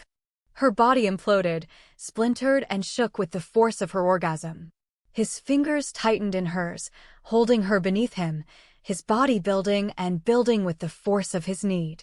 She felt him in her mind, sharing the taste of her, the pleasure rocking him, and then his tongue swept across her breast. Taste me, Natalya. His voice was harsh, sexy with his lust. Come to me now. Come into my world. It wasn't a plea, it was a command. His hands tightened around her wrists. He didn't help her, his chest above her mouth, his body so tight it stretched hers to the limit. Damn it, woman. Do it now. She was desperate for relief. If he kept pounding into her, she wasn't going to live through the night. Could a woman die of pleasure? In any case, her incisors had already lengthened and her body gushed with anticipation, making her sheath so hot and slick it only allowed him deeper until she thought he would climb into her womb. She licked across the heavy muscles of his chest and sank her teeth deep. At once his ancient blood poured into her like flowing nectar. His body thickened, hardened, pistoned into hers without mercy. His erotic images and his overwhelming pleasure burst through her mind even as her own muscles tightened around him, gripping him desperately. She drank, choked, swept her tongue across him to close the pinpricks. Nothing could stop the forceful driving of his body into hers. Her orgasm ripped through her, somewhere between pain and pleasure, rocking her body, the shudders refusing to stop, gripping her with the same intensity as her muscles milked him. She felt him exploding, jetting into her with his seed, hot spasms that had a guttural sound tearing from his throat. Vikirnoff buried his face in Natalya's throat, desperately trying to regain a steady heartbeat, to pull air into his lungs. She had been so tight and hot, her vaginal grip on his sensitive erection torturing him with pleasure as she clasped him to her, draining him completely. She was going to kill him if their lovemaking got any better, but it was a great way to go. He lifted his head enough to nuzzle her breast. Her nipples were tight, hard beads, tempting him. His tongue flicked and teased. Her body jerked around his, tightened on his flesh so that he groaned as fire raced through him, spreading through every nerve ending. I love you, Natalya. I don't think I can ever do that again. It scared the hell out of me. Worse than any vampire. Her fingers tangled in his hair. I couldn't stop. It just went on and I didn't have any control at all. He smiled against her breast. It will only get better. We're both going to die, you know that, don't you? It occurred to me, he admitted. He kissed her again, gently this time.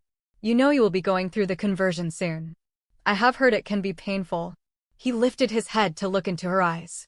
I will do my best to spare you, and the moment it is safe, I will put us both in ground. Fear etched tiny white lines around her mouth. Her eyes were enormous, but she nodded at him. Don't forget the book and the safeguards. He rolled off of her and drew her into his arms, holding her close. I will not forget anything. Thank you for giving yourself to me. Natalya laughed. Is that what I did? I thought you took me for yourself and there was no going back. There is no going back now, he murmured as the first ripple of pain took her, driving the air from her lungs. 18. Hold on to me, Inexivmet Yuda. I fear this will hurt like hell. Vikirnoff's eyes held panic, something Natalya had never seen in him, just as she'd never heard that particular tone in his voice. She reached for his hand, tangled her fingers with his. I'm not the first woman to do this, you know. We'll get through it. As the pain radiated through her with all the intensity of a blowtorch, she wasn't altogether certain she was telling the truth. It took her breath, leaving her gasping. Vikirnoff turned pale. Damn it, I should never have let this happen. He startled her with his swearing. He often said things in his ancient tongue, but rarely did he curse. His blatant lack of control shocked her into focusing on him rather than the pain tearing through her body. Vikirnoff was already sweating, his eyes alive with fear for her. When the first wave eased enough to allow her to breathe again, she pushed her hand through his hair, her touch tender.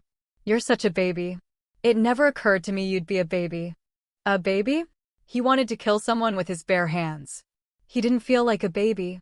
He felt like a berserker, a wild, out-of-control demon, ready to rend and tear anything in his path. He couldn't believe the conversion would be like this, the pain ripping through her body with the force of a tidal wave.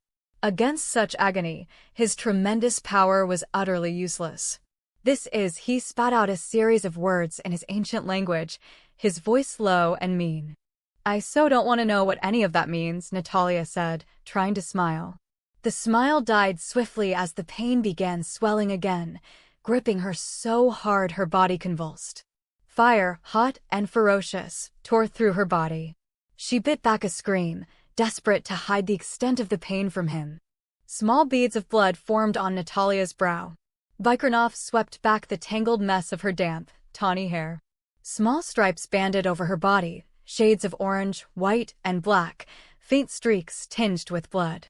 Raw fury burned through him, and he cursed who and what he was.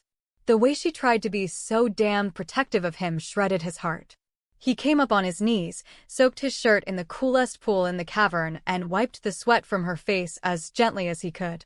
Natalya suddenly pushed at him, tried to pull out of his mind, turning her face away from him, but he stayed firmly merged, his blood pounding through his veins.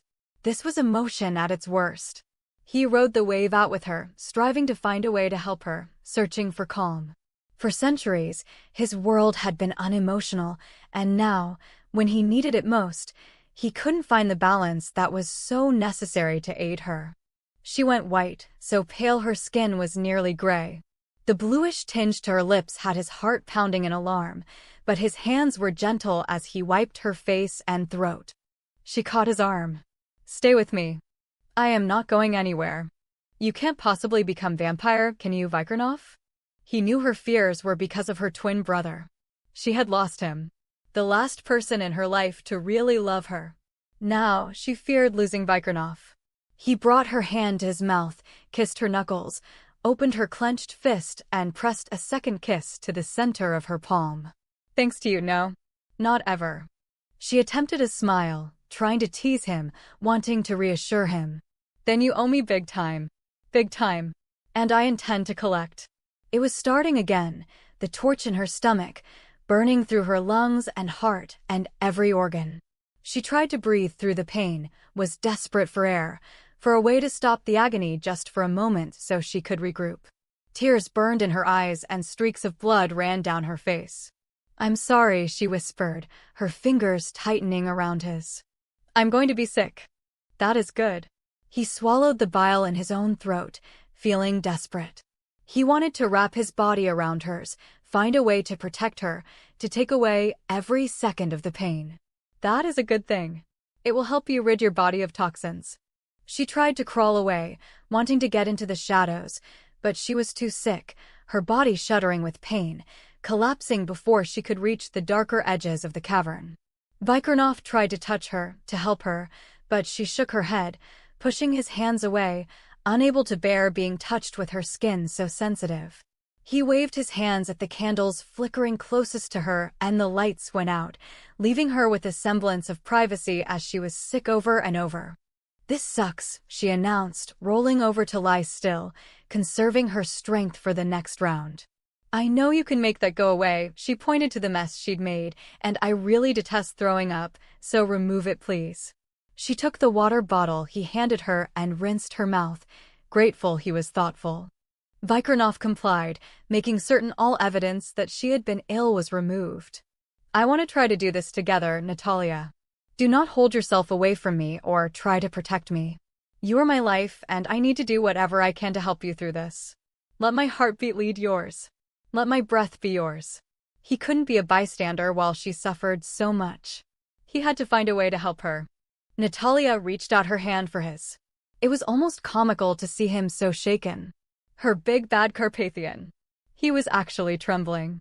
Worse, he looked ready to kill something or someone. Who knew he would react like that?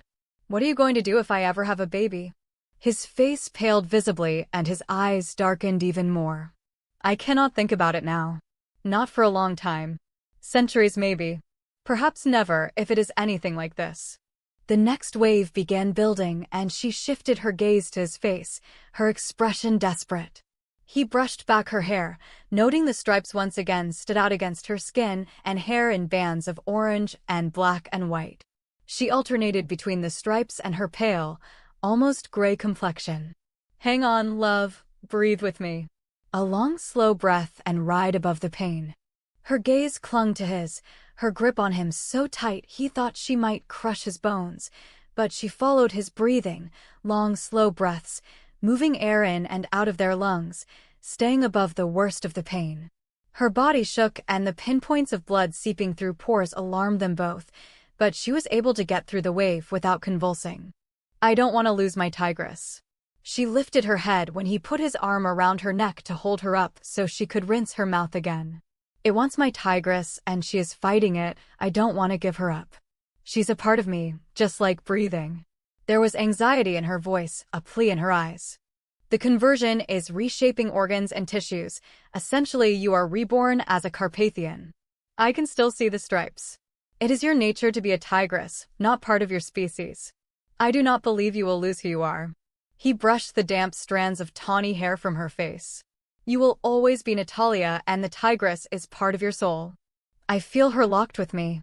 You will not lose her." He repeated the reassurance a second time as the next pain welled up sharp and fast, lifting her from the cavern floor and slamming her back down so hard her bones seemed in danger of breaking. Natalya kept her gaze fixed on Vikirnoff. He was her lifeline. As long as she looked at him, saw desperate love and worry etched into his face, in the black eyes, she knew she could be strong. She'd never had a man look at her like that, as if his world was shattering because she was suffering. She could feel him trying to take the pain from her, and it only made her love him more. He was such a powerful, steadfast man, yet all his personal stoicism dissolved in the face of her suffering. She stroked his face, her fingertips smoothing the deep lines as the pain subsided. "I'm not afraid of this, Vikirnoff.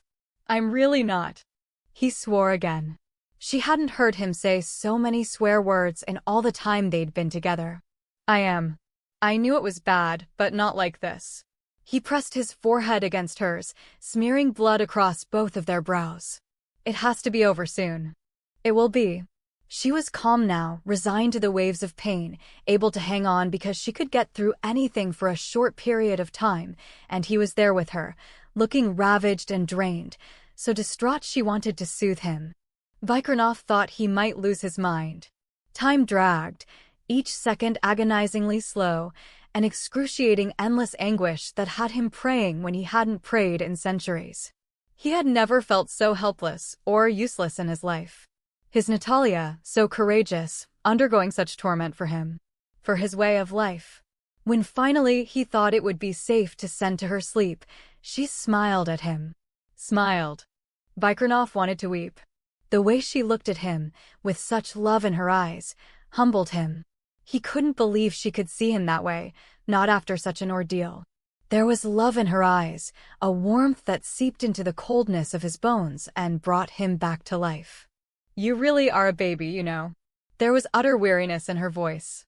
She was so tired, yet she couldn't help wiping at the blood-red tears streaking his face. Only where you are concerned. I am going to lock you in a tower and keep you safe for well over 100 years. It will take at least that long to get over this night. I really hate to have to admit this, because I've almost worked out the counterspell to undo the binding ritual, but I have fallen madly in love with you. There was a small, deliberate sigh in her voice, as if she were annoyed that she could possibly have fallen in love with him. His burning lungs found air. That small sigh was enough to tell him she was still Natalya, his warrior woman, and she wasn't going to cave in because she was flat on her back. I hate to disagree with you when you are obviously unable to defend your position, but the ritual binding words are not a spell. You cannot undo our marriage. She closed her eyes, but a faint smile curved her lips. Then I shall endure. He burst out laughing, a mixture of relief and amusement, tears still leaking from his eyes, gathering her up in his arms as he opened the ground, exposing the rejuvenating soil rich in minerals. I am putting you to bed where you will not be able to torment me. I need recovery time from this ordeal. Her eyebrow shot up. You need the recovery time? I nearly had a heart attack. The pain was welling up again, seizing her organs, squeezing like a vice so it felt as if she might really be having a heart attack. Stop talking and more action. Vikirnoff sent her to sleep instantly, a strong command that was probably unnecessary, but he wasn't taking any chances. He sat for a long time cradling her in his lap, rocking gently back and forth, more to soothe himself than her. He stared down into her beautiful face. When had he become so consumed by her? He couldn't imagine his life without Natalya. Her lashes were thick and black, feathery crescents under her eyes. He noted the dark circles that hadn't been there before. He had never considered himself a man of violence. He lived in a world of violence and did what he had to do. Hunting was a way of life. Battles and wounds and destroying evil were simply how he lived. It was never personal, never emotional. Yet now, with Natalya, all that had changed. He couldn't bear her to be in pain. Not physically and certainly not emotionally. He buried his face against her throat. He had a demon in him, and it wasn't the monster who had lived and roared for blood. This unexpected demon had risen up, demanding retribution, wanting to smash and destroy simply because Natalya was in pain. He couldn't stand to see her that way, so pale, in agony, trying valiantly to protect him. Vikirnoff didn't like discovering he was a violent man, but it was there, deep inside, and he wouldn't hide from it. Natalya had seen him, demons and all, and she hadn't turned away from him. For that alone, he loved her. He carefully unraveled the safeguards surrounding Natalya's weapons and her backpack.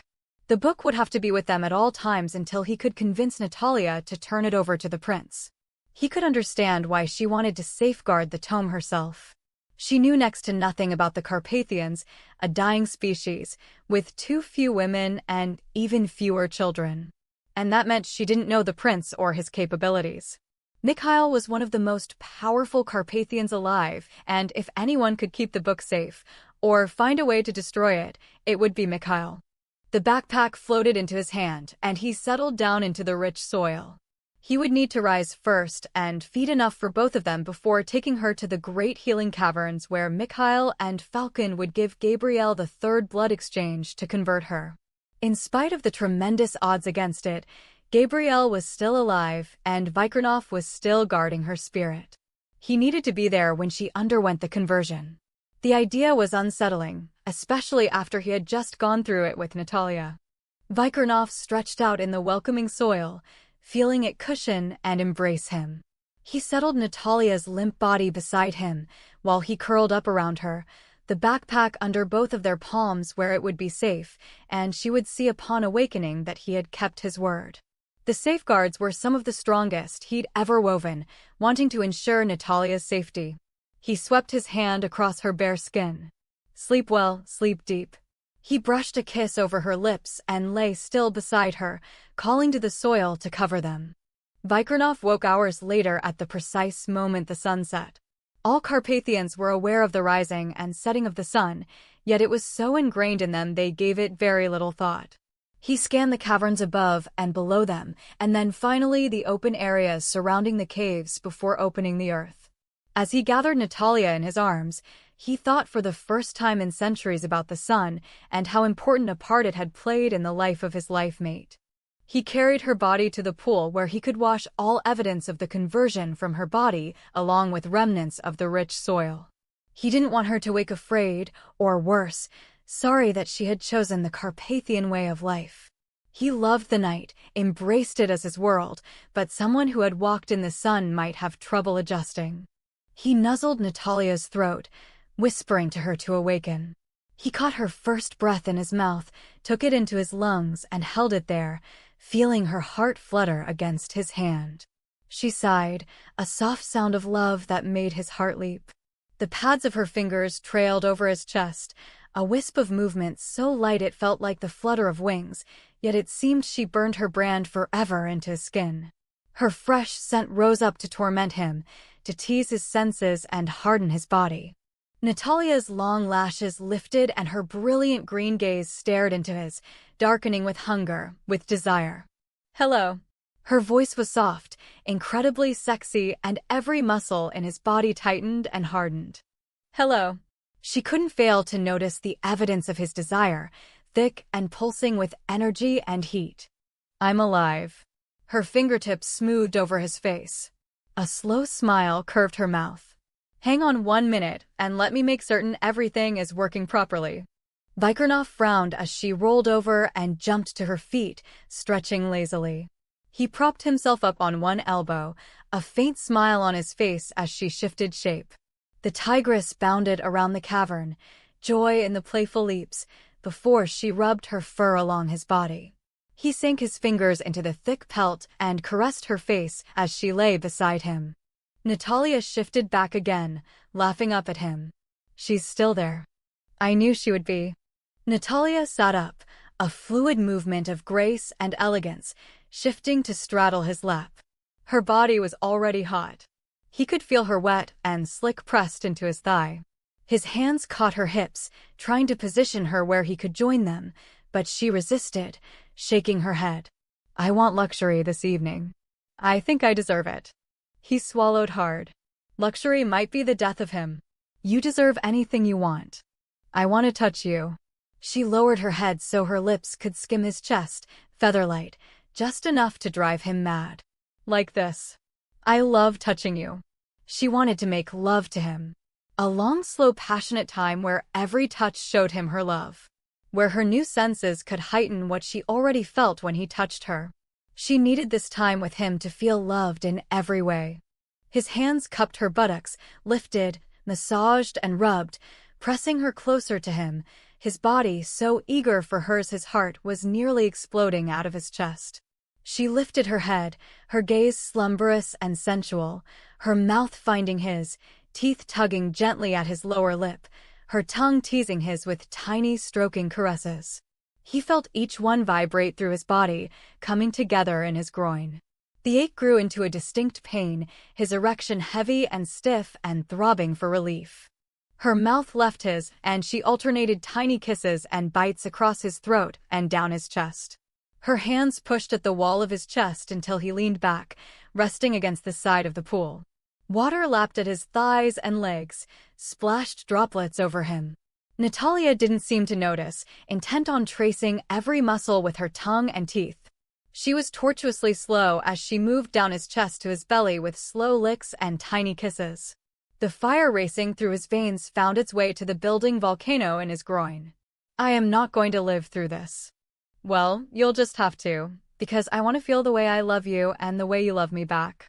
She moved her hips, sliding the moist heat of her mound back and forth over him until he groaned, his fingers digging into her hips to set her on him. Smiling, she slid lower, pressing kisses against his flat belly, her legs sliding into the water, giving him a delicious view of her curved bottom. He couldn't stop his hands from massaging her, fingers dipping low to invade her body. His breath was coming in ragged gasps. Her breath moved over the head of his erection, warming the glistening drops there and stilling his heart. "This is what you did to me." I couldn't think or breathe.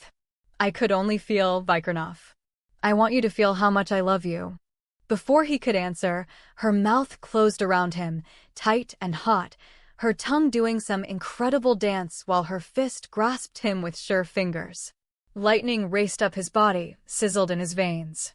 The sound of his breathing was harsh, even to his own ears. He watched her through half-closed eyes, his body going up in flames. When he thought he would die, when he couldn't feel anymore without exploding into a million fragments, she took him deeper so that his hips thrust helplessly. The small suckling noises coupled with her tight mouth and licking tongue nearly drove him out of his mind. Her fingernails raked his scrotum, her fingers tightening and squeezing gently, her mouth so hot it was a cauldron of fire wrapped around him. His fists bunched in her hair, and he thrust deeper. Her breasts moved against his thighs, her nipples hard pinpoints of heat. He couldn't resist the invitation of her curved bottom, thrust upward in the air as she suckled. His hand came down open-palmed, stroked and caressed, massaging, his blood pumping so hard through his veins he was afraid he might spontaneously combust. Vikirnoff groaned her name, dragged her head back, kneading her body, needing the feel of her wrapped tightly around him, gripping with such force he knew she needed him every bit as much. He could devour her later, her sweetness pouring into him, her cries bringing him intense pleasure, but not now. Now he was too frenzied with lust, too high on love. The two emotions were so mixed together he couldn't separate them. He rolled her over, coming up on top of her. Her breasts were beautiful, the full mounds tipped with darker pink nipples, rising and falling with each breath she dragged into her lungs. Water splashed around them, her hair floating in strands on the surface. The ledge held her in position, her bottom firmly lodged in the cradle of rock. He stroked her soft skin from her neck to her hip, stretching her beneath him like a sacrifice. "I love the feel of you. Do you have any idea what it is like for me to touch you like this?" He stroked her again, this time his palm taking a path over the swell of her breast to the V at the junction of her legs. Deliberately, he merged his mind with hers so she could feel the fiery sensations in his own body, the driving need of the male of his species to dominate and control. Her eyes darkened with hunger, with excitement. The tigress in her would never accept a mate less than Vikirnoff. His touch on her breast roughened as he rolled her nipple between his thumb and finger, but he leaned forward and brushed a gentle kiss across her lips, his tongue sweeping into her mouth with stroking caresses. The contrast between the tenderness of his mouth and the roughness of his hands sent heat sweeping through her body and left her womb clenching in desperation. His teeth nibbled on her chin, his hair sliding like silk over her so that every nerve ending jumped to life. He licked her nipple, paused, lowered his head to taste again. His tongue flicked her several times, making her so aware of the sensual erotic spot. Teeth scraped, lips kissed. Her head thrashed back and forth, and when his mouth closed, hot and tight over her breast, suckling strongly, she cried out his name, fingers tugging at his hair, nails digging into his back. "Hurry up," she panted the command. He lifted his head, his smile wicked. "You wanted slow and lazy. I am giving you what you wanted." Deliberately, he kissed his way across her belly, tonguing the ring, teeth tugging at it, before clipping lower. "No. I need you in me. Right. Now." She could barely get the words out. "One taste." He sank his finger into her, watching the shattering pleasure on her face. "That is what I need. To see you like that, Natalya. To see you come apart for me." He pushed a second finger in, deeper this time, finding her most sensitive spot and rubbing with hard, strong strokes. "The tigress is close when you make love. Do you realize that? Your eyes go midnight blue and then opaque when you are very aroused." It was the biggest turn-on, watching her eyes change color, watching her face and body flush for him, her nipples taut and elongated, her breath coming in ragged, harsh gasps. His eyes, dark with sensuality, held her gaze captive as he began a slow assault of her body. His tongue and fingers stroked and thrust into her. His licks and the tiny bites of his teeth drove her to the very edge of sanity. She couldn't think straight, couldn't find the breath to gasp out a protest as he took over her body, playing it like a finely tuned instrument. He was everywhere, claiming every inch of her as his own, building her need and hunger into a frenzied lust. She screamed through 2 orgasms, her body inflamed, burning out of control. He rose above her, gripping her thighs, desperate hunger running through his body. Every muscle was strung so tight he felt coiled and ready, an explosion waiting to happen. Looking at her face, so beautiful, so filled with hunger and need for him. There it was, the miracle he had been gifted with. She had been made for him. Her body, this body, fit so perfectly with his, it was designed for pleasure, and he meant to take every drop and give her back tenfold. He sank his shaft deep, a hard, driving stroke to take him as far into the hot inferno of her channel as he could get. She was so tight and wet, gripping him with her inner muscles, that he let loose a guttural growl of sheer bliss. Catching her legs, he wrapped them tightly around his waist, forcing her closer to him so that he could pound deeper and harder with long, sure strokes. He felt her body tighten and shudder around him, but he kept thrusting, in and out, over and over, never wanting it to end. Her second climax began before the first had faded away, throwing her into another much more violent one. Her hands clamped onto his shoulders, an anchor for her when he kept going, taking her even higher, forcing her into an explosive third orgasm. It shuddered through her body with the force of a freight train, rocking her, setting off the same explosion in him. He felt the drawing, the tightening until his very bones ached with the contraction. Her sheath, so hot and tight, gripped him, squeezing him to the point of pain, convulsing around him, a fist of hot velvet, until he was helpless to stop the volcanic eruption, spurting into her over and over. Natalya stared up at him, dazed and slightly shocked. Her body refused to relax, refused to release him, every aftershock sending shudders of pleasure through her. She couldn't talk, couldn't find a way to drag air into her lungs. She could only lie there with the water lapping at her body, staring into his face. "You are more beautiful than any woman I have ever seen. And more sensual." She looked a siren there, spread out before him like a feast. "Again, Natalya. I want you again. And I want your blood, and I want to give you mine. I want everything this time." She shook her head, a faint smile curving her mouth. "You already took everything. I can't move. I do not want you to move. I want you to feel." Natalya couldn't move. Exhausted, her body still crying for more, she looked into his eyes, so dark, so intense with desire. His hands were everywhere, his teeth and mouth and his tongue. She pressed her mouth to his chest, drinking when he demanded, fire pulsing through her, multiple orgasms rocking her when his teeth pierced deep and his body thrust again and again into hers. She couldn't believe she could want more, but desire consumed her, Vikirnoff's needs feeding her own. She couldn't seem to get enough of his body, and there didn't seem to be enough ways for him to sate himself with hers. "We're going to die if we keep this up," she warned, when she could talk again. "I have centuries to make up for." His hands stroked her breasts. "I will never get enough of touching you like this." Natalya rolled over into the heat of the pool. "I'm going to be so sore I won't be able to walk. You look pale. I think you need to feed." Even as she said it, a flare of jealousy spurted through her. What if he bent his head toward another woman, knuckles brushing her breast? What if the woman looked at him with desire, her body growing wet and hot as he approached her? A low snarl escaped and Natalya swam toward the center of the pool. If she ever smelled another woman's scent on him, he would find out what it was like to rouse the tigress. Something was wrong, but Natalya couldn't figure out what it was. They'd made love, she had been so happy, but with her mixture of heightened tigress and Carpathian senses, she suddenly felt the presence of another woman. She did. He might deny it all he wanted, but there was another woman in his life. Vikirnoff watched her with speculative eyes. Very soft stripes banded her hair and flesh as she moved through the water. He touched her thoughts and smiled. How she could think he might want another woman was a puzzle to him. He followed her, pacing right beside her. Natalya flashed him an irritated glance. "I need space."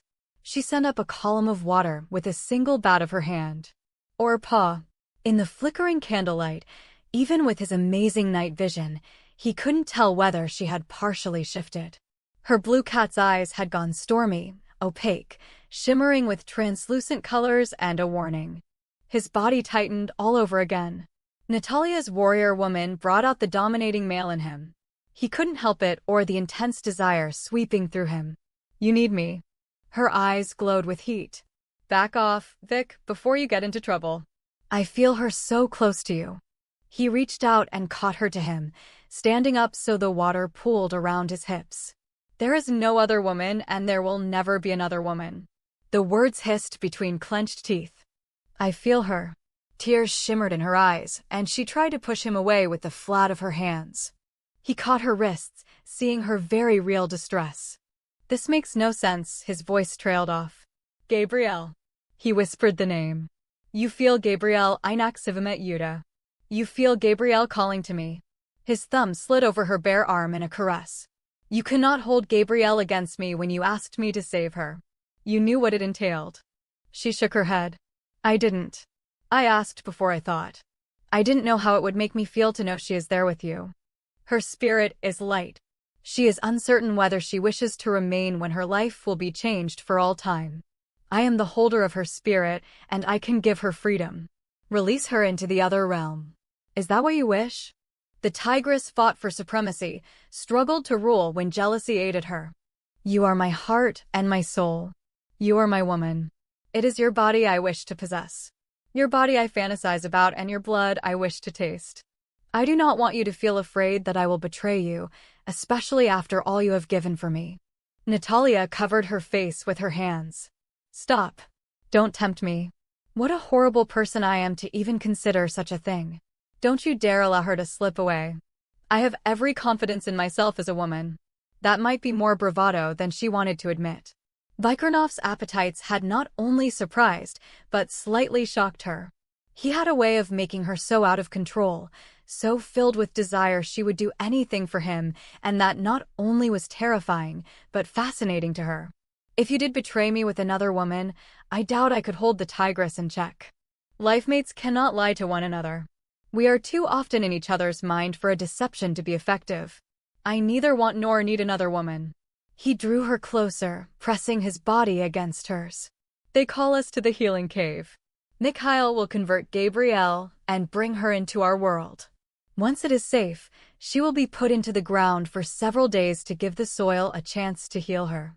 Joie and Trajan, Gabrielle's kin, will have a chance to complete their journey to be here when she rises. I will no longer be needed." His arms went around her, and he rested his cheek on the top of her head. "I'll need you." She rubbed her hands down his back. "I'm sorry, I'm not those perfect women." "Perfect women?" He lifted his head to look down at her, confused as usual. He could never follow her train of thought, and he even had the advantage of getting into her head. "I have no idea who you are talking about." "June Cleaver and Donna Reed. Your pin-up fantasy women." There was a bite in her voice, even when she tried to tease. He groaned. "Are you ever going to let me off the hook? I do not want those women. Or any woman like them. I want you." His teeth bit into her shoulder in a small reprimand. "Only you. I can hear the Carpathians calling us now. How many of them will be there?" Vikirnoff heard the apprehension in her voice. Fighting vampires, coming into his world, being his woman, even making love to him for hours on end was undaunting to her, but meeting other Carpathians was frightening. She tried to hide it, but her body was pressed tightly against his, and he could feel her trembling. He carried her out of the water. They dried their bodies and dressed in the clothes Vikirnoff wove for them. He provided her with her battle outfit, the one she was most comfortable wearing. She loaded up with weapons in silence and accepted the backpack from him, slipping it onto her shoulders before sliding her Amos sticks into the loops of the pack. "Mikhail and his life mate, Raven, will need to be present. I am certain Falcon and Sarah will be there as well." He sent a question winging to the prince, waited for the answer, and relayed it. Mikhail said that Jubal is with Slavica watching over the 7 children Falcon and Sarah care for. Natalya slipped her arm around his neck as he shifted shape. "Not too many people. I can handle it." As they took to the night sky, with her clinging to his giant bird back, She hoped it was true. Colors dazzled her eyes. Everything, including her emotions, seemed so much more acute. She was far more aware than she'd ever been, to the point where she actually had to experiment with turning down the volume in her ears to avoid hearing snippets of conversations as they flew over the village. The healing cave was beautiful, made of crystals and flowing water. Heat and humidity blended together, so at first Natalya found it hard to breathe. Ice-cold water flowed from one wall, dropping several feet into a hot mineral spring so that the steam was thick and white, floating above the shimmering water like clouds. Gabrielle lay in the center, the earth already open to welcome her, the soil nearly black with richness. She looked pale, so still and white. Natalya's heart went out to her, and she was ashamed of her earlier jealousy. She touched the other woman gently, determined to help Vikirnoff do whatever it took to save her. Sarah and Raven greeted Natalya with a hug and very welcoming smiles. The men greeted Vikirnoff by gripping his forearms in the way of the ancient warriors. Both Mikhail and Feehan bowed from the waist at Natalya with old-world courtesy. A third man stepped from the shadows, startling her so that she drew her sword before she realized he, too, was Carpathian. "I did not mean to frighten you." If there was amusement on his face, it didn't show. The centuries spent in Brazil had given him a slightly different look. Aloof, aristocratic. Very handsome like his kin, but dressed in a completely different style, looking more like a wealthy rancher. "I am Manolito de la Cruz, at your service." Natalya lifted her chin. "You didn't frighten me." She met the black eyes without flinching. Mikhail turned away with a faint smile. "Manolito brought us news of a small group of jaguar men committing atrocities against their women. His family believes they may be in league with the vampires. He also carried back the news of another Morrison laboratory and a very lethal poison they've developed to use against us." Natalya turned to Vikirnoff, her eyes wide with apprehension. He moved closer to her, but didn't touch her, recognizing her need to feel strong. "Did you bring back a sample of the poison?" Manolito shook his head. "I have the images sent from my brother. I have given them to the prince. Reardon broke down the compound and sent it to me to deliver to the Mikhail." Mikhail knelt beside Gabrielle's still body and gestured for everyone else to take their places in a loose circle. "We must complete this before we lose her. Vikirnoff has guarded her spirit carefully for days, but he tells me she fades more with each rising." Vikirnoff positioned himself at Gabrielle's head, his hands resting on either side of her. Natalya knelt beside him and merged her mind firmly with his. At once she touched Gabrielle's spirit. It was light and fragile, staying only because Vikirnoff kept her with them, refusing to allow her passing. He murmured to her softly, encouraging her as the others began the ancient healing chant, and Mikhail bent to take her blood for the third exchange. Merged so deep, Natalya felt Gabrielle wincing away, trying to be brave, but doubts and fears rose up in spite of Vikirnoff's comforting voice. Tears welled up in Natalya's eyes as she realized Vikirnoff had been soothing and comforting Gabrielle each time she was awake. "I should have been helping you. I should have been there for you." She was his partner, and this keeping of Gabrielle's spirit hadn't been easy for him. He didn't have the connection to Gabrielle the others had, yet he had guarded her soul and refused to let her die. Natalya was determined to rectify her mistakes. She bent close to Gabrielle, brushing her own spirit against the other woman's. "You must cling to life," Natalya told Gabrielle. "There are so many who fight for you. So many who love you. Do you have any idea how very precious that is? These people give of themselves freely to you. They offer life with them.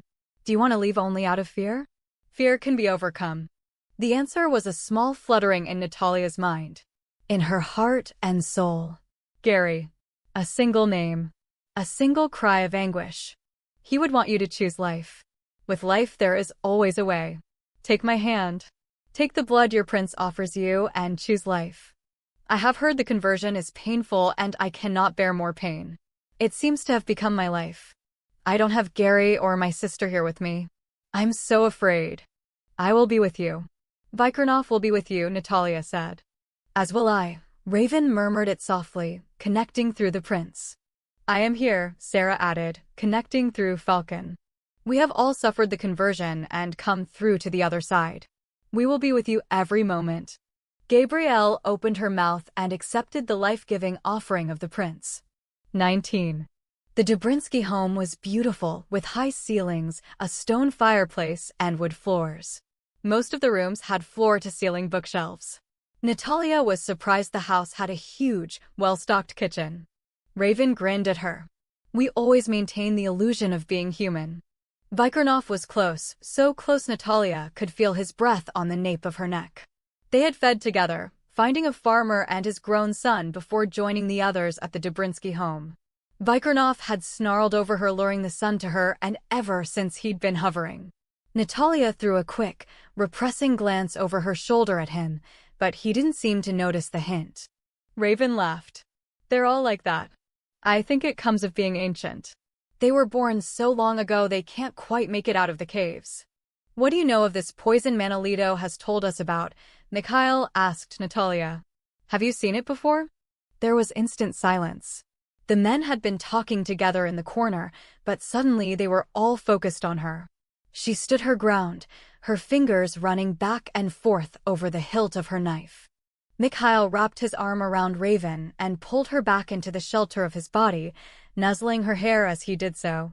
It was a brief, affectionate gesture, one Natalya found somewhat endearing. A man couldn't be all bad if he loved his life mate. She glanced at Vikirnoff. He trusted the prince far more than she did. "I would need to see the compound." Mikhail easily put the images and information into Natalya's mind. He did it fast, with no preliminaries, no gentle asking. He obviously had a path to her mind despite the barriers, and that made her feel very vulnerable and extremely uneasy. "He is able to do so through me," Vikirnoff reassured her. Natalya took her time examining the structure of the poison, ignoring the conversations flowing around her. Ordinarily, Natalya wasn't nervous in social situations. She never had anything to lose, but she knew how tied to these people Vikirnoff really was. He hadn't spent time with them in centuries, but he thought of them, fought for them, identified with them whether he realized it or not. She didn't want to embarrass him by saying or doing the wrong thing. She knew she had a smart mouth, and curbing it in the face of so much testosterone was going to be difficult. At once Vikirnoff flooded her mind with warmth and silent laughter. "I will enjoy watching the share." Huh. "I'm so glad you like fireworks." She flashed a small grin at him. "I'm extremely fond of fireworks. I recognize parts of this poison, but it isn't all mine. They've mixed some of my earlier experiments." Mikhail nodded. "Gary Jansen developed a poison against us some time ago, and parts of his poison are mixed with the newer chemicals." "The vampires are definitely in league against us," Falcon said. "They have been planning for some time." "Xavier is involved," Vikirnoff announced, reaching for Natalya's hand. "He is alive and conspiring with the Malinov brothers." As Vikirnoff was speaking, another man entered the house. He was tall with broad shoulders, thick black hair, and startling green eyes.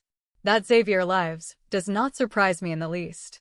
His gaze swept past Vikirnoff and found Natalya. He went utterly still. For a moment it seemed as if he had ceased to breathe. "You are the exact image of Rhiannon." His penetrating gaze seemed to see straight through her, to every dark deed she'd ever committed. "Rhiannon was my grandmother," Natalya said. "Was." Ordinarily the demand in his voice would have irritated her, and Vikirnoff was already moving to put himself between her and the stranger, though for her protection or the stranger's she wasn't certain. Something in the man's face saddened her.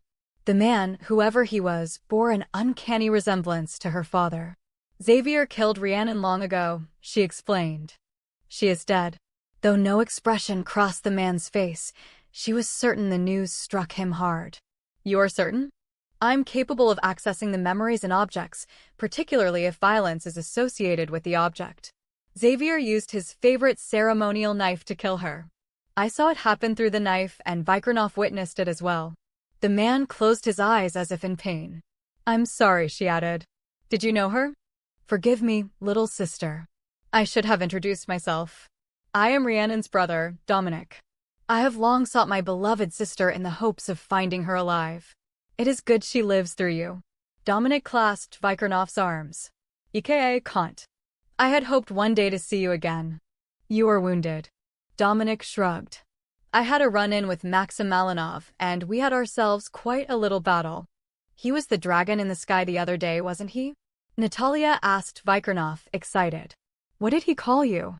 Yes. He has always been a superb warrior. He called me brother and warrior. Coming from Dominic, it is a great honor. It is why I was late this rising. I meant to attend the healing, but fear my wounds needed a few extra hours in the soil to ensure I was fit to aid our people should the need arise. All the while he spoke, his gaze continued to flicker over Natalya. I would see the memories of the murder of my sister with my own eyes, Vikirnoff. Vikirnoff readily complied, and Natalya looked away, out the window, refusing to brush their minds while they exchanged information. She could not bear to relive the past again. I have long used the disappearance of my sister as my reason for remaining on this earth. I thought once I knew what happened to her I would seek the dawn, but I must know about her children. My father is dead, Natalya spoke up. Xavier murdered him. I don't know what happened to my aunts. They were triplets, 2 girls and a boy. My father thought his sisters had to be dead. He rarely spoke of them. Natalya pressed a hand over the suddenly burning birthmark and looked anxiously at her life mate. Vikirnoff? They are coming. Who is coming? Falcon asked, rising from where he'd been sitting with Sarah. Vampires, Dominic answered, his palm covering his side over the same birthmark. The dragon is burning. They are already here. Mikhail thrust Raven behind him, looking out his window. I do not feel their presence. Nor do I, Falcon agreed. He was at the opposite window. I feel them only through Natalya, Vikirnoff said. This is what has been happening everywhere and must have something to do with whatever they are putting in their blood. The first explosion rocked the house, sending a shower of wood and debris down on them. An orange-red ball drove through the roof, the top story, past them and down to the basement below, spreading flames everywhere it touched. Instantly, several more fireballs hit the house from every direction. Explosion after explosion shook not only the house, but the ground. Flames shot up the walls and danced across the ceiling.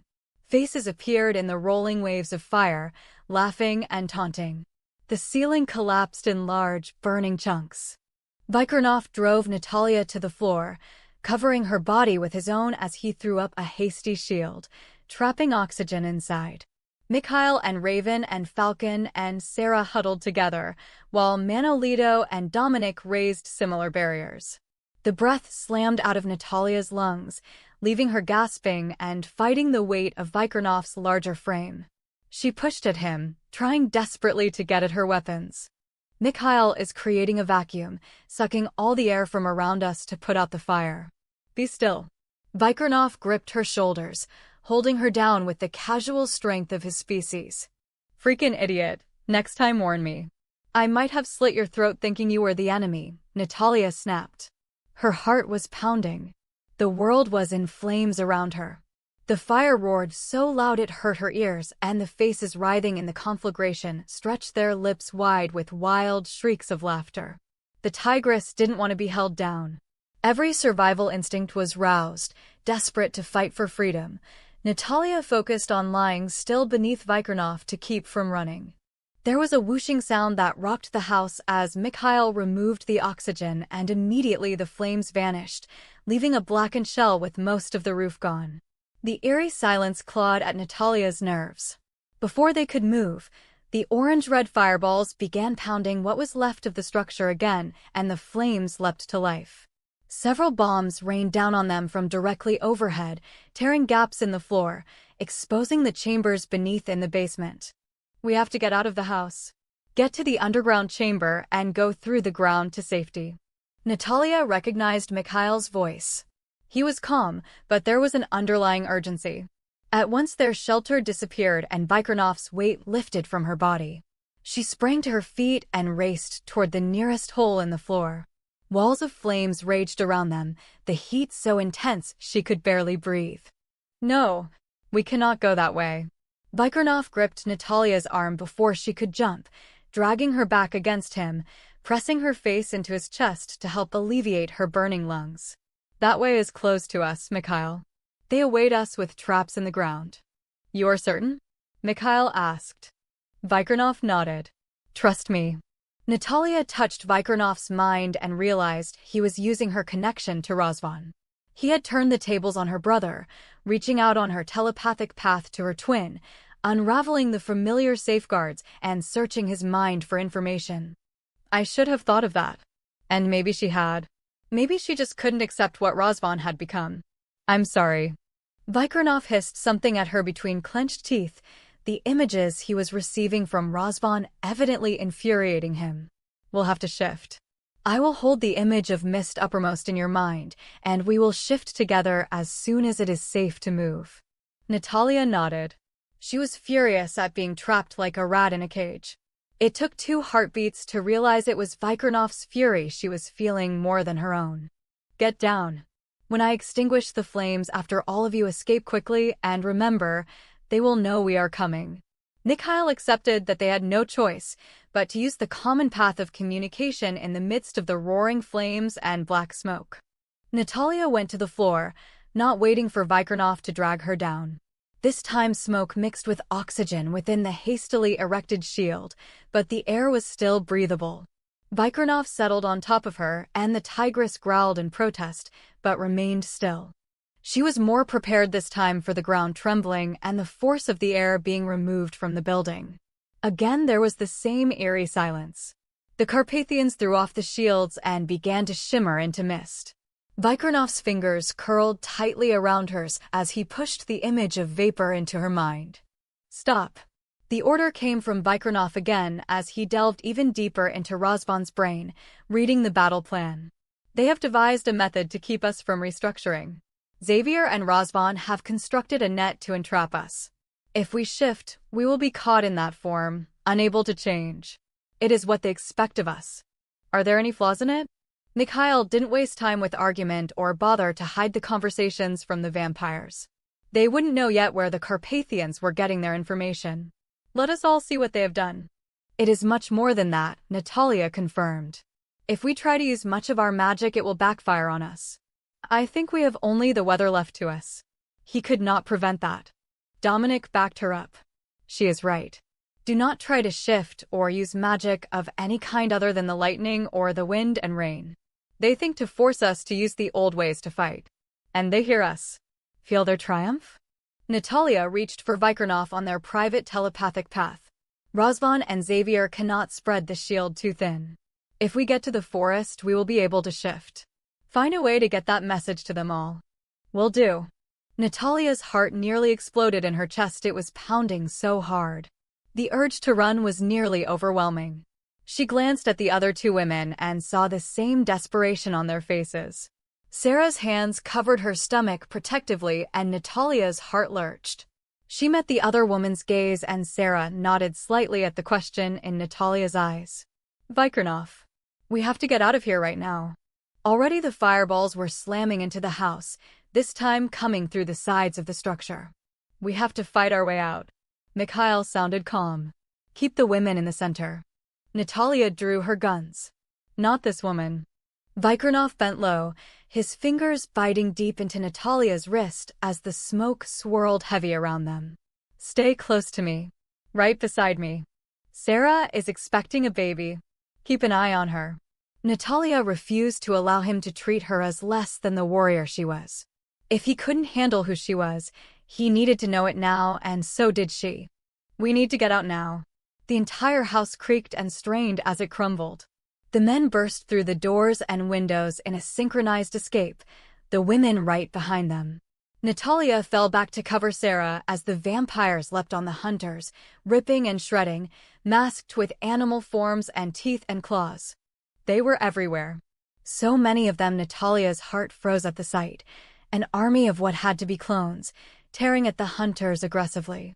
She saw Falcon shove Sarah back as a huge monster of a bear dropped from the branches of a tree directly onto his shoulders. Sarah rushed the creature, intending to use her bare hands if necessary. Natalya shot the thing, emptied a full clip into the throat and heart as she ran toward it, pushing past Sarah to protect her. She kept running, snapping a fresh clip into her gun and firing again almost at point-blank range. The bear fell back under the assault, shifting to its natural vampire form. Falcon punched his fist through the chest cavity and tore out the heart.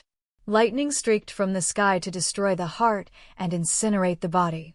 Natalya caught sight of Vikirnoff, battling 3 of the creatures. Already his clothes hung in strips and blood gleamed on his back from several blows the vampires had landed.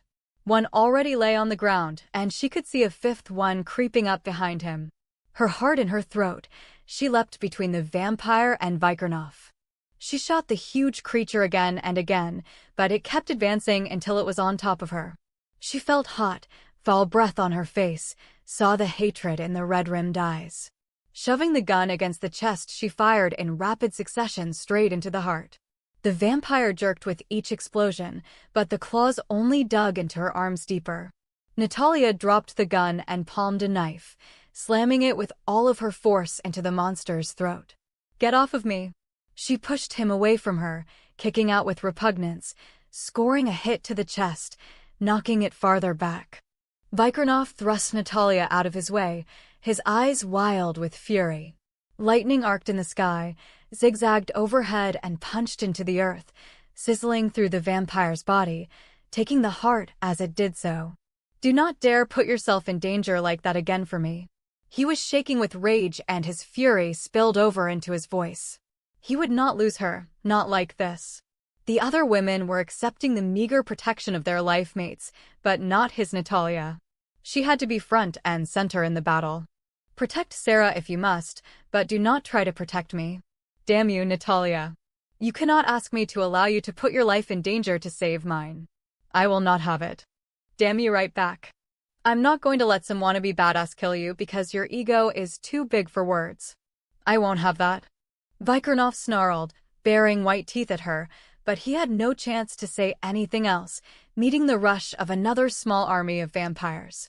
Natalya glanced to her right and noted Dominic and Manolito were fighting with lightning swords, long flashing lights that sizzled with heat as they sliced through several clones. She drew her sword and grinned at Sarah. "I want one of those." She indicated the lightsabers with her own sword. "You said we could use weather?" Sarah asked. Natalya nodded. They couldn't prevent that. Razvan and Xavier were upset about it because they wanted to prevent the Carpathians from calling down lightning. I'll just bet they did. To Natalya's astonishment, Sarah jerked a knife from Natalya's belt and held her hand to the sky. What appeared to be lightning leapt from the sky and melted onto the shaft. She held it out to Natalya. Natalya took 2 experimental cuts with the sword, feeling the balance, hoping she could control the dazzling light. It felt alive, a source of power, but when she gave 2 practice cuts it handled like a dream. She felt something behind her and spun around, slicing with the lightning sword as she did so. A furry arm ending in long claws dropped to the ground and the creature howled in pain. "Whoops. Sorry. Back off, furball, or I'm going for something much more precious to you." She held the sword at the ready, coming up on the balls of her feet and without another word, thrust straight into the furry chest. The heart incinerated immediately and Natalya grinned. "This is way cool. Much better than hairspray. There are too many of them. We have to break through their line." That was Dominic. Natalya could see him battling several vampires, back to back with Manolito, trying to keep them from the prince. The vampires concentrated most of their clones on the hunters, but there was no doubt they were after Mikhail and his life mate, Raven. While the clones occupied the hunters, the more skilled of the undead attacked the prince. Raven had a sword and fought beside her life mate, but there were just too many. Look to the north, toward the forest. There is an opening. Falcon caught Sarah's arm and thrust her toward that direction. Fight toward the north and perhaps we can break free. Blood smeared all of the hunters, deep wounds they didn't have time to heal. Natalya couldn't look at Vikirnoff. He stayed close to her, battling too many opponents to handle, and the slices covering his body had to be weakening him. She knew they were running out of time. She had killed several clones, but they kept coming, more and more until it seemed impossible to defeat them. Maxim is here and is subtly influencing us to believe we will be overwhelmed.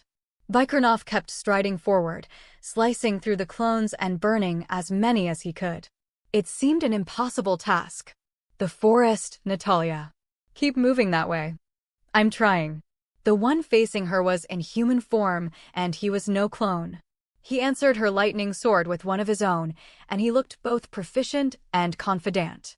When his sword met hers, the shock waves went right up her arm. She staggered under the blow and just managed to parry his second blow, which came straight at her heart. She glided to one side, deflecting a third blow, allowing the force of the contact to take her sword in a small circle and right back into her opponent. He screamed with rage, driving at her hard, forcing her to retreat away from the north and safety. Natalya parried blow after blow, all the while trying to move away from the direction he was taking her. There was something in his eyes, a glow of triumph that frightened her. Determined to stop backpedaling, one of the worst mistakes any fighter could make, she stepped to the left. Roots erupted around her foot, circling her ankle and holding her captive. Natalya swung her sword at the vampire and let the blade continue on its natural path, slicing through the vines. Blood erupted and the plants withered and fell lifeless to the ground. Vikirnoff rose up behind the vampire, swinging his own lightning sword. The head went flying and Natalya thrust through the heart. They turned together to fight off the small trio of clones coming at them. The noise around them seemed deafening. Vikirnoff dropped back in an attempt to get Natalya out in front of him where he could better defend her. All the while his sword was thrusting and parrying, a part of him watched her. It occurred to him they would probably die here. The rage in him calmed. She was fighting beside him. His warrior woman, his miracle, the ultimate life mate created to be his match in every way. If they had to go down, they would go together as they were meant. Tears stung his eyes at the realization of what she was, the skills she possessed, and the way she loved him. Enough to place her body between his and death. I love you. He had to tell her. Had to let her know he understood what he had in her, even there in the midst of the battle, especially there. She sent him a small smile as she thrust her lightning sword straight through a clone's heart. Of course you do. How could you not? Go. Vikirnoff's voice was urgent.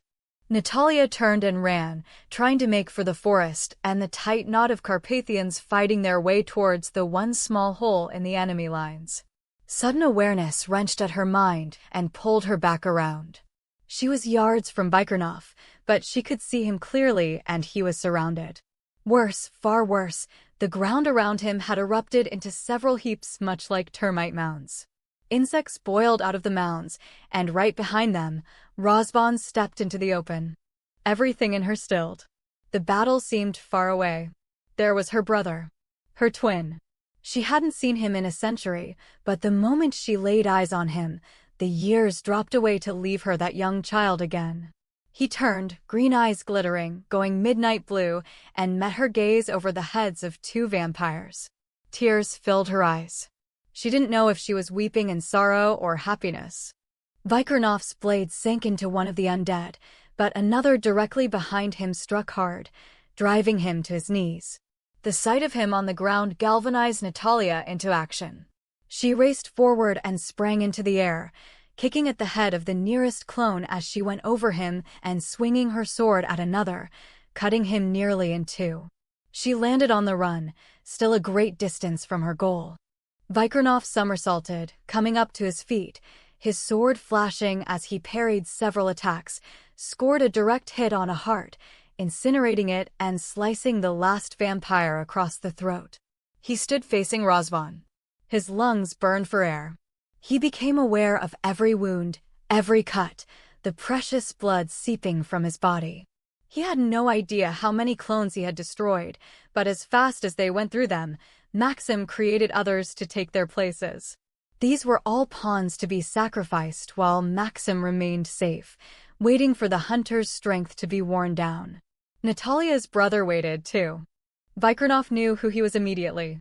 Razvan was not Natalya's identical twin, but the eyes were the same, and looking into those dark, midnight blue eyes, sorrow welled up in Vikirnoff. He had no choice but to take this man's life, and the deed would haunt him for all time. So you're the man who captured the heart of my sister. Razvan sighed softly. I had hoped I could keep her from your kind. I kept her from Xavier, and yet I could not prevent you from finding her. Vikirnoff remained silent. Razvan's voice was a soft beguilement. It was unlike that of the vampire, which was a mere illusion. Razvan's voice was real, filled with purity and truth. How could that be if he had turned vampire? Why wasn't he attacking? I cannot allow anyone to harm her. What trick you have used to make her believe you love her, I do not know, but I will find a way to clear her mind. Vikirnoff frowned. Had Razvan actually committed the hideous crimes he was accused of? Had Xavier managed to corrupt the scenes of the past? He shook his head, trying to think clearly. The things Razvan said made no sense. Natalya knew she would never get there in time. She could see Razvan inching closer to Vikirnoff. His movements were so slow he didn't appear to move, but he was. She touched Vikirnoff's mind and read his confusion. Razvan was a master of using his voice. She had forgotten to warn Vikirnoff.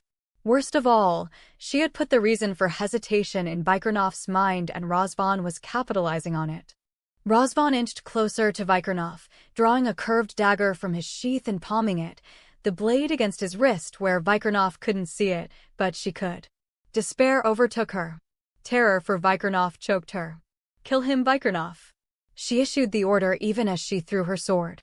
Natalya knew she was too far away, but she had to try. She used every bit of strength she had, forgetting she was now completely Carpathian. The sword whistled through the night, the light spinning, a dazzling display that hurt her eyes. Razvan lunged at Vikirnoff just as the sword penetrated his back and slammed through his body to the hilt. There was no sound. No scream. Razvan turned his head to look at her as he went down on his knees, both hands coming up toward the sword. The ground around him caved inward and he disappeared. His blue gaze went green and locked with hers as he slipped beneath the soil. The last thing she saw was the shock and horror in his expression. Natalya screamed as she covered the distance to her brother, reaching toward him. She hadn't had time to think. She could only choose, not weigh whether or not Razvan could be saved, and now it was too late. What had she done?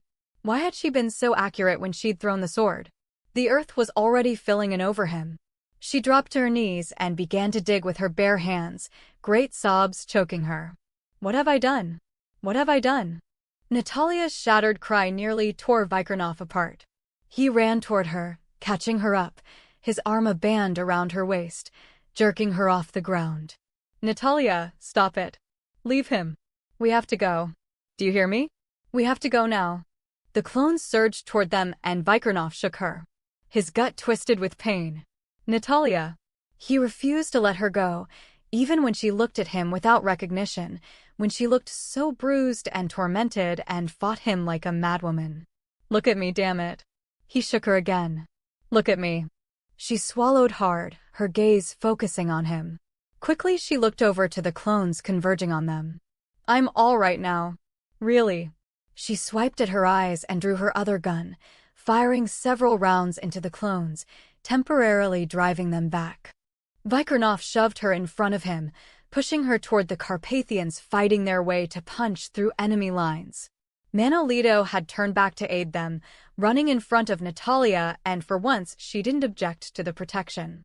Vikirnoff knew they were in trouble. They had to get out of the trap Maxim had set for them, or they would all die here. There were far too many clones and all of the hunters had suffered injuries. Worse, Maxim hadn't even shown himself. Mikhail says help is coming, Manolito reported. We have to make it to the forest and hold out a few more minutes. Grigory and Jacques have returned and are coming as quickly as possible. Vikirnoff glanced toward the prince fighting his way toward the other Carpathians. He was still a distance away to their left and, in spite of the desperate situation, looked calm. Mikhail fought back two of the lesser vampires to give Raven time to follow Dominic through the narrow gap in the enemy line. At once the prince found himself surrounded and cut off from the other hunters. The vampires and their clones began to converge upon him like a wild pack of frenzied wolves. The others were too far away to help. Vikirnoff shifted directions and went to aid Mikhail. Natalya ran in a fog of misery, feeling crushed under the weight of losing her brother all over again. She knew she had no choice, but she wished she'd had more time. She glanced over her shoulder to assure herself that Vikirnoff was alive and well. She couldn't bear to lose him, too. Skidding to a halt, She spun around. He was off to her left, already battling his way toward the prince. "What are you doing? Go with the others." Vikirnoff joined the battle, whirling like a mad demon, his sword slicing bodies and driving through the clones to get to the vampires pressing Mikhail. He cut a wide swath, shouting for the prince to work back toward him. Natalya snarled, the stripes in her hair and on her skin more pronounced than ever as the tigress rose close to the surface. She shot at the vampire nearest Mikhail, targeting first his heart, then his throat.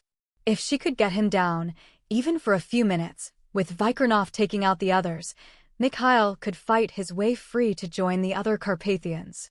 Once out into the forest, they could shift and use other skills. Then the tide just might turn in their favor. The vampire shuddered and turned toward her, his mouth gaping wide with curses, his teeth bloody and jagged. The glowing eyes settled on her with hatred and fury, and he took to the air, flying straight at her. Out of the corner of her eye she saw Mikhail cut down the other vampire, ripping the heart from the chest. Lightning arced, and to her astonishment, it struck the vampire flying at her, knocking him right out of the sky. Vikirnoff glared at her, and she knew he had been the one to aid her. "Show off." She fell in beside him as he flanked the prince, sprinting toward the north and safety. Dominic raced ahead of all of them, leading the way toward the forest, cutting through the few enemies in their path. Sarah and Raven ran directly behind him, and Falcon and Manolito brought up the rear. They were close to the timberline, and Natalya felt a sense of relief sweeping through her even though the clones were rushing to fill the break in the line. To her horror, Dominic hit something invisible. Sparks flew, rained from the sky, and electricity sizzled and arced, a hot orange-red streak, burning down the left side of the Dragon Seeker and welding him to the hidden barrier. He was held there, his arm burning, unable to get free. Pain radiated over his face, but he remained steadfast, turning as far as he could, transferring the lightning sword to his one good arm. The Carpathians came to an abrupt halt, formed a loose semicircle facing outward, and waited for the master vampire to appear.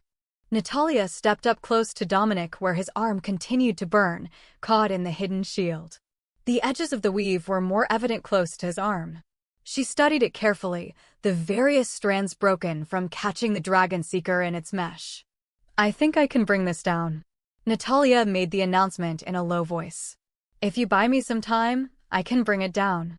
Mikhail glanced sharply at Vikirnoff, who nodded at the unspoken question. "She's good. Better, maybe, even than Rhiannon." "Take it down then," Mikhail said. She shoved a full clip into her gun and handed it to Sarah with extra ammunition. "If you and Raven help me, we can get this done fast." Sarah nodded. "I'm with you. Tell me what to do." Raven stepped up beside them, and the three women moved close to the barrier, inside the loose circle the men had made. Natalya blocked out the rising fear and the sound of battle to concentrate on the feel of the shield. It was little different than a safeguard. The spell had been twisted for evil purposes, but it was still just magic. And she knew magic.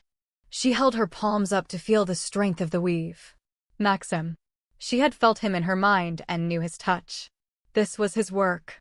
It had been a terrifying experience to be touched by evil, but she had also been in his mind. She knew how he worked, and Razvan had aided him in weaving such strong magic. Razvan had used her safeguards and spells. It was only a matter of time before she could figure it out. "Oh yeah," she said softly, "I can bring this baby down." Vikirnoff kept his eye on Natalya as he fought off the next wave of clones. He knew the other hunters were growing tired. All of them had been relatively lucky. They all had sustained grave injuries, mostly deep cuts, but no one was out of the battle other than perhaps Dominic. The Dragon Seeker still fought valiantly, pinned to the barrier as he was, but in the end, if Natalya didn't bring it down, they were all going to die. There was a sudden silence. The air stilled and the clones backed away from the loose knot of Carpathians. Maxim had arrived. The vampires parted and he stood there. Powerful. Ancient. His sneering face revealing his depravity and his contempt of them. His gaze fell on Dominic. "We meet again. You do not look well, my old friend." "I was never your friend, traitor," Dominic answered. He made no move to try to free his arm from the barrier, even as blisters continued to rise and the smell of burnt flesh drifted on the breeze. Vikirnoff glanced again at Natalya. Raven and Sarah stood side by side in front of her, shielding her from the vampire in an effort to keep him from seeing what she did. Occasionally, a graceful hand moved from behind the two women as Natalya sketched patterns in the air. Before Maxim had a chance to notice, Mikhail stepped forward to face him. The movement of the prince triggered a restless murmuring of the clones, and they pressed forward until Maxim held up his hand. "They are eager to kill you, Dobrinsky. I wonder why so many despise your very existence. You will not win." Mikhail's voice was low but carried power and authority. Maxim smiled. "Oh, but you are wrong. We have already won. You think that your second-in-command comes rushing to your aid, but he cannot help you. He will die just as your brother and your daughter, and every member of your family will die. There will be no Dobrinsky left on this earth, and we will have stamped out the hunters for all time. How close are you, Inak Enyam?" Natalya's derisive snort was loud in his mind. "So now I'm conveniently forever yours again, now that you need my skills. Wasn't it 5 minutes ago you were telling me to get the hell away from you?" Vikirnoff sighed. "I never said that. Not only did you say it, Lone Ranger, but you thought it. And punishment? If I didn't obey, you were going to punish me? I saw that, too, by the way, floating around in your silly brain. I do not obey anyone. How will I know that? How much longer? If you'd leave me alone, I might get it done. He's used a very complicated spell. Dominic is aiding me. Attached as he is to the barrier, he can feel some of the strands that I cannot. Between us, we are unraveling it. A few more minutes. Grigory is close. Has he been warned not to approach the barrier? Mikhail has kept him informed." Vikirnoff inched forward, keeping the movements imperceptible, not wanting to draw attention to himself. The hatred Maxim felt for the prince was so strong it was almost alive. The vampire was on the edge of violence, a driving need to kill overriding his need to gloat. Every bit of emotion he had managed to find as a vampire, in his highest moments when he killed his victims and feasted on the adrenaline-rich blood, he had dreamt of this moment, when he could take his revenge on the Carpathian hunters by killing their prince. The air grew still. No one moved. There was no shuffling of feet or rattle of weapons. Vikirnoff gripped the hilt of his sword, silently swearing. The Carpathians were severely handicapped without the use of their magic. Maxim had the full use of his powers and an army he could replenish at will. The sky erupted right in front of them with an army of vampires and clones, so many they hindered one another as they flew at the small band of hunters. Mikhail stepped forward to meet the attack, but Vikirnoff, Falcon, and Manolito stepped in front of him. Lightning swords streaked through the air, cutting everything in the path. As fast as body pans fell to the ground, animals sprang up, rats with sharp teeth rushing at their legs to cut them down. Sarah stepped forward and began to fire steadily, one bullet at a time, a calm display of marksmanship in the midst of the chaos. Raven caught up the sword Dominic threw to her while he forged a new one. She went back to back with her life mate, fighting off the airborne attacks. Suddenly Maxim appeared behind Manolito, ripping the sword from his hand and slicing a razor-sharp talon across his throat. He moved with such speed he was a blur. Vikirnoff whirled around, slicing through the vampire's leg with his sword, but Maxim was only a shadow, insubstantial, already gone, melting away behind his frenzied army. Manolito went down and several rats rushed him. Vikirnoff kicked 2 of them away and was forced to fight off several clones flying straight at him. "Natalya, get the damn thing open. They are all over us." "I've got a small opening. Dominic is covering it. Can you get the information to Grigory? I'll keep working to bring it down. It is very complicated. Hurry, Natalya. We cannot hold them off much longer. Keep your pantyhose on." Vikirnoff wasn't about to ask what that meant or where she got the phrase. Most likely a movie. He had tried to convey the urgency of the moment, but he knew unraveling a spell of such magnitude wasn't easy and in some cases, impossible. His sword cut through 2 others. Sarah and Raven rushed to his side and dragged Manolito back behind the fighting hunters to Dominic. Raven knelt beside him, Her hands pressed to his throat, the healing chant filling their minds as they fought. Mikhail took Manolito's place, and the sight of him whipped the vampires into a killing frenzy. Falcon staggered back, several deep cuts on his chest and face. Vikirnoff leapt the distance between them to cover him, taking great sweeping cuts with his sword. When he glanced back at Mikhail, he couldn't even see the prince with the army swarming around him. Darker shadows swept across the knot of fighters, and Vikirnoff's heart sank as Maxim appeared. He had no choice but to abandon Falcon to aid the prince. Should they lose Falcon, they would lose Sarah and her unborn child. Vikirnoff took 2 steps toward the prince and was driven back by several clones. He heard a groan and turned his head just in time to see Grigory burst out from behind Dominic, who was shuddering with pain. Small dots of blood beaded the Dragonseeker's brow. The burns had spread across his shoulder, down his arm, up his neck to his face. He clenched his teeth together as Jacques pushed past him, rushing to join the battle. Only then did Dominic free himself from the barrier and slump to the ground. Grigory went straight for the knot of vampires, wading through them with his incredible strength, his silver eyes blazing. Jacques dragged Falcon back and together with Vikirnoff tried to hold back the growing army. It didn't matter how many they cut down, Maxim simply replaced them, replicating them at an astonishing speed. The barrier had to come down soon or they would all die. Grigory kicked aside a rat, tossed a clone into the barrier where it sizzled and howled, and snapped a second clone's neck to make his way to the prince's side. As Maxim reached for Mikhail, Grigory slammed his weight into him. He went through the vampire, staggered and caught himself, whirling around to find the master vampire close, a small, smug smile very much in evidence. "I had hoped you would join us," Maxim greeted him. "I always oblige." Grigory circled to the right. "Everything is connected." Natalya's voice was filled with excitement. "Tell the prince. It is all connected. When the barrier falls, so will all of his other shields. All of you will be able to shift and use whatever works to win this battle. Bring it down now, Einak Enyam, or none of us will survive the next 10 minutes.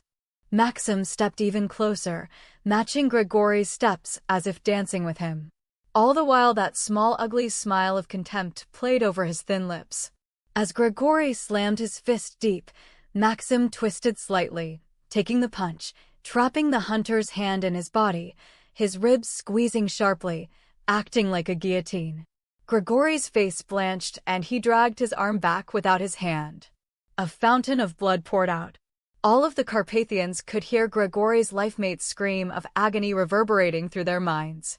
Maxim plunged his own fist into the hunter's chest cavity, driving through bone and muscle to reach the beating heart of the prince's second-in-command. "It's down! It's down!" Natalya cried and whirled to join the battle. "Stop!" The single word was issued with such authority and power, everyone stilled. Mikhail stepped close to Grigory.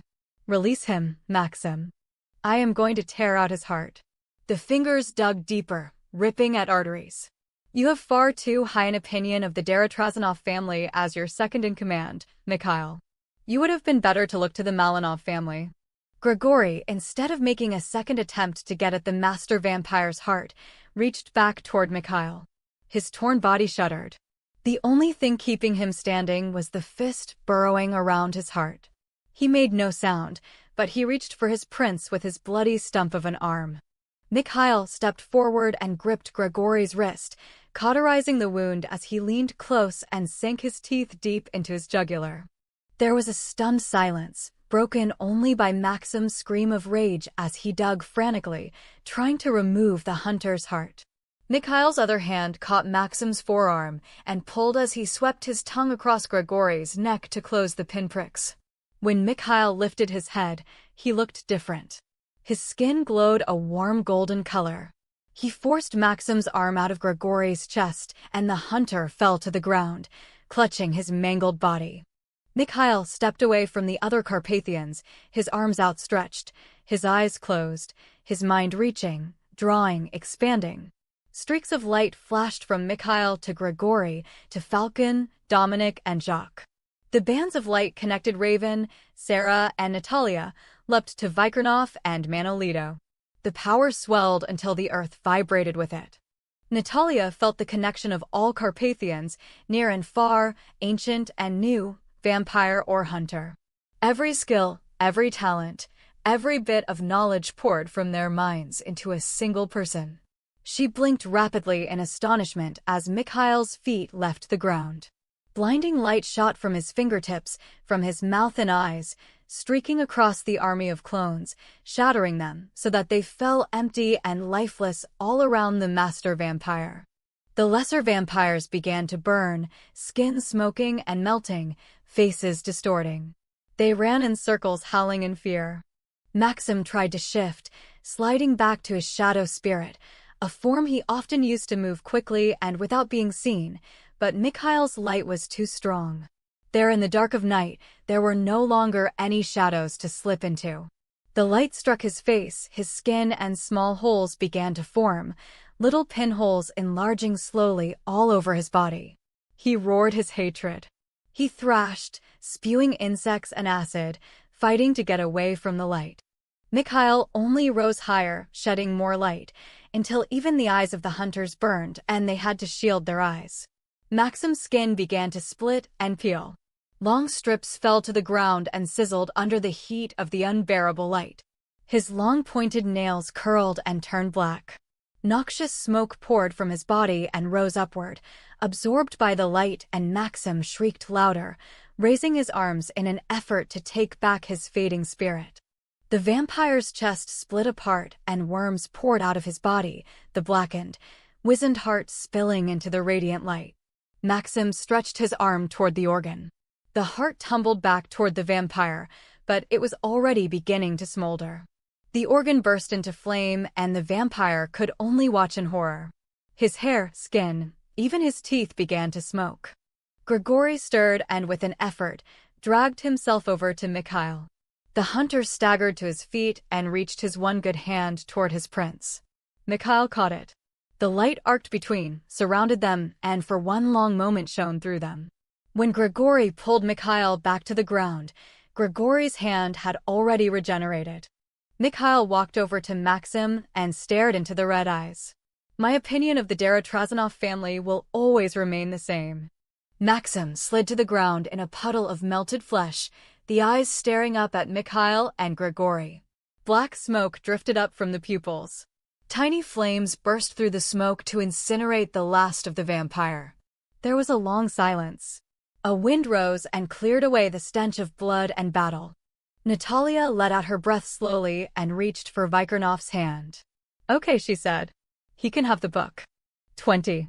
Vikirnoff stood shaking his head, his narrowed gaze on Natalya as she leapt over a boulder, danced through a small creek, all the while wielding her lightning sword in and out of the trees, fighting imaginary opponents. "Nothing is safe anymore. You have lost your mind." Her laughter floated back to him, touching him, warming him. "I'm practicing to be one of the 3 Musketeers. Or better yet, Luke Skywalker. I could see myself being Luke Skywalker. Totally. Why not Princess Leia?" Natalya stopped and spun around, mouth open in astonishment, her sword pulsing with light. "You've seen Star Wars?" He folded his arms across his chest and grinned at her. "I believe everyone has seen Star Wars." Natalya held the lightning sword in the air and grinned. "No wonder you all thought of making these swords. They negate the need for hairspray and flamethrowers. I have never needed either." He indicated the pulsing blade of the sword with his chin. "We use lightning. It is much more lethal to reshape it. I didn't have that advantage." She stared hard at the sword and it wavered, but didn't disappear. "Bloody thing annoys me when it doesn't mind." He shook his head, laughter warming his eyes. "You are trying too hard. Picture it gone. It is not quite the same thing as using a spell. You always think first of spells." It was true, Natalya knew, but it was still aggravating. Vikirnoff had awakened her with kisses, made love to her several times, and even provided blood for her. She found it amusing that he had gone hunting without her, not wanting her to feed from another man. Perhaps she felt the same way about his taking blood from a woman, but she wasn't going to admit that to herself, or him. She concentrated on the sword and thankfully it disappeared. She had a tendency to get violent with weapons if she happened to have a bad practice session. You know, Mr. Smug, it might be good for you to practice a bit every now and then. I thought your skills with a sword were a little rusty. You rely too much on other things, and when the melting vamp, which was disgusting by the way, took your toys away, all of you bad boys had a bit of difficult time. It was a good thing I was there to save you. Yes, it was. Vikirnoff was standing just below the fallen tree trunk she was balancing on. Natalya leapt off and he caught her, just as she'd known he would. Happiness burst through her. Of course he would catch her. He was always there in her mind, loving her, wanting her, feeling it was such a miracle to have her. She wrapped her arms around his neck and her legs around his waist. Yes, it was. And you remember that next time you get all He-Man on me. Natalya bent her head to his, her hair falling like silky rain on his skin. It was the most sensual thing in the world, and she'd barely touched him. He felt a series of small butterfly licks over his pulse, and immediately his blood began to pound in response. You always smell so good. Even in the heat of battle, you smell good, she murmured, her body rubbing much like a cat's along his. Her tongue did another flickering dance over his pulse and down his throat.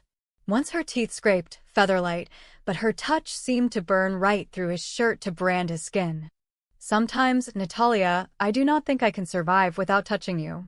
His hands cupped her rounded bottom, giving her support. At the same time, he applied enough pressure to press the heat of her core tightly against his suddenly hard erection.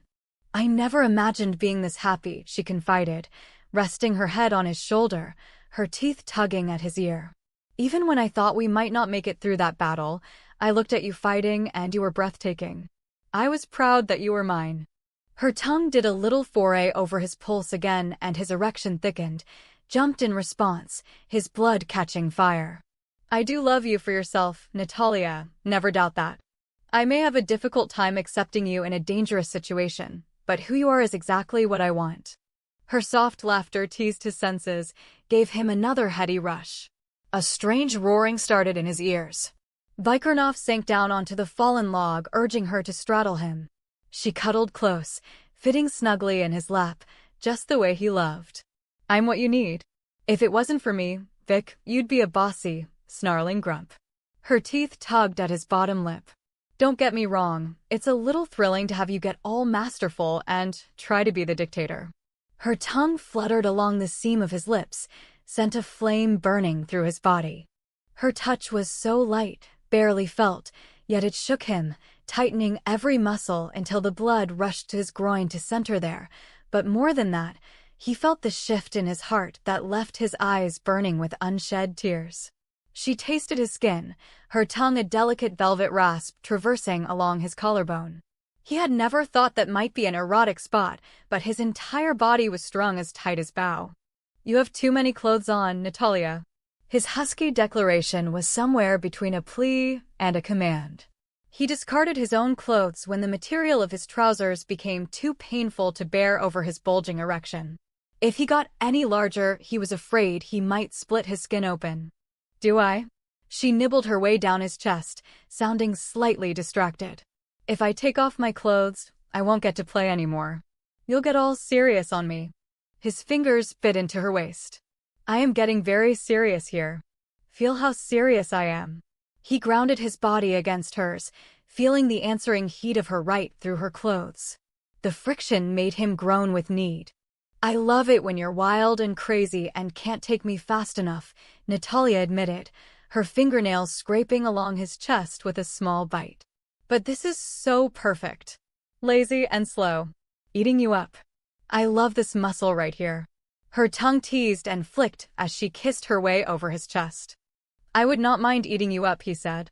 The sight of her, eyes going dark with hunger, the sensual look on her face, the slow torture of her hands and mouth were all going to kill him. He'd just had her 2 hours earlier, and yet he was burning from the inside out, so hot, he feared he might go up in flames. She was so soft, so delicate, yet steel ran through her, and that excited him nearly as much as her wandering mouth. The idea has possibilities. She sat up, deliberately moved her hips restlessly, her mound in direct contact with his groin. Her fingers slipped the first button free and his breath caught in his throat. Her blouse gaped open slowly, the unwrapping of a present. He moistened his lips with his tongue. She was driving him out of his skull. His body was pulsing, throbbing, his heart pounding blood through his body, gathering every sensation into one point in his body.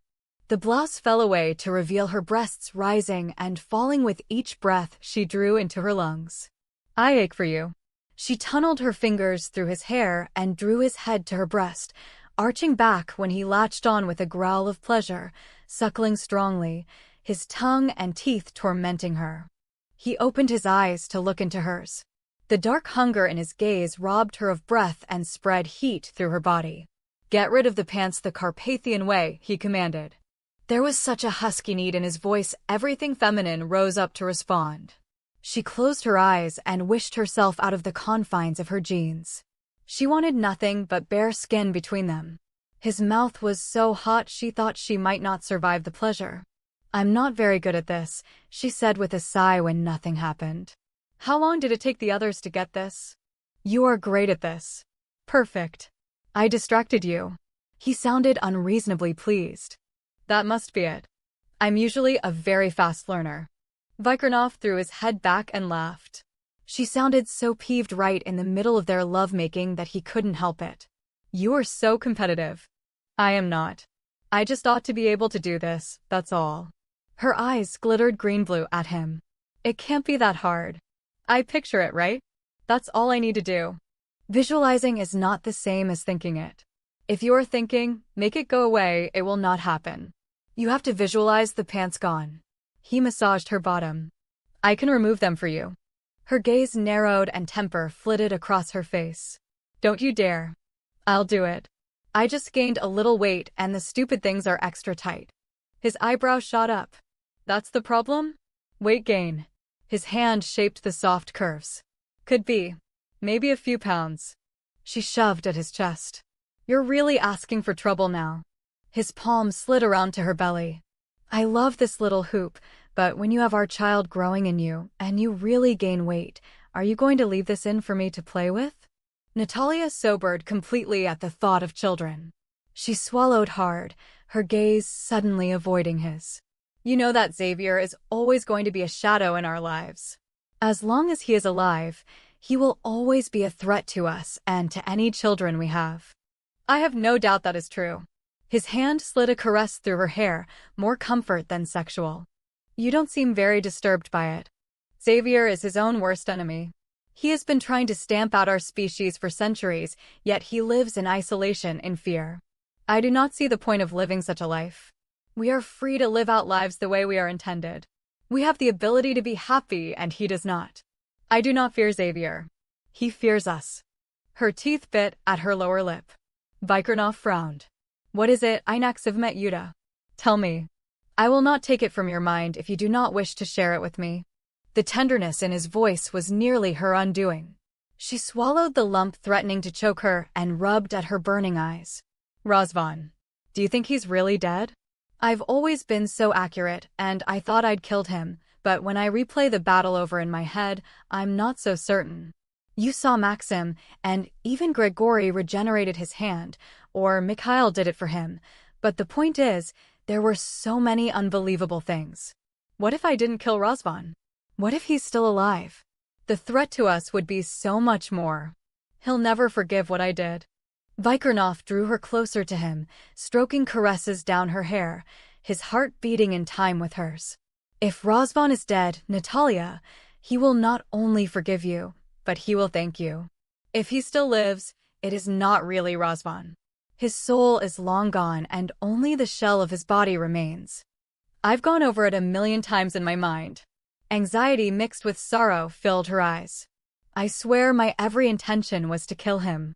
I knew what he was doing the moment I looked at your face, and I wasn't going to allow him to hurt you. I am sorry you had to be the one." "No, it had to be me. I wouldn't have wanted anyone else to take his life. I love him. I'll always love him, and I'll mourn the brother I lost forever. It was my job.